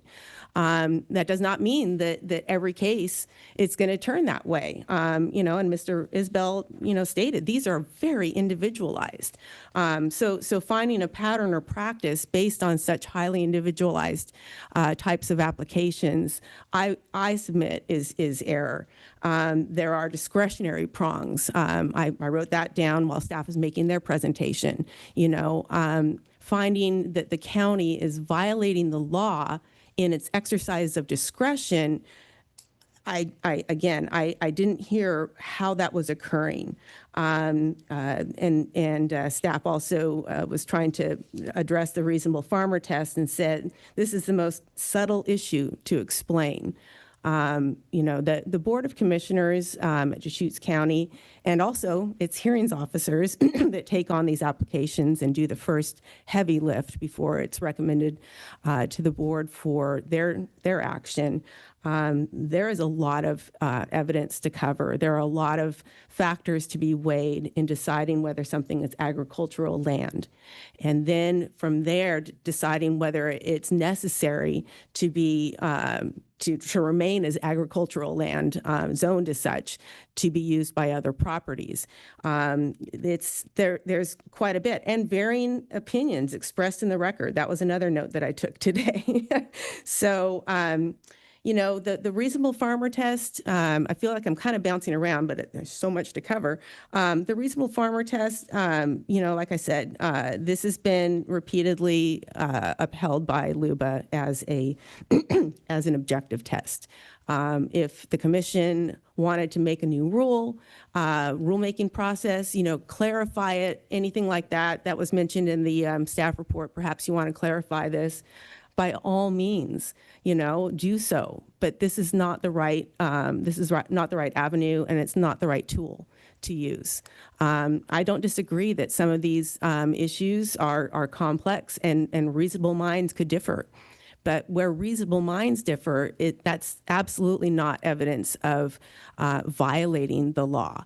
And that's when it goes up to LUBA, and if it's a substantial evidence challenge, it's like, well, would a reasonable person reach this conclusion, or could a reasonable person reach this conclusion? And unless they're just so far off that, out of bounds, like just arbitrarily deciding things. And I didn't hear that in the petition or in staff's presentation. Deschutes County is not just, willy-nilly, going around and taking things out of ag production. The applications are individualized, fact-specific.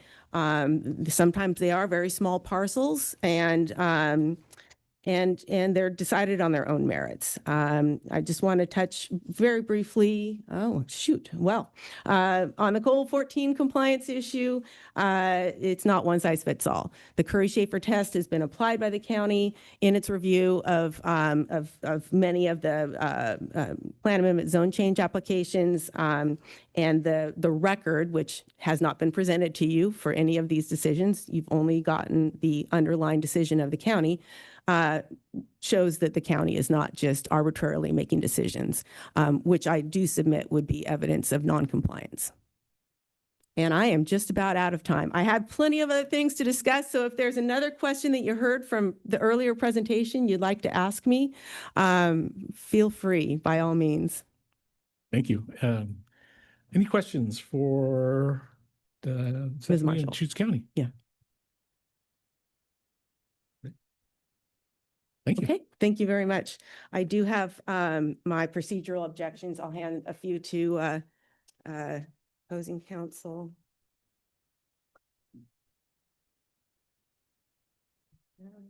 Commissioner Bennett.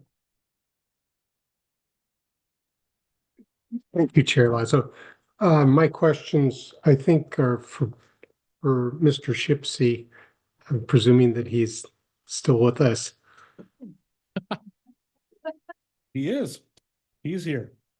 I guess my first question is, what is the steps to this? If we go to a contested hearing and one party may not end up happy. So what would be the next steps after that?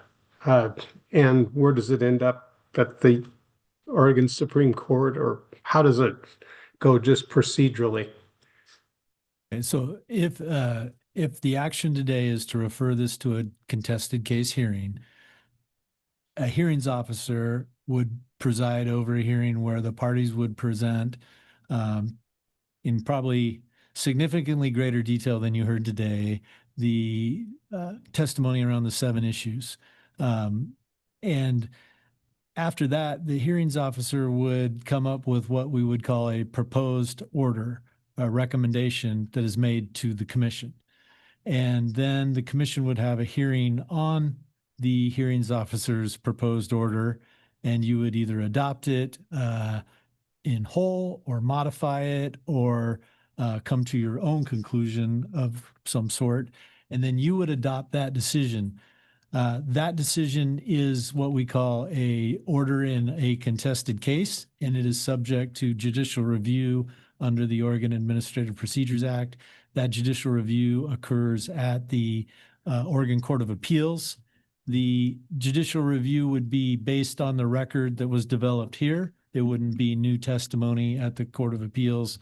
And a Court of Appeals decision is also subject to further review by the Supreme Court. That's discretionary review. The court wouldn't have to take review, assuming there was a petition. I hope I got to your question. You did, but Chair, I have a couple more pieces? Yes. Please, Commissioner Bennett. Then would we take new evidence or just look only solely at the hearings officer's conclusion? Chair, yeah. Okay. So your review would be of the hearings officer's determinations. I believe that you wouldn't have an evidentiary presentation to you. It would be solely whether you agreed with the resolution of the 7 issues. It may be that you agree with 5 of 7 or 3 of 7 or whatever.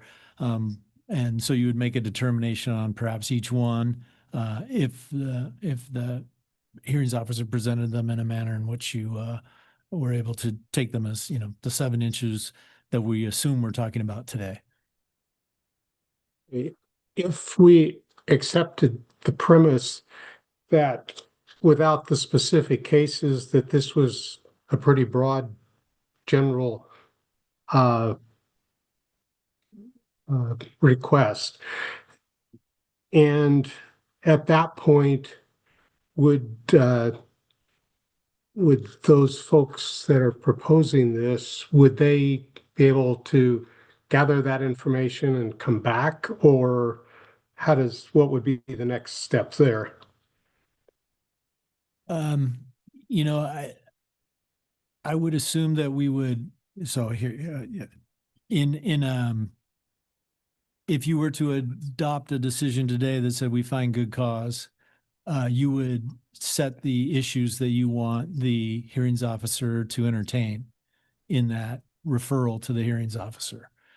So if you were to choose all 7, it would be all 7. if you were to say, you know, only 5 of them, we want them to take their time on, that would be it. But as to what they present to the hearings officer, the parties would have latitude to do that. One of the things that can occur is that if there are more from the time the petition was filed to today, if there are additional examples of noncompliance that the party wants to assert, they can present those in the contested case hearing before the hearings officer. So, and I'm sorry, Chair, if I'm really belaboring this. I'm just trying to make sure I understand the steps. So today, it may or may not be necessary for us to have on July 23rd, 1975, this occurred specifically, but that it just generally appears that, and that would be more for the time of the actual contested case hearing. I think that's a correct statement. What you have today is the question of whether, you know, issues have been presented with regard to these 7 issues that staff went over and both parties kind of articulated in admittedly a short period of time. Whether you heard enough today that you think it would be reasonable to ask for further inquiry by a hearings officer. But you wouldn't have to drill down into a specific of a decision. You know, one of the things that came up today was the conversation around a LUBA decision versus a petition for enforcement. You know, LUBA will address specific assignments of error that are presented to them. They don't go back and consider a decision anew. If LUBA saw something they didn't like in a decision, but it wasn't raised by a party, they wouldn't address that. Whereas in this setting, if you're looking at the overall statewide policies that you implement, particularly your rules, you know, there could be presentations by the parties regarding overall, like all these, you know, none of these individually, it's hard to articulate, but none of these individually would have risen to the point where we would have challenged this with LUBA. But gosh, when we see 1,600 acres in 3 years, we would like your review of it to see if they're actually applying the policies the way you intended. Which is also and consistent with their comprehensive plan, which is acknowledged. Thank you, Chair. Thank you, Mr. Did I help you or did I muddy? You did, because I'm presuming that what we're doing here today is just deciding whether or not there's enough merit to go forward without drilling down to whether or not actually, I guess in one case that we're kind of at a preliminary hearing, I suppose. But that's what I'm trying to understand. Thank you. Yeah, that's correct. This is not the day to decide the outcome. This is a day to decide whether or not there's further proceedings. Other commissioners, questions? Okay.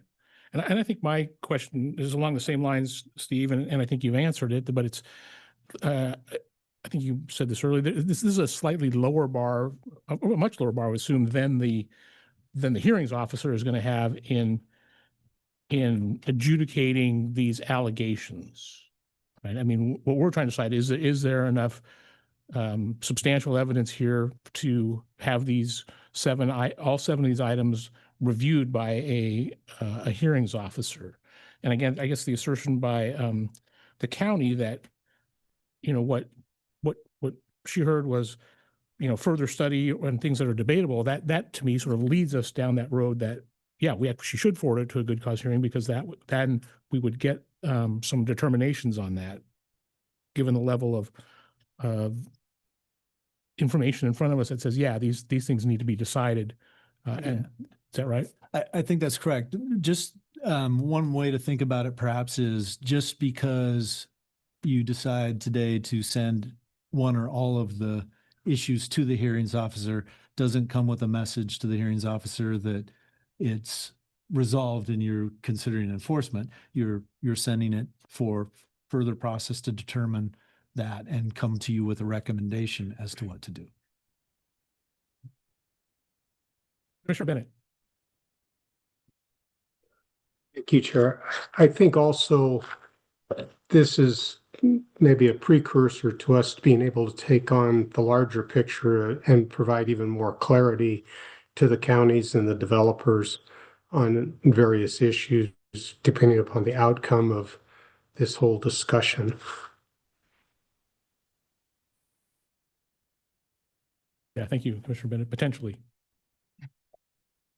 Commissioner Scar. Thank you. Yeah, I'm still struggling, I think, with the fact that it's called an enforcement and that we theoretically have identified a pattern of wrongdoing when they have gone to LUBA, and a couple of these even went to the Court of Appeals. So I'm struggling with that. So when it's framed as greater clarity, I can see that.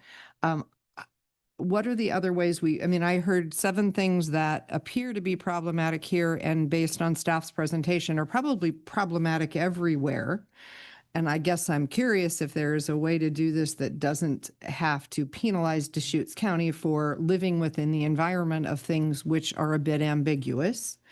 Because this process feels like Deschutes County is going to take the hit for all the rest of the counties who probably have all done the very same things in using these. So help me, Mr. Shifley. Help me feel better that I am not putting Deschutes Is there a County. better way to Am I throwing resolve- them under the bus for things that we may very well have done in my county? Just nobody brought it up. Yeah, so I always think that's a wonderful perspective to start from. Is there a better way to accomplish the outcome of reviewing this? The answer, of course, is perhaps, but we have this presented to us, so we have to make a decision on this to, whether this one proceeds or not. Had this come as a petition for rulemaking, that may have been another avenue, but this is the avenue the requesters chose. So I think we have to resolve that.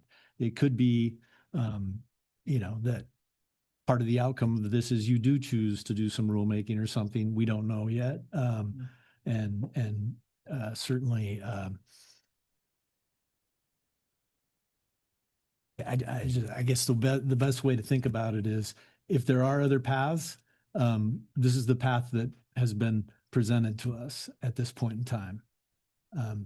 We could have a parallel path at some future date. We do have, particularly on the soil inspector question, that was part of our farm improvement rulemaking that was halted.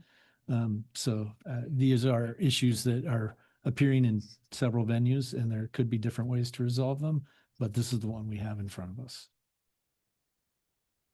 That help? No. Good.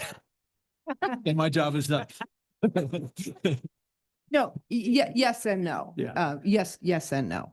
And Commissioner Scar, I guess my sense, the reason that it's brought with Deschutes County is this sense of pattern and practice and scale, right? That's my sense of why Deschutes County is here today. Whether that's not based on any data, whether it's right or wrong, but that's my sense of why for Deschutes County is the one. Commissioner Bennett, that's what it was. I don't want to let Mr. Shipsey totally off here without one more question. But is it too late into the whole process to start that discussion and to start looking at it, of a rulemaking, or even first of all, a discussion and rule making? Because I can tell you from my planning director and my commissioner days that we probably did some of those just like other counties, and it seems somewhat unfair to Deschutes County to put them out there. And I believe that a lot of the factors that are going into these decisions have changed, and so we need to discuss that. But I guess would have to be something like all parties agree to just waiting for a while we tried to work on this collectively involving all parties.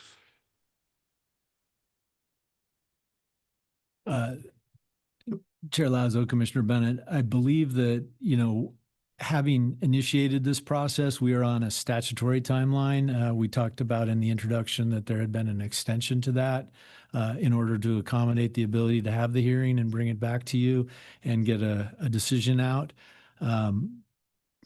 Theoretically, that could be paused, but based on the conversations around even having the extension to accommodate the hearing, that wasn't where the parties were at the time. Can I ask another question? Sure, yes. Thank you. But if we denied it today, the petitioners would have the opportunity to come back with a petition for rulemaking instead? Perhaps. Okay, that would stop the time, just logistically. The other question I have is, I know as counties, we're always careful and hesitant and hopeful that things don't get to LUBA, so LUBA doesn't set everything for the future. We would prefer that we were working collaboratively to work with DLCD, to work with LCDC, all of this as counties to say, how do we fix this in conjunction with one another? When we send this to a hearings officer, is that similar to LUBA case law? Whatever that hearings officer decides becomes, so let's take the prudent farmer or we'll call it the prudent farmer rule, right? If the hearings officer comes back and says, nope, the way they used it is right, does that just finish it forever? Because there is now a decision by a hearings officer saying this is so, and does that then sort of preclude us from a joint rulemaking in the future where maybe we could all better agree which one's an optimistic farmer and which one's, the real farmer or the pessimistic farmer? Yeah, so that's a very good question. The hearings officer's decision is only a recommendation to you. You will have an opportunity. You also have the opportunity to just take this on by yourself without a hearings officer if you want to have that fun. But I don't think we would have the time. We'd have to schedule a special meeting and everything. So I would recommend staying on your course of using a hearings officer if that's the choice you make. But it's only a recommendation to you. It doesn't necessarily have precedential value. Your decision has some slight, it gives you an indication of where the policy board goes, but I don't think there are people out there citing enforcement order decisions of the commission at this point. And so then if we wanted to fix the prudent farmer rule, we would have to do it later anyway. To the extent the prudent farmer rule or the special farmer, or the great good person farmer rule exist in rule, then it is something within latitude of the commission to change. Right, because now we're going to ask the hearings officer to interpret that to see if they did it right. But then ultimately, even if we want to take that as information and then we want to clarify it for every county henceforth and city hereafter, we'd still have to have a rulemaking. If the commission found it beneficial to do that, then a rulemaking would be the appropriate way to. Okay, so if we want to set policy in any of these 7 areas in a clearer way, rulemaking is going to need to follow, irregardless of the hearings officer determination, or we will determine that, nope, they were clear enough. I think people would look at what you do on this and gather a sense of it. But yeah, I mean, the way to make this applicable statewide is the surest way is rulemaking. I don't know that there are people in every county that are paying attention to your enforcement order decisions and would say, oh yeah, I need to, follow the commission's decision on just the 26 rural counties. Just the ones Mark represents? Yes, mostly Mark. Okay, other questions or comments? What I would suggest, I think, is that, anything else for staff? They've been kind enough to come join us. Anything that they can help clarify? Okay. I take your silence to mean that, why don't we move towards a up and down vote? And so I would entertain a motion on how we proceed with this request for a good cause hearing for Deschutes County. And we'd like to make a motion. And then we will discuss it afterwards. Well, I will make the motion that we do not proceed to good cause hearing. Fair motion. Okay. Commissioner Scar has moved that we do not proceed to a good cause hearing in the case of the requesters have made against Deschutes County. Is there a second? For the sake of discussion, I'm going to second it. Commissioner Bennett seconds. All right. Is there a discussion on the motion? As the mover, I would suggest that if these things require clarification, that we take that on as the organization to provide clarification and do not penalize Deschutes County for their understanding of and following through with the use of the rules as they exist. So that would be the basis for why I made such a motion. Others? I appreciate this. Oh, go ahead, Commissioner Bennett. I'm in agreement, I believe, with Commissioner Scar. I'm not taking a position really on the merits of the points. To me, as I was thinking about it, they were so general. I thought, well, in sitting listening to both parties, one party had one view of it, the other party had the other. I'm presuming that the Planning Commission of Deschutes County or hearings officer, and then the Board of Commissioners who are elected by the people of Deschutes County properly vetted this, and it was obviously done at public hearings, and there was a lot of input onto this.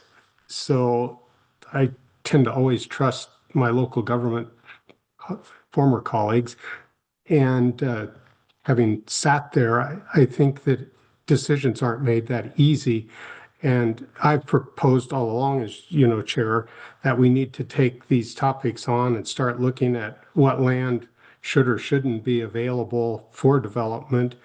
And this may force the commission to take on a task that we haven't really been able to grab and work through this, because as a person that's been in agriculture forever, unfortunately, profitability of lands has changed dramatically. Water availability has changed, and all of these factors now come into play. And not saying that there should be a change, but I think a good, robust discussion is far better at our table than down at the legislature or somewhere else or in the courts.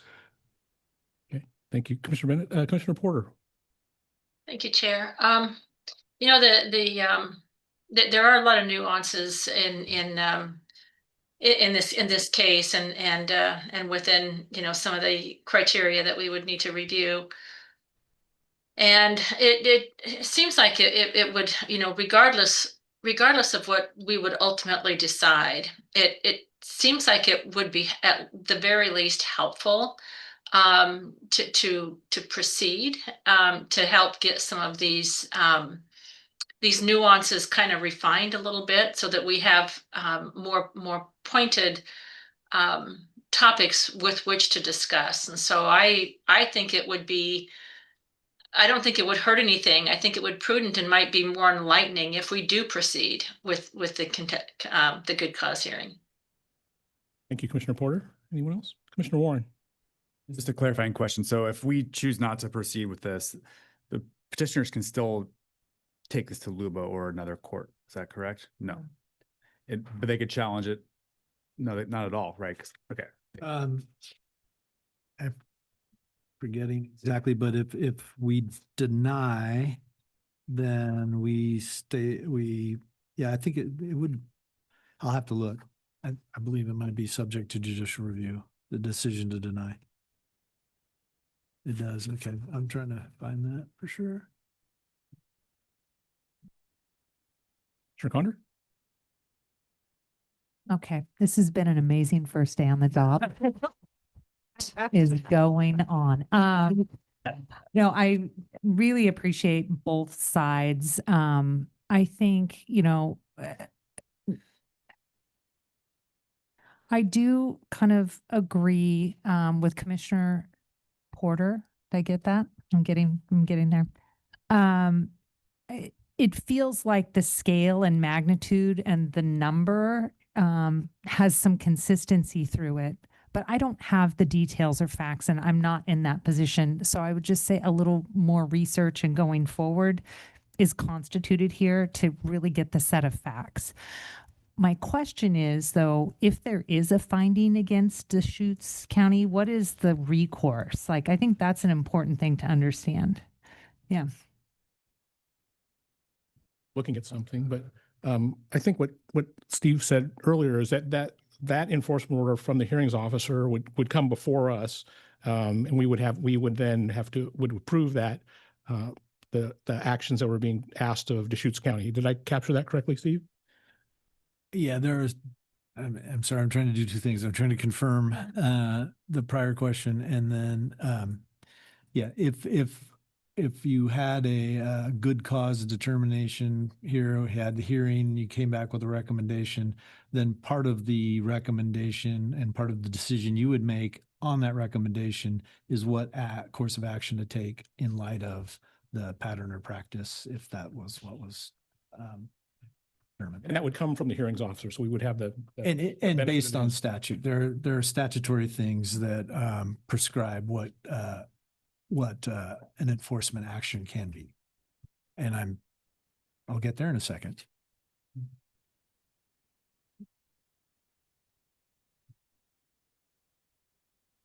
I'll show my hand. I think this discussion has been fantastic and really helpful. What it has led me to is that this is about Deschutes County. That you're right. That it will fall on Deschutes County. But what the requesters have brought forward is a set of actions by Deschutes County.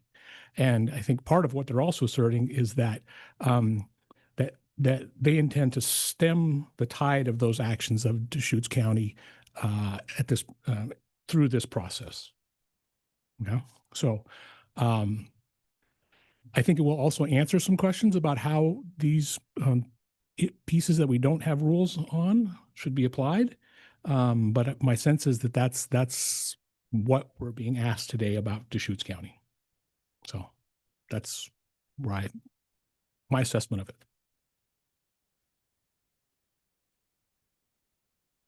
Wait for Steve's research. Felt like Blair had said something. No. So yeah, we would issue a final order if we found not good cause, and a final order of the commission is subject to review. Any other discussion on the motion not to move forward with a good cause hearing on Deschutes County? If not, I would ask Denise to call the roll. Commissioner Bennett, Great. I think I'm going to abstain. Commissioner Falconer, No. Commissioner Condor. No. Commissioner Porter, No. Commissioner Scar. Aye. Commissioner Warren, No. Chair Lazo. No. All right, the motion does not pass. So I think we move forward with asking for another motion, correct? So is there somebody who would like to And make? I thank everyone for the robust discussion as well. Commissioner This yes. was very helpful, Yes. being this our first day. Yes. I agree. And my No first doubt. day, and trying to Yes. dig in and understand, and for all of us to be able to be open and honest and really explore. So I appreciate that. I did pause to see if a motion the other way was going to come up before I started, but No, I agree with you. And I appreciate that too, if Commissioner. y'all wait too long, I'll always That's right. talk. Have you No. figured that out today? And thank you, Commissioner Scar. Yeah, it takes us a minute to unmute over here. So, but I'm happy to make an alternative motion if that's what's in order at this point. Thank you, Commissioner Porter. Okay. I move to find that there is good cause to move this petition forward to a contested case hearing. No. I move to find that there is good cause to move this petition forward to a contested case hearing on all 7 concerns. Commissioner Porter has made a motion. Is there a second? I second. So Chair Lazo seconds. Any other discussion about this side of the motion? Right. Not Denise, will you call the roll? Commissioner Bennett, Aye. Commissioner Falconer, Yes. Commissioner Condor, Yes. Commissioner Porter, Aye. Commissioner Scar, No. Commissioner Warren, Aye. Chair Lazo. Aye. All right, thank you all. So the motion passes and we'll move forward with the contested case hearing. All right, we are a little tiny bit behind, but that's all right. I think we'll get caught up. We will thank you all. Thank you to Deschutes County and requesters for being here, and thank you staff for your work on this. All right, item number 9 is a briefing on, oh, it's a long one. Executive Order 2529 recommendations with regard to the acceleration of clean energy development through Oregon's land use planning framework. Say it 5 times that. We don't have enough time in the day for that. Thank you. So, oh, is this Kirsten again? Okay, Kirsten. Great, Kirsten, can you introduce the team?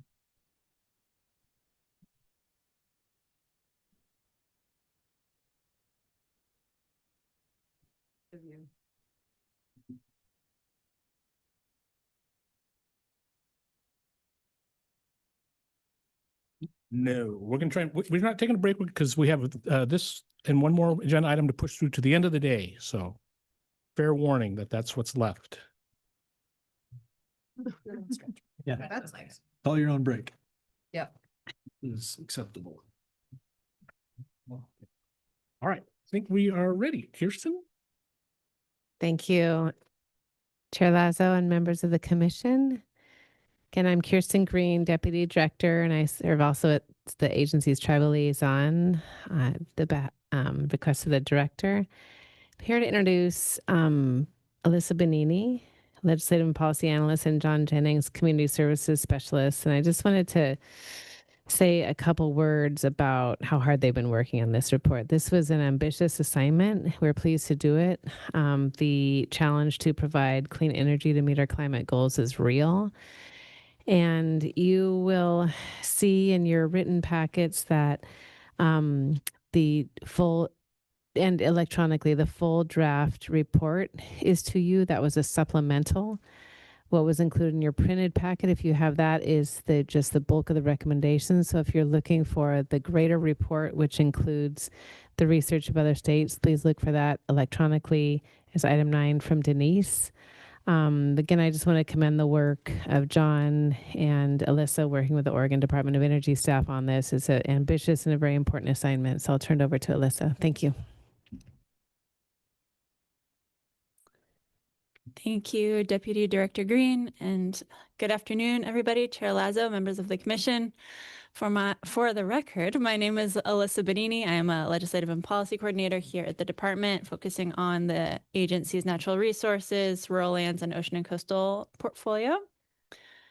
And as Deputy Director Green mentioned, I'm here with my colleague John Jennings to talk with you about and provide you a briefing on the report that we have been working on arising from Governor Kotek's Executive Order 2529, reducing greenhouse gas emissions and advancing Oregon's clean energy future.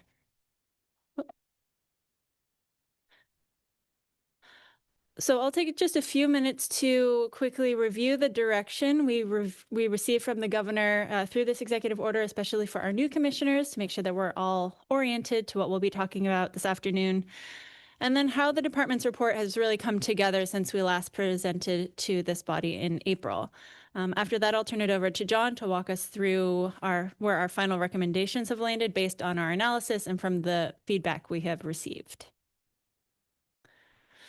So back in November of 2025, Governor Kotek issued her Executive Order 2020 2529, which among other things directs the department to evaluate opportunities and barriers to clean energy development within the context of the land use planning program. It also asked us to review existing rules and practices, both here within Oregon and in other jurisdictions, which I'll speak to a little bit later. And then finally, it asked us to recommend any actions or rule changes we judge could be necessary to accelerate the deployment of clean energy resources here in the state. And all of this was to be bundled into a report that we'll deliver to the governor's office on Wednesday, July 1st. So it's been a lot of work and a really interesting process to go through over the last six or so months. All right, for those commissioners here in April, you'll notice that this workflow has expanded a little bit since we last spoke to you about it. As we mentioned then, given the accelerated time frame within which we had to complete this work, we chose to divide the report into two pieces, the recommendations component and the analysis component. So we worked on a review of local laws and rules first, which, in addition to the subject matter expertise of our amazing staff, informed those preliminary draft recommendations that we brought to you back in April. We also approached the work this way because it was really important to us to have as much time as possible to ground truth our draft recommendations with other interested parties and get as much feedback as we could within the time frame allotted. After we spoke to you in April, we dove into our analysis work, which is at the bottom of the screen there. So this included coordinating with the National Governors Association to hold interviews with several other states from which we hope to learn any best practices that might be worth exploring here in Oregon.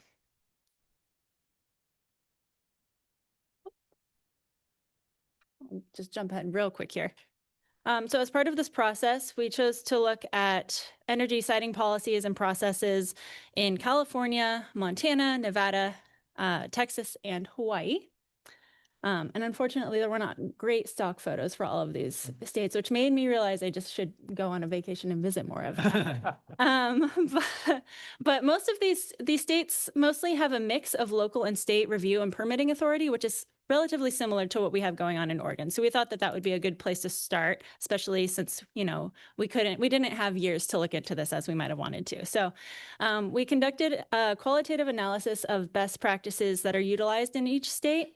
And then we're able to schedule and hold interviews with the states of Nevada, Texas, and Hawaii to supplement that research. We won't be getting into the details of our takeaways from each state today, as we want to make sure to hold enough time to review our recommendations with you. But we wanted to make sure to highlight the states that we looked at in our analysis and why. And again, all of this information is provided in the supplemental staff report that's available online. All right, so I'll go back here, or I'll hide my fun animation there. So at the same time we were speaking to other jurisdictions, we were updating our recommendations on the feedback, based on the feedback that we'd received in April.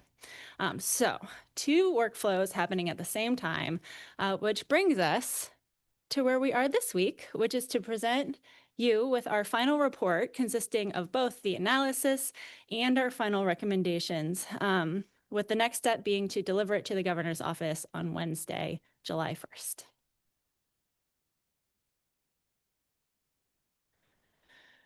All right. I mentioned earlier that we strategically front-loaded our work on the recommendations to give us time to learn from tribes and parties interested in this work as to whether they thought we were on the right track as we continued drafting. This slide speaks to the outreach and engagement that we did as part of this process to help kind of ground truth, again, those recommendations. I do want to note, importantly, that we did not interpret the governor's direction in her executive order to require us to workshop our recommendations through more formal engagement processes, as we typically would for other processes like rulemakings, for example. That said, it remained really important to us to try to get as much feedback from as many different interested parties as we possibly could during this time to make sure that we were doing work right for this task. So as you can see here, we had the opportunity to share our preliminary draft recommendations with representatives of 4 of the 9 federally recognized tribes here in Oregon, and with 2 subgroups of the Legislative Commission on Indian Services, or LCIS. In addition, we had 2 listening and feedback sessions with local county planners, and we're invited to share our draft recommendations with the Oregon Department of Agriculture's Board of Agriculture earlier this month. Most recently, you'll see down at the bottom, we had the opportunity to discuss our final recommendations and our final report with the Local Officials Advisory Committee, which was generally supportive of the recommendations. And I just wanted to highlight 3 pieces of feedback for you all in case you think they're interesting here. The first is that there was a need, they supported a need for local governments and planners to be involved in any energy policy decisions going forward into the future, with specific emphasis around a conversation around battery energy storage systems, or BESS, and that I believe is recommendation number 1 in our short-term recommendations, which John will speak to in a few minutes. Second, they generally supported additional capacity, a recommendation for additional capacity and funding for local governments so that they can sufficiently implement any policy changes that might come down the pike based on these recommendations. And importantly, they emphasize that any renewable energy siting policy discussions should necessarily include parallel and integrated conversations about wildfire risk. They noted that, this is not only a very real and very serious problem, but it's also ubiquitous. It is not only limited to areas designated high risk for wildfire, but should really be considered across the Oregon landscape.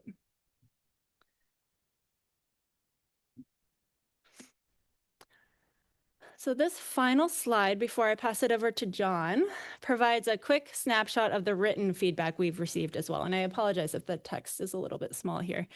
But we have received 9 pieces of written feedback from many different interests that are up there on your screen. Several general themes we identified across that feedback are, again, as we heard from LOAC, support for technical and capacity assistance for local and tribal governments.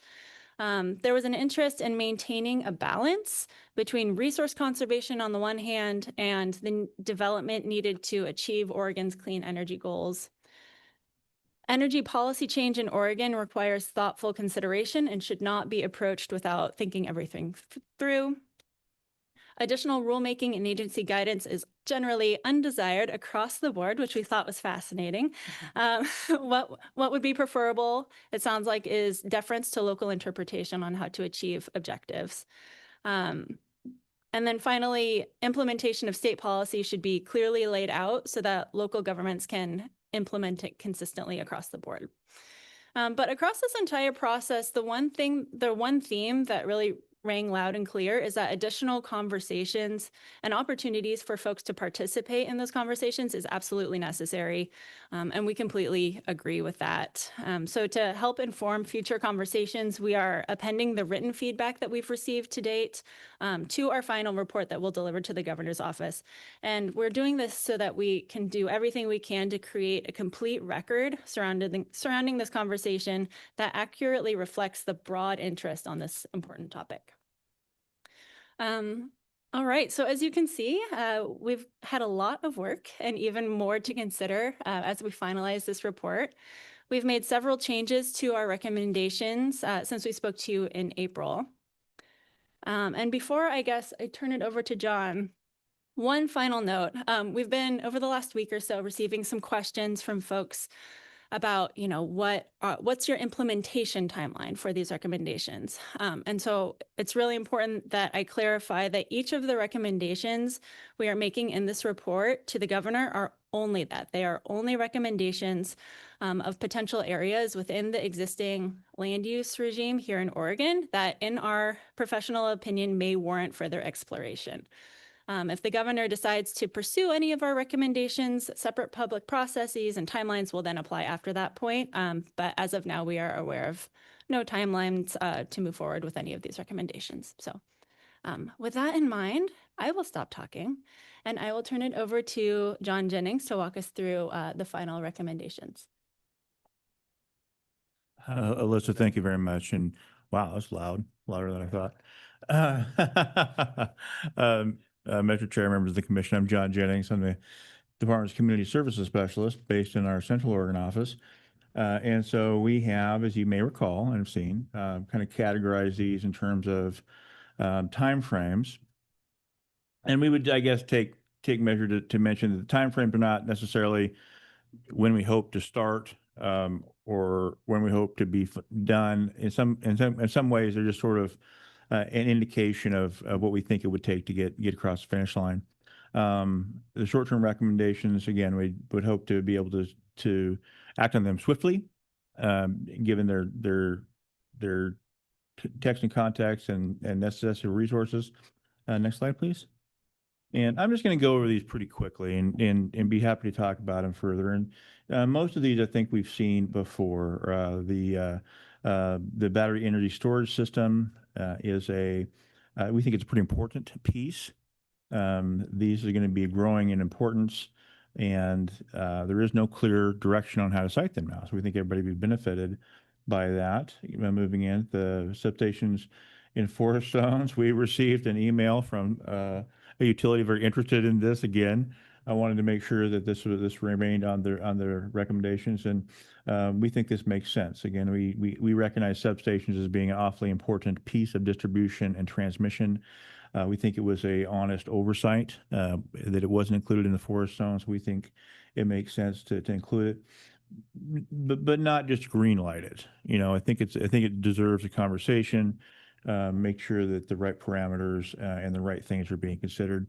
We had a couple bills in the short session earlier. House Bill 4031 changed the playing field to some degree, and we're starting to see some effects of that. We've had conversations with Baker County and Morrow County and Union County. You're starting to see some projects emerge based on that new legislation, and so we think implementation guidance is helpful for them. Another bill that was passed, House Bill 4076. We had thought that conforming rulemaking would be necessary. We've learned and been informed on multiple occasions that that issue, the issues surrounding that legislation, will likely be taken up again next session, and so that we'll see what happens, and maybe we will be doing conforming rulemaking, but we didn't see the point in trying to do that now when we're likely to see some completion or some continuation next session, and naturally want to continue to work with the tribes on their inventory and protection of cultural resources. Next slide, please. So moving into the midterm recommendations, these are again, these are important. You'll recognize some consistency here. They might be a little heavier lift. They're going to require probably going to require funding or resources, or just ramping up a little bit more. But we're hopeful to get going if they do get identified as things to move forward. It'd be fantastic to get started and finish within this time frame. The Green Corridor Rule allows for multiple counties to consider and identify preferred location for high voltage transmission. Right now, as it stands, it's really applicable to two counties in the state. We thought it could make sense to broaden that. Should multiple counties want to partner, that might help expedite some transmission siting. The next recommendation, which is stricken out, was one we thought was going to be pretty important and helpful, right? And that is, there's a variety of complex and discretionary criteria that require decision makers to use judgment. You just had a whole session on discretionary complex criteria, right? So we thought that might be useful. What we heard back was, kind of raised anxiety levels from some very important partners, those being the development community, as well as Oregon Farm Bureau and our county partners, all for very different reasons, right? Expressed some concern about that, and that trifecta, I guess, of anxiety, led us to say maybe this isn't the right time. So let's I think that we can put that maybe in the parking lot. Maybe it comes back up, maybe it doesn't. The least conflict solar siting report recommendations in this context really are about creating resource opportunities to help those participants in local siting processes. That could be counties, that could be tribes, that could be developers. But that could go a long ways, we think, towards helping, and what the spirit of it is intended and expected to play out is helping decision makers reach informed conclusions more quickly. Not putting anybody's thumb on the scale, but allow the decision makers to reach informed and conformed decisions in a more efficient manner. We're a fan of the idea of that ODO, Oregon Department of Energy, our friends over there have come up with about the Tribal Energy Block grant that would help tribal nations realize their energy ambitions. Understand that anything with a price tag with it is an uphill lift, but nonetheless, we think that's a good idea. I'd like to see it happen. New policies prioritizing reuse of existing sites. There's a little bit of a departure from things we've heard. We've heard these are temporary in the landscape and they'll go away and they'll be put back to farming, and maybe they will. We just never. It's new enough. We never really have seen retirement of these projects, but we also have wondered that maybe, given the level of investment and infrastructure, and maybe more importantly, the normalization of the presence of these big scale items in the landscape, maybe when their useful lifespan has ended, we repower them at that location rather than see the same similar sized project be relocated on a green field at a different location. I think it's worth thinking about. The behind the meter idea, that's a rooftop solar or the ground mounted domestic type solar, that could, I think, go a long ways towards helping us need less rural lands. We think it could be a fascinating combination between the state's housing production goals and our clean energy goals. Linking those, I think, would be frankly, I think it'd be remarkable. I think we'd be leaders nationally. Community solar projects are they're a little thing of their own, right? And really what they do is they help folks that wouldn't otherwise have access to clean energy generation. And many times that's underprivileged or underserved communities be able to have that as well. And there's some new ones, right? Bridge for agrivoltaics, using the same land for agriculture and for solar projects. That's something that's very intriguing. The conversation is ongoing. It's not necessarily a silver bullet or a panacea, but it's not an end all be all. But again, I think it's fascinating, and we want to learn more about it. And so we believe that we should continue to learn more and figure out what the right type of agrivoltaics at the right place and the right time could look. I'll just pause for a second and say there's nothing to keep people from doing that now. But the policy question is, should they be encouraged to do it or rewarded for doing it? Should there be a different arrangement if someone chooses that sort of a development model? We felt compelled to add normalizing community benefit conversations. And this is a little bit hard to articulate. Nonetheless, we think it's important, right? What we've observed time and time again is in these conversations, in these communities, in these developments, there's numerous folks that benefit, and there's folks that feel like they just don't. And we would like to see if we can configure some sort of situation where more people feel like winners, right? Where less people feel like they're on the outside looking in. We think that reconsidering limitations for certain lands, AVA lands, which is the American Viticulture Area lands that are well suited for wine grape production. And what we're talking about here is specifically irrigated lands.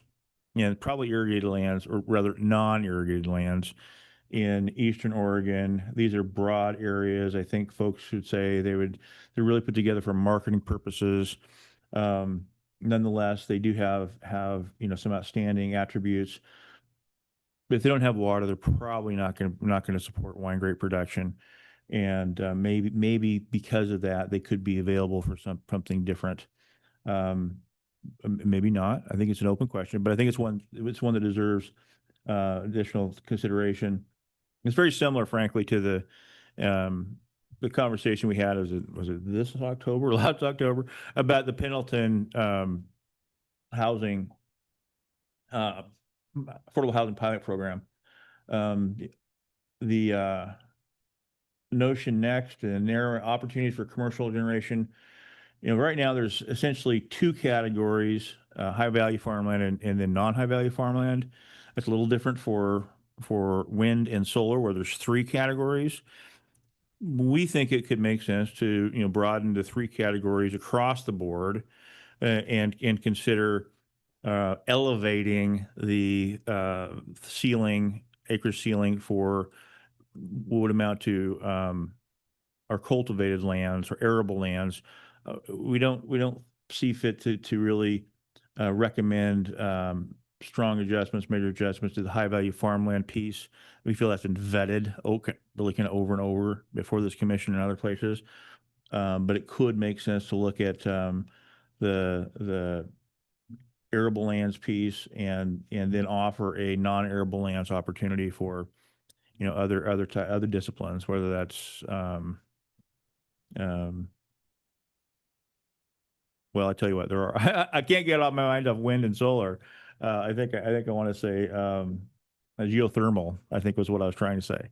And then finally, this establishing provisions or considering provisions for placing solar panels on the corners of fields that are irrigated with a center pivot irrigation system.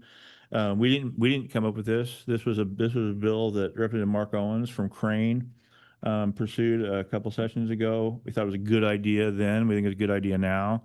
On a quarter section field irrigated with a center pivot irrigation system, there's probably around 30 acres that are in the corners that don't get water. Depends on the the nature of the arrangement, but sometimes those corners, they get hand lines on them and are in production. A lot of times they're not. A lot of times they're dry irrigation corners. And if we could find a way to put solar panels on them that would enhance a farmer's ability to remain financially viable and the continuity of that family operation while contributing to clean energy goals, we think it'd be really, really, really neat.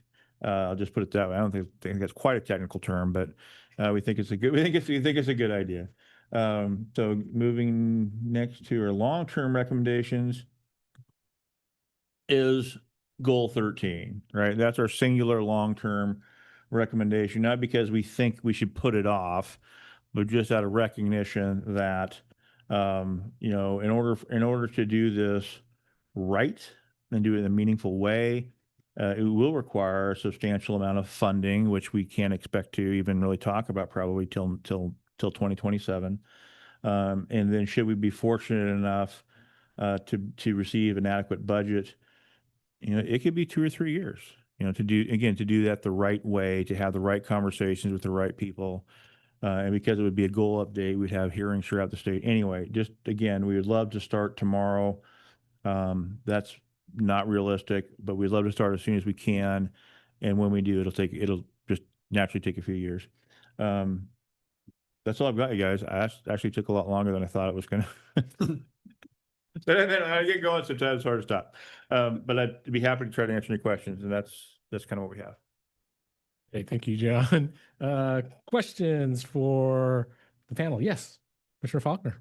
I've got a question about the behind the meter recommendations, and it always surprises me because it's usually, and even in the staff comments, it seems to always be focused on residential rooftop or maybe recently balcony. And so when I look at where I've lived, most of the solar access, the most available place where sun is always shining is always over top of our industrial lands or our commercial properties. And so it's always struck me as odd that we don't consider incentives for those folks to actually maybe try to increase our capacity in that area. because that's where the sun shines. And especially increasingly in urban areas where, you know, at least in Milwaukee and Forest Grove and Portland, you know, where we're really trying to recover some tree canopy that's been lost because shade is so important increasingly. And so those two things are really, they come into conflict a lot when you're, you know, when you're talking about like updating your code and your comprehensive planning and, you know, your climate action planning. You know, those things are so in tension with each other, because if you are increasing your shade, your tree canopy, you're reducing your. Talk to us a little bit about the considerations for, you know, incentivizing commercial and industrial solar in. Thank you so much, Chair Lazo, Commissioner Fall, welcome. Thanks. First of all, thank you and welcome. That's just a fantastic way to describe things. And I guess I'll say a couple things definitively. One, you know, we wouldn't be, and you're not suggesting, but we would not be requiring people to put solar or whatever anywhere. Right. Instead, as you point out, what we'd like to do is explore the possibilities of creating a favorable environment or adding value through land use policy. You know, making people want to do it and even get rewarded for that. I'm not sure what that looks like. You know, that we haven't really done that much. And you know, I remember one time I kind of did a back of the napkin inventory of all the big box stuff in schools and whatnot. There's a lot. There's a lot. And so I think it's more complicated than saying, let's just put it on top. I think a lot of them would say, well, you know, our buildings aren't engineered to support the weight, and that's a building code thing, but it's a building code thing. And maybe there's room to talk about some of that stuff. Again, not forcing anything, but really trying to set the table for productive conversation and folks being able to enjoy, you know, some land use policy benefit from carrying out the types of things that we'd like to see. But that's so I would fight hard to see that those types of scenarios were included in any look that we're able to do on that front.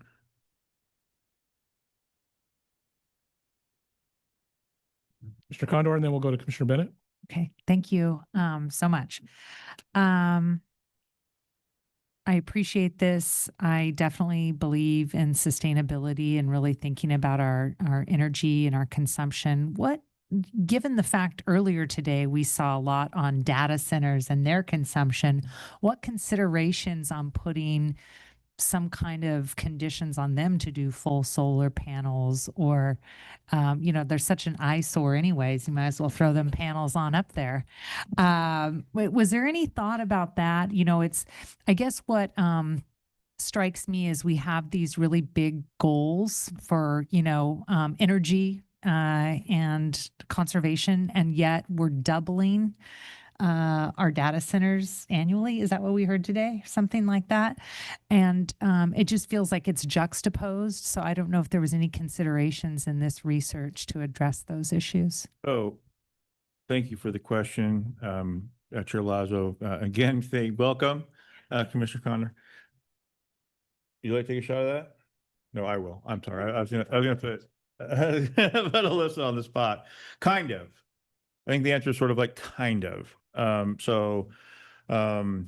In our attempts to sort of come up with some understandings of terms that are used in the executive order and used in our work, you know, one of the things was, you know, how we understand opportunities. And one of the ways that we could understand that would be that the energy generated goes to serve Oregonians or otherwise support economic development in Oregon. Beyond that, I don't know. We spent a lot of time. We did mention statewide planning goal 9 in the report, and kind of mentioned maybe there's could be a symbiotic relationship between these large energy appetite companies and renewable energy. Some of that I think is happening now. I think that you know, if you were to do this study, it would show that the large Facebook now Meta complex near Prineville, Oregon, is served by a couple of the local solar projects, as well as I think they use wind from one of the maybe Sherman County projects, maybe it's Gillum County. And there's some expectations among Oregon's investor-owned utilities that, at least one, that data centers will quote unquote bring their own power. You know, I think that, which I believe means they will come up with it on-site or off-site, but they will do that. So, but I don't think there's any policy around that yet. I think it's a fascinating place to see. I'm going off script a little bit, but I think it's a fascinating thing to think about. You know, just what does that mean? And, you know, you may have read how Amazon just recently purchased this, what would be the biggest solar project in the state, one of the biggest in the country, and purchased the rights to that in Morrow County. So it's some of that's going on. Understanding, I think, how that relates to our load centers and our needs for commercial, industrial, residential power on other fronts is still a work in process. But I really hope we can talk about it more. Commissioner Bennett and then Commissioner Scar. Thank you, Chair. A big shout out to the staff. They did a lot of work in a really compressed timeline. And I just want to emphasize one of the points that when they called me and we discussed it, and that's the local government support to the counties, these small counties and cities also that are having to put these projects together as we shift from FSEC or ODO down to the local government. It's going to slow down. You know, I've talked to the planning departments. I was just visited one last week and they lost their director again. And a commissioner was sitting in as the director. And he said to me, he goes, I have no clue. I just signed things. And we can't expect the boots on the ground to be picking up the load. And I think that the developers, there's a cost here if they want to move along a lot rapidly or a lot faster. So that's one consideration, but the counties and cities just don't have. And having trained staff also, my suggestion once again is building a cadre within DLCD that supports this.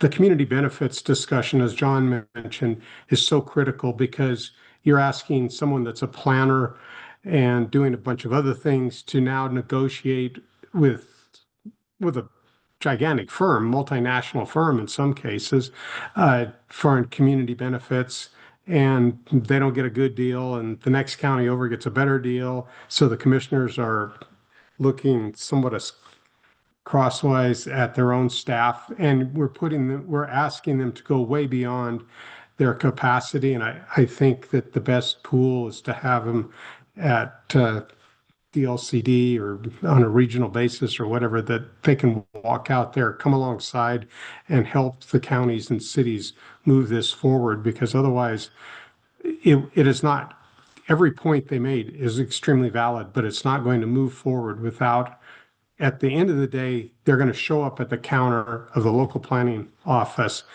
and the planner is going to just go, great, I've got 900 other things. We'll put you in the queue. And by the way, we'll get to it next year. The building time frame in Eastern Oregon is so limited. You only have about 3 months before snows come, permits and everything else have to be done, maybe 6 months on a good year. So I just see this just slowing down, and that's going to be a bottleneck. Someone has to be able to work with ODF and W on the mitigation for sage grouse issues, and community benefits plus the visual impact. Those are all big issues for a local planning task. So thank you, John. Thank you, Alicia. Thank you, Kirsten. And it was a great report. Thank you, Commissioner Bennett. Any response from staff? Commissioner Scar? Yeah. I don't know if this has any place in here or not, but I had the opportunity to take a trip across Oregon in my AOC hat, and we were talking about transmission lines. And I don't know, so transmission lines, right? So we can build a lot of solar projects in a lot of different places, but we can't connect to the grid, so we can't build them. So we can't green up as fast as we might like. And I know talking with Judge Joe out in Sherman County, he says, we got power. We just can't get it to the places where people need it because they're in the, the Columbia Gorge, which is a scenic area and it's wonderful.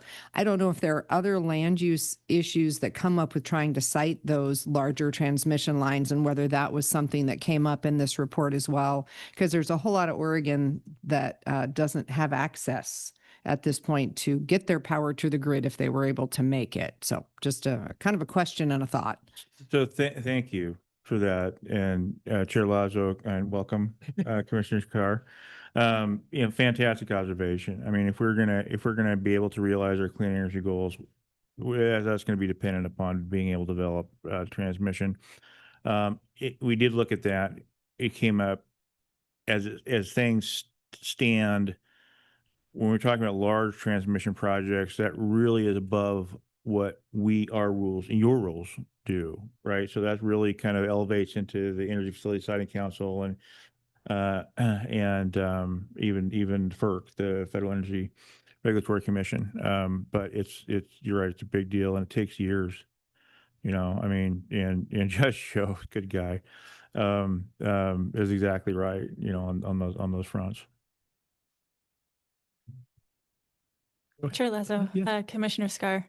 One item I just wanted to flag as I'm listening to everybody's great questions is that just a reminder that our sister agencies, the PUC, Public Utilities Commission, and the Oregon Department of Energy are all working on kind of sister reports that they were directed to complete within the same executive order. Ours is due first. And then, so we're looking forward to the Oregon Department of Energy's reports beginning to trickle in. I think September 1st is their due date. And from what we've seen, I think they're going to be fairly complementary, and they'll be able to, I'm imagining, I haven't read their whole draft reports yet, but speak to these kind of items like where does the power go? What about big transmission lines that are beyond the scope of our report but might be more within their wheelhouse? So September 1st is that date. Comments, questions on this? I think the one thing I would say is I'm a little confused by the groupings as by time, like midterm and short term, and in particular, John, because what you said, that's not necessarily the barrier that holds some of these pieces. It's like the example I'd use is the implement the enhanced technical resource recommendations made in the department's least conflict solar siting in Eastern Oregon. So the thing already exists. The barrier would be funding for it, right? That needs to come forward. So it's not that we can't complete it. It's just we don't have the funding to do it. And so I don't know if there's a way to better convey, what the barrier is, because in that case, it's in the midterm only because there's not funding. It's not because it would take us a year or 36 months to actually do it. Thank you, Mr. Chair. I think that's worth trying to get at. We're on pretty tight schedule. I was going to say, but appreciate the observation and well put. Thank you. Otherwise, I think you all are right on with what we're moving forward. And as you said, these are recommendations. And so we see what comes next, right? I think is that what happens from the governor? Thank you, Mr. Chair. Before we leave, do we have anybody signed up?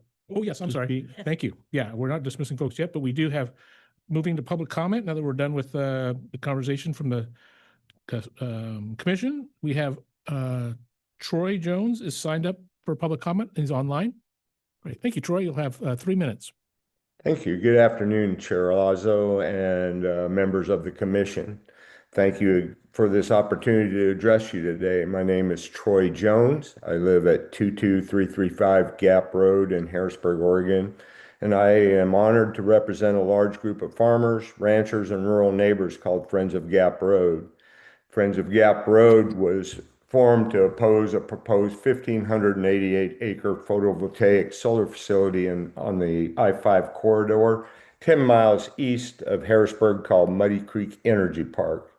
This project is proposed to be sited on high-value farmlands and farm wetlands in the Willamette Valley. Our effort to oppose this project has provided us with a true and real educational journey. learning of Oregon's regulations and land use laws aimed to protect Oregon's farmlands.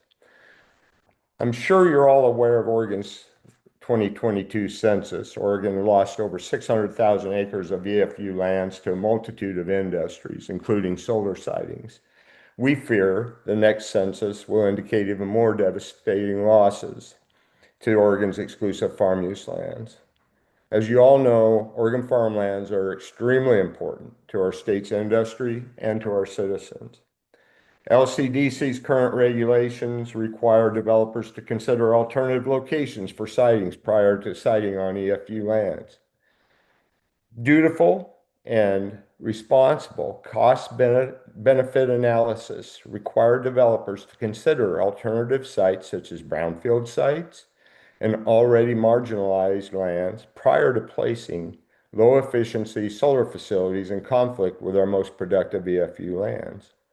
In addition, considering placing emphasis on industrial and commercial end users who require significant energy demand to contribute to their needs. Governor Kotek's executive order to accelerate clean energy could be interpreted as an effort to ease the exceptions process of renewable energy sightings, foregoing these good common sense cost-benefit analyses. It is important to note we certainly understand and promote the need for good business practices, such as consideration of prudent streamlining of internal processes, elimination of redundancy, and process optimization. However, let's not make the mistake of taking irresponsible shortcuts or the elimination of necessary checks and balances at the expense of our Oregon land use laws and regulations well-being. Our primary concern is the governor's executive order will require LCDC to adjust their stance in regard to their preservation of exclusive farm use lands, eliminating the need for developers to consider these alternatives. We strongly urge the LCDC Commission to hold to your core beliefs, your core values and principles, to continue your efforts to protect Oregon farmland from inappropriate use. Please do not weaken LCDC's stance in this matter while you're considering your staff's recommendations. Please do this for the future generation of Oregonians and the state's overall well-being. Thank you again for your time today. Great. Thank you, Troy. Appreciate you coming to provide that comment today. Any other folks signed up for public comment? No. All right. There's no action that we're taking on this, but again, we will look forward to seeing you all for the follow-up on these recommendations. Thank you. Thank you very much. Okay.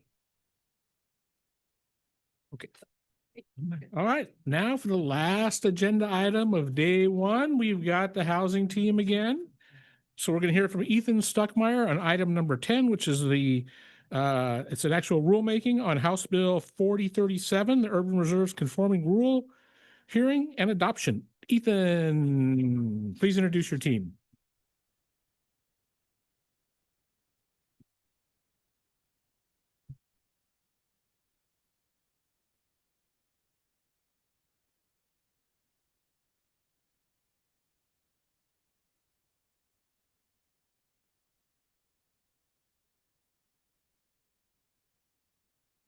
Hi, Chair Lazo, Commissioners. For the record, my name is Ethan Stuckmeyer. I manage the Housing Division here at the Department of Land Conservation and Development. I'm joined today by Kadin Gijen-Chapman, who's the UGB specialist in the Housing Division. Today, like Chair mentioned, we've got some action that we're requesting you take. This is a conforming rulemaking. And Mr. Sipsey, please correct me if I say anything wrong here, but conforming rulemaking is a different process than some of the rulemakings that you've heard discussed today, which are have a rulemaking advisory committee and have some public hearings and adoptions and sequence. Conforming rulemakings are not that and are kind of cleanups to technical elements in administrative rules for all sorts of reasons, but in this case for conformity to statute. So with that, I'm going to hand this off to Kadin to do the presentation. Good afternoon, Chair, Commissioners. For the record, Karin Gijan Chapman. I know that's a mouthful. Karen's just fine as well. I serve as the department's Urban Growth Boundary Specialist within the Housing Division. And I'm going to outline for you today a very brief agenda item. I hope to be clear and concise. I realize I'm the last item standing between us and maybe a happy hour or a dinner or something. So we'll get through this and hopefully it'll be clear and brief with you. So we'll start off with a little bit of background. I'll walk you through the rules and some legislation that amended the rules. We'll go into the recommended changes for you to consider today. We'll have a public hearing. There's opportunity for commission deliberation, and then you all will have a motion. So starting off by way of background, we are going to talk about Division 21, specifically Rule 30 within the Oregon Administrative Rules. And Division 30 was recently amended by this commission. You adopted rules in December from House Bill 2001 in 2023 and Senate Bill 1129 from 2025. And those were the rules that were adopted. In this legislative session in 2026, the legislature brought forth a few more amendments through House Bill 4037. And we'll walk through those and what that looks like. So our understanding of the intent from House Bill 4037 in this year's session, specifically Section 25, is to allow local governments a bit more flexibility when they are considering lands for an urban reserve area. And just to clarify, an urban reserve area are those lands outside of an urban growth boundary. They are reserved for a 20 to 30-year period for consideration to be brought into the UGB. When establishing that urban reserve area, you are looking beyond any urban growth boundary, beyond any city limits, incorporated areas. And the idea of the flexibility to be provided is to consider built constraints when determining if land is reasonable or cost effective to bring into an urban reserve area and to provide urban services when that comes into city limits and gets annexed. And so these built constraints are part of a category of physical or topographical considerations of land under review for urbanization. So what does the legislation say? I'll just highlight a couple pieces here. It directs the commission, and it does specify that you shall amend the rules before January 1st of next year to allow jurisdictions to consider this term built constraints when looking at physical or topographical features of land and whether that land is reasonable or cost effective in providing urban services as they're defined in the statute listed here. So this is the intent that we understand and what we'll carry out with these amendments that you'll see. So what does the current rule say?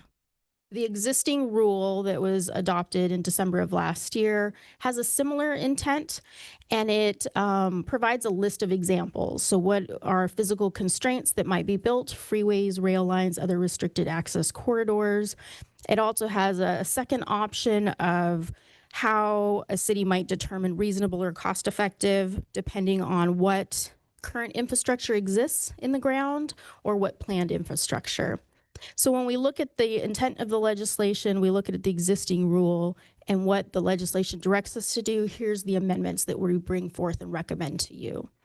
It would remove the list of examples for physical constraints that are built. Instead, it would provide a more flexible, less specific term, allowing cities to determine those built constraints. And it removes any specificity around planned or existing infrastructure. With these amendments and in line with the intent of the legislation, that concludes what we have for you on conforming rulemaking to comply with the legislative direction given to us in this bill from this session. But we're happy to open it up. Chair, I would hand it over to you if there are clarifying questions from the commission.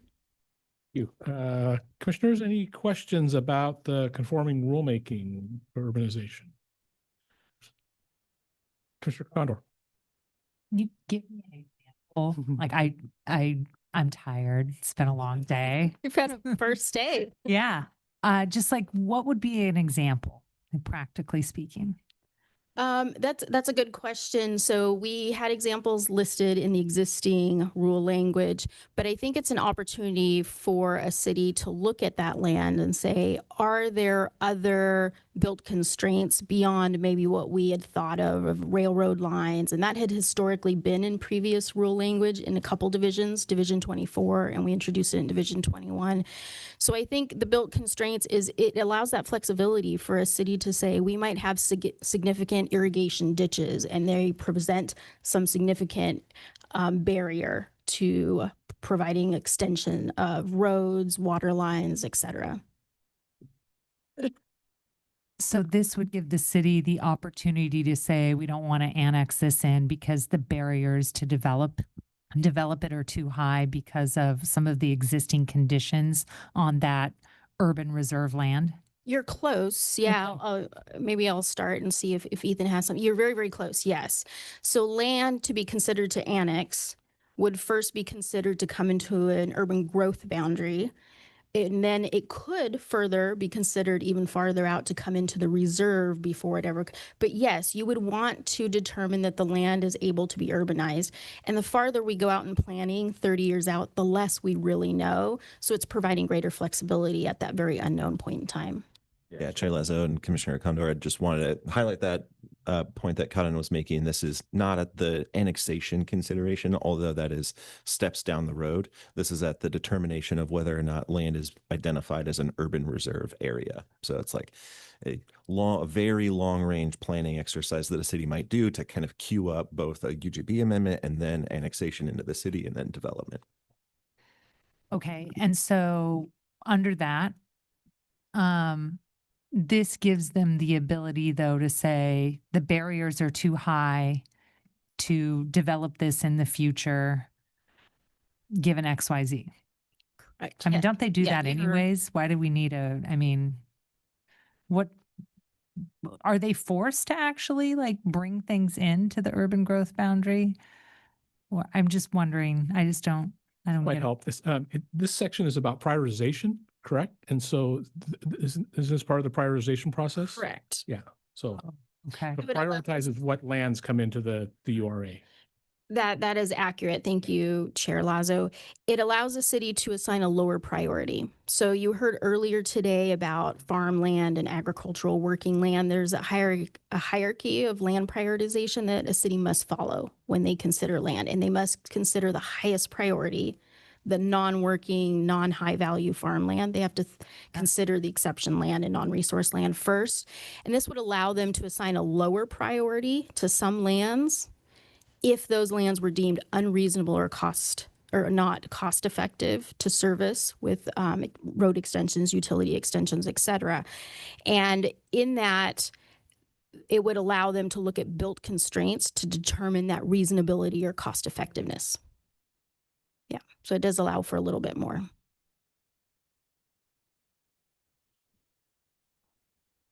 The staff report mentions on several occasions the sense that built constraints isn't defined in legislation, and then we're going to pass rules with that term in there without defining it. Is that going to cause us a problem later? Chair Lazo, I can take that one. I think that's the expressed intent of the piece of legislation that prompted this this conforming rulemaking, which is to have that be as flexible as it can be for local governments to assess and make the case about what is and is not a built constraint in that determination of urban reserve areas. That's what it seemed like from the staff report. Great. Commissioner Warren? I'm just interested if you can give some examples from cities of other built constraints. I'm just trying to like wrap my head around, like, we're saying more flexibility, but like, what is it? Chair Lazo and Commissioner Warren, I guess it would be, I guess, in theory, things in addition to the examples that were provided in the rules in that first iteration. So I guess expressly not those things, but something other than that. Sitting here, I don't have an exact example. Ethan, could it be like in the time you've designated a solar array goes in and then you would have the solar array between you and the higher priority land, and it didn't make for a good urban model, something like that? I think we could name a variety of built pieces of infrastructure or solar, things of that nature, that a city would provide the findings of why that would constrain the extension of public services. And that allows them that opportunity to provide lower priority to that set of lands if it's affected by that constraint.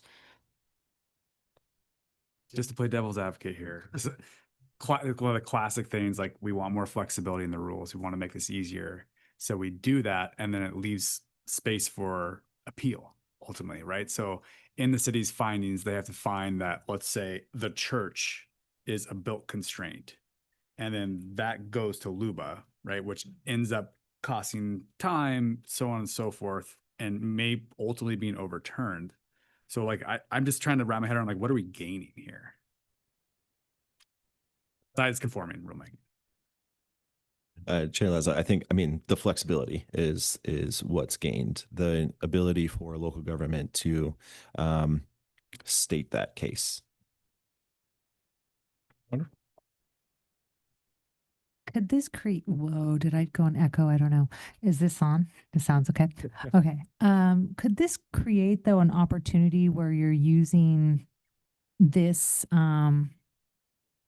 this provision to say, oh, well, there's a barrier there, so we're going to use this higher value agricultural land because it's, doesn't have obstructions on it.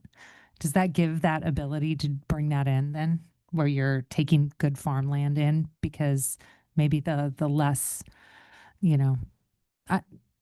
feels like that's probably potentially. Chair Commissioner Condor, it provides an opportunity to take higher priority land and give it a lower priority.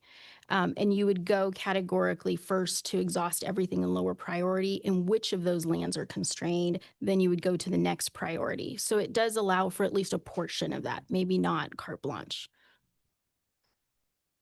Thank you. Yeah. I think it's interesting that the change that's being asked here is to remove the words physical constraint and the examples and replace it with built constraints, right? That's Correct. Literally what's being asked. Being asked to include built constraints as a type of a physical constraint. Oh, I see. Included as so not remove physical. Correct. It's an add it. Just it's a different specificity to physical constraints in lieu of the specificity that currently exists in rule.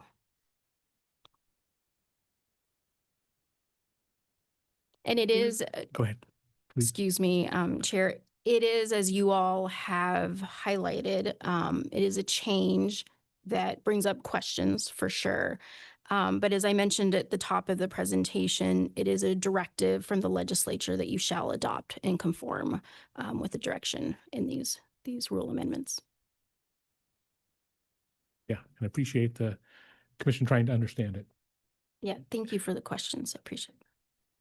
Any other discussion or comments, questions? Great. If not, I entertain a motion on these conforming rulemaking around urbanization. Chair.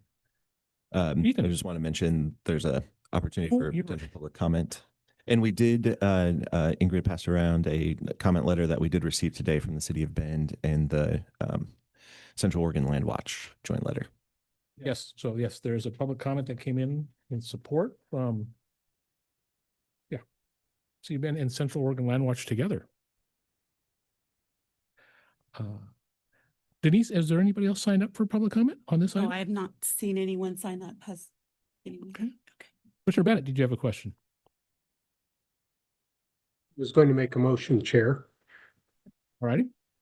I move that the Land Conservation and Development Commission adopt OAR 660-021-0030 (5) to conform rules to provisions provided in House Bill 4037, Section 25, bracketed 2026, as presented in Attachment B of the staff report. Thank you. Motion from Commissioner Bennett to adopt the conforming rules. Any second? Commissioner Porter, a second. Commissioner Warren, I think, was the first one in, even though I know that was probably a get off mute issue, but we'll take Commissioner Warren was the second.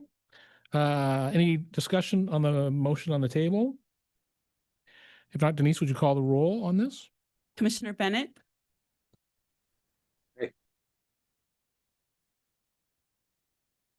Did he say aye? Okay. Yeah, raise your hand. Commissioner Thank- Faulconer, Yes.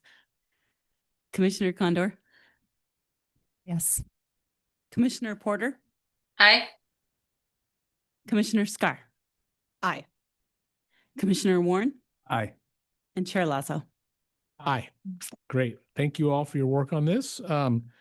And that takes us to the end of the day. One reminder that I am reticent in my duties about. In your packet, there is a scorecard that helps provide feedback to staff about various aspects of our agenda. And it is actually really helpful throughout the day to fill it out as it's going, so it stays fresh in your mind. So I would, but at least complete it before you leave tomorrow.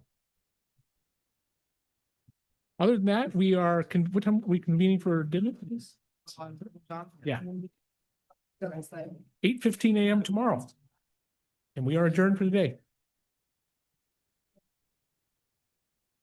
What time are we gathering for dinner? 6?